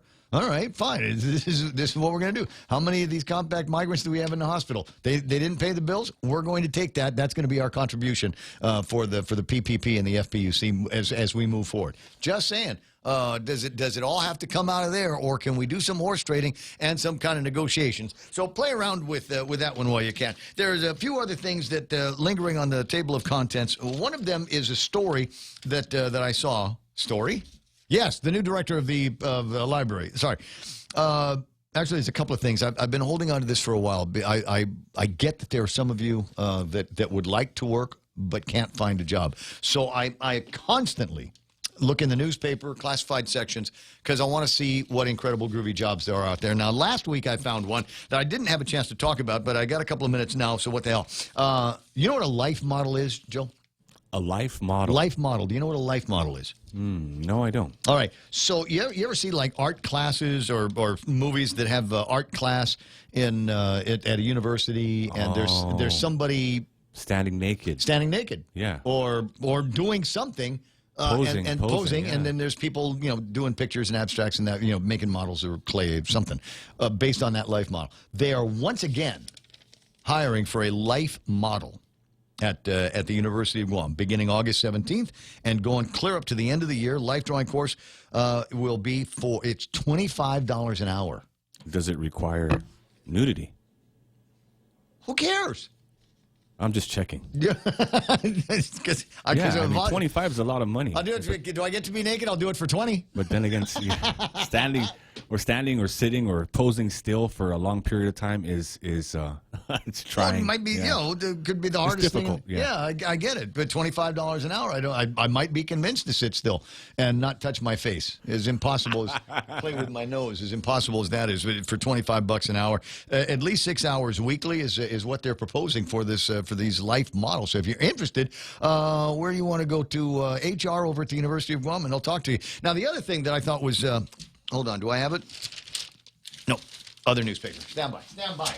So the other thing, while I was looking for jobs, besides being a life model, there are some jobs. Electricians and plumbers and handymen are being sought for, and Hairtown is looking for cosmetologists. Now, I was going to recommend Real Joe Cruz, who does his own hair. I do. Right? Once a week. You should be able to go and get this cosmet. He only knows the one haircut. Yeah. that's the problem. Everything But gone. if you're desperate, I take it all off. You really need somebody. This is Zoolander here. And I do one heck of a massage. There we go. A neck and head massage. So underneath that, though, in the newspaper, and this is one of the things that got my eyes wide here this morning, because I almost, Ray should be the life model. Stand back, kids. I don't know how big this thing gets. It's cold in here. Once upon a time, realtor made overtures and said, you need to come and see this house in Jonestown. And it was a nice, had a swimming pool, had a downstairs, not an apartment, but like a downstairs thing. Like if you had a teenage son, that would be a perfect place for him to have his parties and that kind of thing down with his buddies down there by where the pool was, and a little tiny bit of a view, and all of that. And I remember nice marble floors, nice tile that they had. And I said, this is an interesting place. I might put in an offer. Do you know what the guy wants to sell it for? And the answer was $550,000. Wow. And I said, there's no way. There's no way. He said, no, look at it. It's a nice place. I said, yeah, it's a nice place. This house is older than I am, for heaven's sakes. It's an old Jonestown house. And you can spackle it up if you want to all day long. And you can put all kinds of paint and fancy stuff on the floor. But when it's all said and done, the kitchen, because they didn't make them with anything more than about 1 or 2 outlets. You remember in those old houses? Yeah. You go to the living room. You have an outlet over here, and then the next nearest one is way over there. So your entire house becomes extension cords and little plug-in things all over the place. I said, I'm not going to be into this. But again, it did have nice marble floors and a swimming pool. But I'm going, this thing is going to be a bear to live with. How old is the plumbing in this house? Yeah. You walk into the bedroom and you look on the ceiling, and it's all over the surface thing. The wire runs. Oh man. Yeah. Just going, not feeling this for $550,000. Now I did make an offer, and the guy hung up on me. No, that's not going to happen. But it's interesting because I'm wondering if it's the same place. There's an ad now. Mind you, this was be about 8-9 years ago when the guy wanted it for $550,000. Now this might be the same place. An executive home for sale, 4-bedroom, 4-bath, newly renovated on a big lot in Jonestown. Modern features, has a garden toilet. Oh, or does that mean it's outside? Perks. Or does it mean that we've done something to one of the bigger bathrooms and made it look like a garden? I don't know. Custom kitchen cabinets, cul-de-sac. They want $750,000 for it. Wow. For a house in Jonestown. And if it's one of the original houses, like I said, it's older. I'm 58. And those places are and the problem, I don't want to, I'm not going to shame anybody in Jonestown, but I will say the interesting thing about Jonestown, see I used interesting, is that you might have $750,000 mansion, executive home in Jonestown. right next to it. Yep. You know where I'm headed, right? I know where you're headed. Right next to that is going to be someplace. We got tin covering the windows. There's 18 cars in the yard. And chicken scratching all over the place. We got red dirt because that's where the dog sleeps. And I'm going. I don't know if I want that guy to be my neighbor. Somebody's listening, going, "Hey, that's my house." He's talking about, bro. That's my. The house smells like cat pee because they're cooking meth in there. That's the thing, isn't it? Yuck. So I don't know about that. But it better be tall gates that we've got there. You know what I mean? With the glass on top of them, embedded into the concrete. All right. So there might be a couple of other things that are worth it. You know what I forgot to do yesterday, and I feel terrible. Because this is one of the first guys that I met when I first started working in this organization, and has always been just a terrific resource. And a get-it-done kind of guy. And oftentimes, if I'm looking at a project that I'm going, there's no way it can be done. This is impossible. You take it to Joseph Monto, next door. And he and the infrastructure guys will get it done. And it's one of those, you don't even need to know how. You tell them on Monday, and by the time it gets to be the middle of the week, Joe and his guys have taken care of it. So happy belated birthday to you, Joseph Monto. I'm glad that you and I had the opportunity to start working together all of those years ago, and I'm looking forward to spending more years and more projects working with you. And I know that everybody else over at the shop next door feels exactly the same way. So happy birthday to you. Can I use the nickname? Some of us call him Daddy-O. And at first it's uncomfortable. Yeah. I call him Sir Joe. Sir Joe. Yes. Sir Joe works. That works as well. Happy birthday, Sir Joe. 9:48. So you remember a couple of weeks ago when everybody was freaking out because the Chinese had taken over Hong Kong? Did you see what they did? They took over a newspaper. Oh. And they've got all these new laws and finding any excuse to put people in jail that they weren't putting in jail before. But I thought that was interesting. So everybody says, you know what? Guam needs to step up. This is where we become masters of our own future, masters of our own destiny, and we will become the next Hong Kong.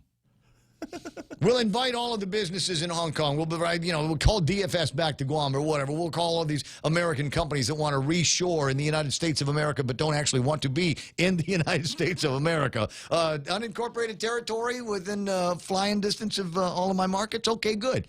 And we thought that was going to be awesome. This is not going to happen. Taipei, Taiwan, faces an increasingly difficult position as China pressures the democratic island to accept conditions that would turn it into the next Hong Kong. Its top diplomat told visiting U.S.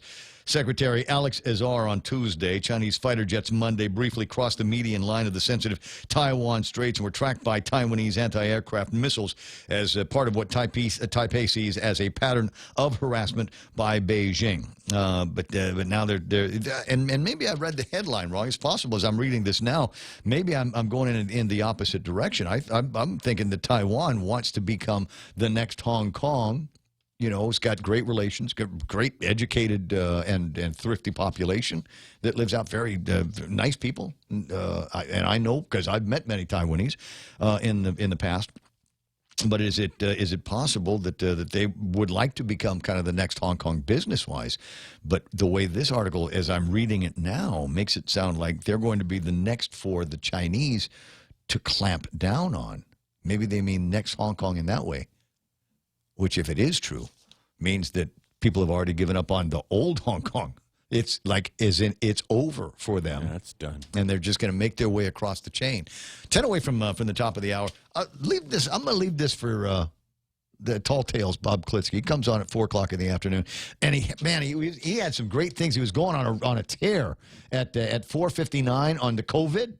Oh, yeah. Oh, man. And it was one of those things. And then we went into Fox News, and by the time he came back to him, I was already in Sunset Watch mode, so I didn't catch what he said. Fortunately, his show, like this program, is also available as a video on demand at YouTube, so you can go to YouTube and just look for Bob Klitsky, spelled B-O-B, and find his program. We do, on this program, it's live to Ray Gibson's other YouTube feed. And there's only about 20 of you that have found that so far. But subscribe to it and share it amongst your friends so that people know where the YouTube feed is. But I also will upload to the old location, the regular Ray Gibson Show feed, every day a video on demand version of this program. So you can get it in both places, as well as Facebook Live, as well as on the point.gu. So if you go to the point.gu anytime soon, you will be able to see today's online poll. Actually, it might be this week's online poll. Sorry, that's another burp again. Let me just refresh this. Do you think DOE will open the schools on the 17th? And you heard Tello when we were talking to her, right? You heard Tello. And maybe even over at the legislature, they're concerned about seeing some of the numbers that are popping up, saying maybe just hold off a week and let's see how this stabilizes and all of that. But I ask you online, do you think it's going to happen for them? And let me see. I'm going to refresh this page and see what the new numbers are. Your choices are basically yes and no and never mind. Just open the schools the old-fashioned way. Never mind all this hybrid nonsense. Get the kids in the classroom and let them sit right next to each other. And yeah, they're going to get sick. You know what? So what? They're going to get sick from something. COVID isn't going to kill them. It hasn't killed any kids here on Guam yet. You know what? If you're worried that they're going to take some home to Grandma and Grandpa, what are you doing for them now? Are you not distancing between the kids and Grandma and Grandpa anyway? So what will change when they go to school? Anyway, so where are we? 47% said no way that they're going to be able to open on time. Too many unknowns, buses, PPEs, etc. And they say they got a plan. So it comes down to whether or not that plan is going to survive the first couple of days of school. 35%, yeah, plans are in place. Everybody knows their roles. 17% say, just open up the schools as usual, which indicates to me that they've done an effective job of scaring everybody, since nobody is opting for that. Only the hardiest and the bravest of souls will come out on a limb and say, just open the schools in the regular way. It's 9:53 in the morning. I'll take this last break, catch my breath, have a couple of Corona coughs, and be right back. Mezcla Dos opened its doors in 2010 and has been proudly serving the people of Guam for 10 amazing years. In celebration of their 10th anniversary, Mezcla Dos will be offering 20% off on all burgers for a limited time only. Terms and conditions apply. Please call them at 646-6295 for more information, or visit them at their Upper Tumon location, right across Kmart. Thank you, Guam, for making Mezcla Dos one of your favorite hamburger spots. FHP Health Center now open longer, later hours for you. Go to the island's best one-stop clinic for all your medical, dental, and vision needs during this COVID-19 pandemic. FHP Health Center operates Monday through Saturday, 8 a.m. to 8 p.m., and Sunday, 10 a.m. to 6 p.m. FHP's Cancer Center, Adult Medicine, Pediatrics, Dental, and Vision departments are open for extended hours and available for appointments. FHP Home Health Department is open to continue care for patients at their homes. For appointments, call 646-5825 and press 2. FHP, our island, your clinic. $5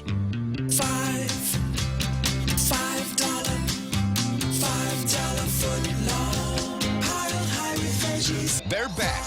Any footlong is a $5 footlong when you buy one at regular price. At participating locations, Subway, eat fresh. Oh, who's this handsome guy in my mean machine? It looks like Rico B there wearing his hat. This is the one he says triggers all the Karens. In a good way. Well, hello. Red, make America great again. What is it? There's a new version of that they come out with, right? The new version of the slogan, like "Make America Great." Re-elect that. Not sorry. But okay, so there is another poll. We do have another poll on, and it's not an online poll. I kind of like this because in order to be a part of it, you have to invest in a cup of coffee. Oh, have you seen this? Yeah. 76 Circle K. They're doing, hashtag CK Election 2020, which is as close as I can get to the title of this. And for the next several weeks, they will tally up the number of coffee cups sold that are either blue Biden cups or red Trump cups. And the first week is now done. They sold a whole bunch of coffees. Oh, don't have the total number. And I do it, except it's math, and I never do math while I'm talking because it'll be wrong. So Trump in lead, 821 cups sold at 76 Circle K's. Biden at 524. Yeah. 821 for Trump, Biden 524. Now, it's a non-scientific poll for entertainment purposes only, and usually when I say that, I mean my entertainment. And so I will, as a favor to my friends over at 76 Circle K and coffee drinkers and poll watchers all over the island, I will report this as often as I possibly can. And the only thing I ask is that you give me a heads up. I want to know this before it gets published. I want to be able to see it so I can come up with gags for the next day. So that's the deal. You go to 76 Circle K, and they're brewing coffee up all the time. You ever mix them? Do you mix them when you go to get your coffee there? Because they got different flavors and different different octane levels. Yeah, I just go for the strongest one, and I like that hazelnut. I wasn't a hazelnut guy until I started drinking hazelnut. It was Tom bought me a bag of hazelnut coffee, and I'm going, oh, I'm going to hate this. I'm going to hate this. And then pretty soon you go, this is not foofy. It's good. This is not my hairdresser's coffee. This is actually pretty good. But anyway, so we got that. 821 for Trump, 524 for Biden. They'll keep track of all these numbers between here and the end of the election season, and we'll see. Now, obviously, you're listening to me, and if you're listening to me, then you know I'm already all in all day long for Donald Trump. I think I never trusted Joe Biden. Never one of these politicians that just seemed to have been socially promoted all the way through. Is one of these guys. It's like when Hillary was running for president. Everybody says, "Well, she's more than qualified to be the president." For what? What did she do?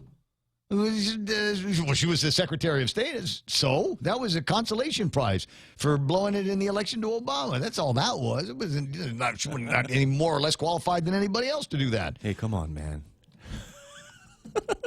God, I remember that you'd get some of these Democrats. They're so smug. Do I need to name them? One of them's the governor. And just before the election that rocketed Donald Trump into the White House, and they're going, oh, yeah, we got this. We got this. And when it's all over, Hillary Clinton, president of the United States of America, first American woman president. And I said, nah, she's going to jail.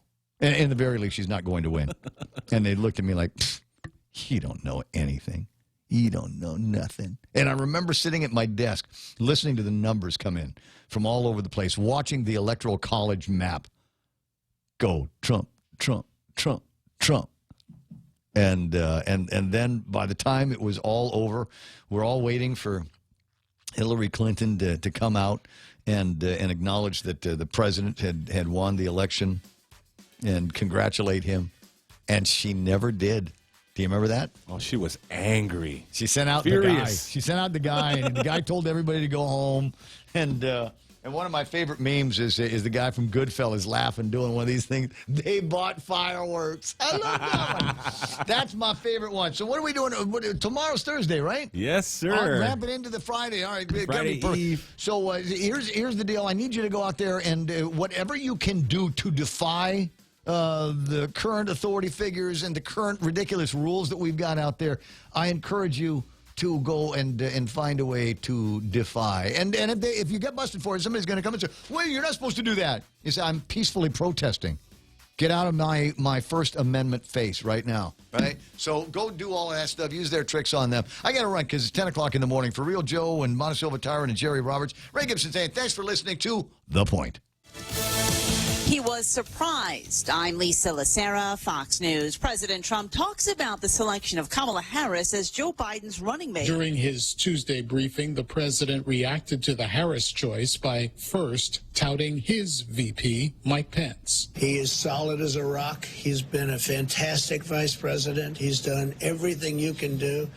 He's respected by every religious group. Then proceeding to paint Harris as just about the most liberal person in the U.S. Senate. And I would have thought that Biden would have tried to stay away from that a little bit. The president says he hasn't forgotten Harris' questioning of Justice Brett Kavanaugh during his confirmation, which he called horrible. Gernal Scott, Fox News. However, in 2011 and 2013, now President Trump donated a total of $6,000 to Harris's campaign when she ran for re-election as Attorney General of California. Ivanka Trump donated $2,000. Former President Obama issuing a statement reading in part, Joe Biden nailed this decision and calling it a reflection of Biden's own judgment and character. The president also announcing the U.S. has reached an agreement with Moderna to obtain 100 million doses of its its potential vaccine for COVID-19. And on testing, he says, the United States has now conducted more than 66